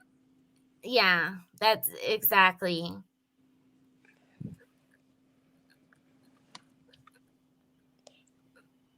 What is this? Let me see. And like a point I want to just make really quick, because I keep seeing it in chat, like the reason like people need to be, from what I understand, right, the people need to be interrogated and looked at. You can't hone in on one person, because at trial that's gonna be used against you. They could say, well, you didn't rule out this person, you didn't rule out this person, the person that said he was peeking in her, or that can see in her windows. You have to do that. Doesn't mean we're saying they're guilty or anything. It's just the point that everyone has to be looked at.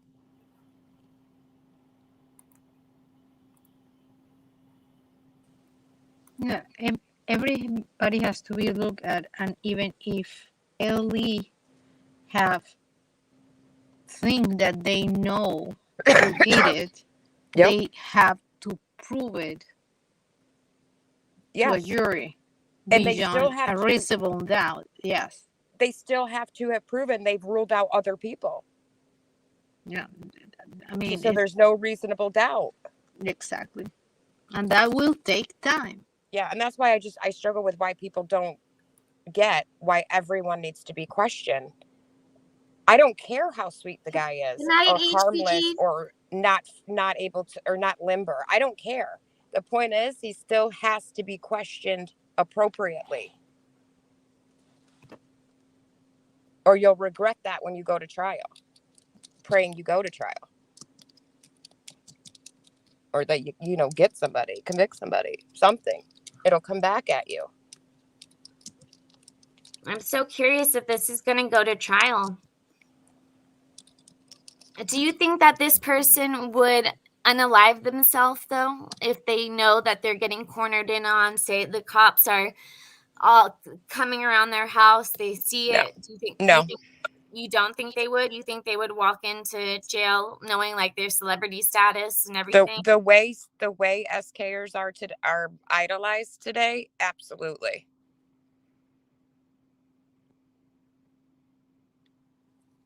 Yeah, I'm on the fence. And I with think that he's one. selfish. Yeah, I don't know. I mean, because I can go either way, where he doesn't want to get caught, and then if he gets caught, he gets his. I see more of like the mass shooters being the ones that want to get caught. You know, like I'm gonna go out in a blaze of glory. I'm gonna go to jail. Where this is more sly, I guess, is how I'm feeling it. And you know, and that goes more towards that SK type of thing, is where I don't really want to get caught because I may want to do this again 5 years from now or 2 months from now or whatever. Yeah, I don't necessarily Exactly. think they want to get caught, but don't totally mind if they do. Because Well, they to them, have the like notoriety. negative attention to some people is good. It's attention. It's attention, yeah. And sure. usually, yeah, and SK is in jail. They're like famous. Yeah, look at them. They're making docuseries. I mean, they're making it's just the way it is right now. And just like I said I said in Brittany's live, so many people dressed up as Jeffrey Dahmer for Halloween. So Exactly.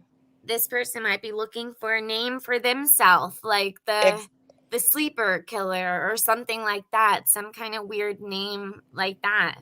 Yep. Yep. As sick as it is, it's reality. So is anything else that you guys want to talk about before I end it? The only thing I have a question on, and I've been wanting to ask it, whatever happened to that fake reporter? It's like they cut her out of every clip I try to find. You guys heard about that, right? Yeah. Yes, I heard about It's like that. it was like a blip, and then it was never mentioned again. But I even wonder, okay, well, was she grilled appropriately? Because we know how they like to get involved. Not saying it's her, but it doesn't matter. Did they question her after that? If they think they returned to the scene of the crime, the funerals, the memorials, why wouldn't they show up at a press conference? They think they do. Look at the Delphi one. That cop that chief stood right on the stage and basically looked at around the audience and the camera and said, "You could be in this room." That's what I thought of when I found out that woman was a fake reporter. Yeah, and wasn't she the one, like, she had her hand up the whole time and she like was trying to get her like answer to someone to pick her to ask a question or whatever, and no one was asking her a question, and then they finally did, and she wasn't part of the news magazine or news people that she said she was with, right? Yeah, they came out and said that they don't know who she is. She's not affiliated. They were trying to like ignore her in the beginning, it seemed like. Mm-hmm. And she's the one who asked about, do they have a profile, and have you thought about it being a woman? So it just means to me, okay, now she has to be grilled. Yeah, those are very interesting questions that she asked, especially because she went in there and she's not even a real reporter, and we know that people that do this like to get involved with the investigation. Exactly. I don't know about right in that state, but it's up to LE to check press credentials. Then, she being there was completely LE's fault. It was definitely somebody's fault. Yeah. No, it was. They have to check their credentials, and they have to check it and accept them. they don't have to accept your credentials if you come from a state and they don't like. It's up to Ellie to check and accept press credentials. I don't remember seeing a badge hanging on her either, like the other ones. I think she had it. I think I remember. I know saw she it had her maybe phone in her twice. hand and her mic, but I remember her Uh-huh. shirt. I don't remember seeing a badge. I could be wrong. I thought that for some reason, I looked twice at her and I saw a badge. But, a badge from, it could say whatever, Disney World. Right, that's what I was wondering. Can we see it? But I don't remember her having one. But again, I can't find the clip. I'll have to try again. But I was just wondering. It was just a blip. And then I heard nothing about it. And then yesterday, did anyone this can't be true, but maybe it is. What Jennifer Coffendorfer posted about the coroner being the attorney, the defense attorney for the guy in jail. Is that true? Or has that been debunked by official? That sounds like Kylie Rodney all over again. Because Fox News put that out. But I don't know and Jennifer Coffendorfer reposted it on Twitter that they were I just don't understand how that would be possible. So it seems like a rumor to me, but again, nothing would surprise me. I think it's possible. I think that they don't have anything on the guy. He had an alibi, and she's a lawyer. She works for. Is she a part-time coroner and part-time lawyer? I mean, how do you have two full-time serious jobs like that? It sounds so far-fetched. That's why I'm asking. Was it debunked?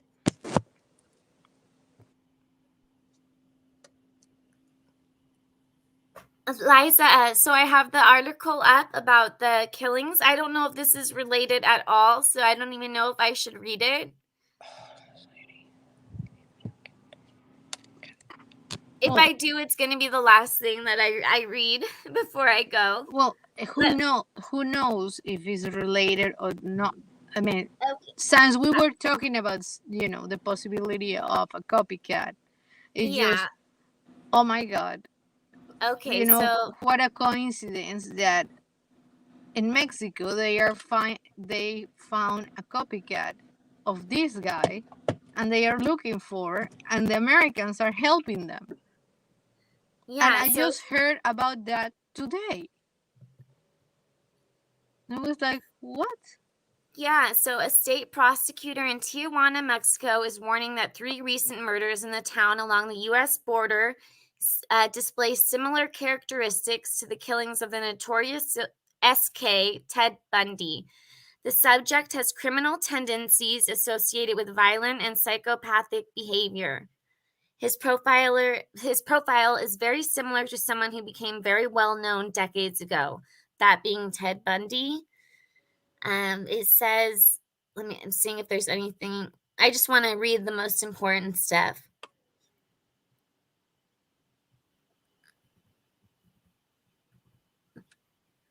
In addition to the similarities in the way the crimes are carried out, Mexican authorities believe the suspect is an American who traveled across the border and have notified American authorities of the killer's possible identity in hopes of apprehending him in the U.S.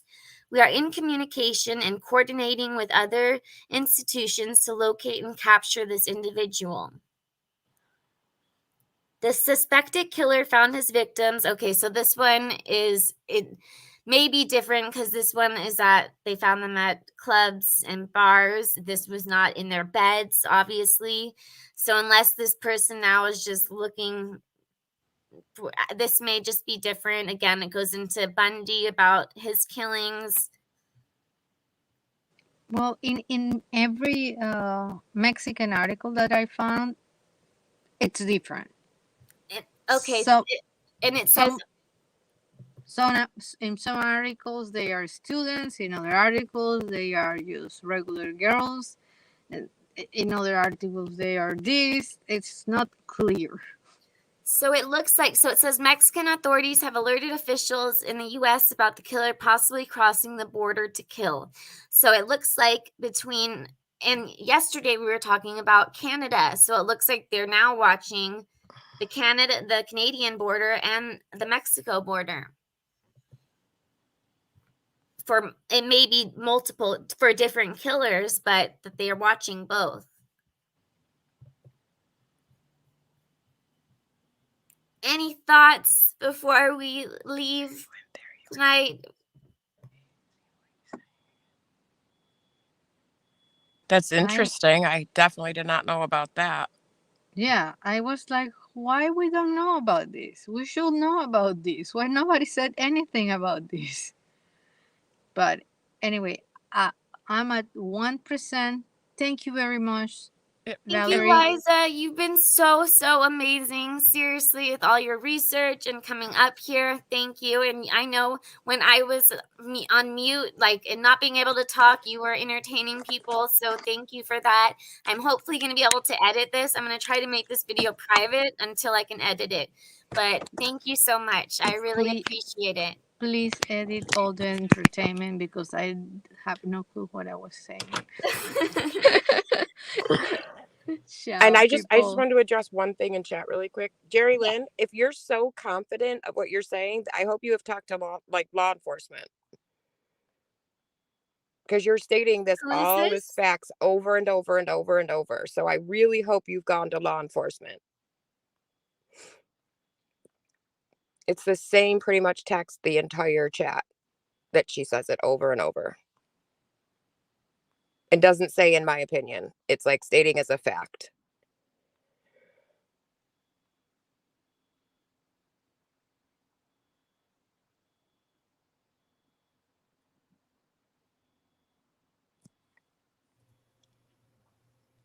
Oh, that was good silence right there. Well, I was reading the chat. That's why. Yeah, I figured that's what you were doing. Yeah, I was just reading it all. But everybody, Lex Luthor, Miss Dubia, hopefully I said that right. Libcom, I know HBG already left. Mystic, Angelus, Penny Robinson, Misfit, you're here. Oh, you just woke up. So I'm happy that you're here. I know you said you always that you sleep, so you aren't able to make it. So I'm happy you're here right now. Let's see who else. Joe Hart, thank you. You're always so nice. TJ Talks, thank you. Rob S, Glory Dancer. Greg, thank you. Red Eye, thank you. Jerry Lynn, thank you. Mystica. Oh, I think I already said that, but Kentucky, thank you. Shirley, thank you. Everybody else, if I didn't say your name, I'm really sorry. But on panel, NorCal Jim, thank you so much. And thank you for the computer again. It's me. It's not the computer's fault. I will learn how to use it. Mindy T, thank you for all your insight. I love hearing everyone's opinions. And Brittany, you're sound asleep, so I hope that you are sleeping well. Thank you so much, everybody. Thanks, guys. Have Good a good job, night. Thank you. Bye. Bye.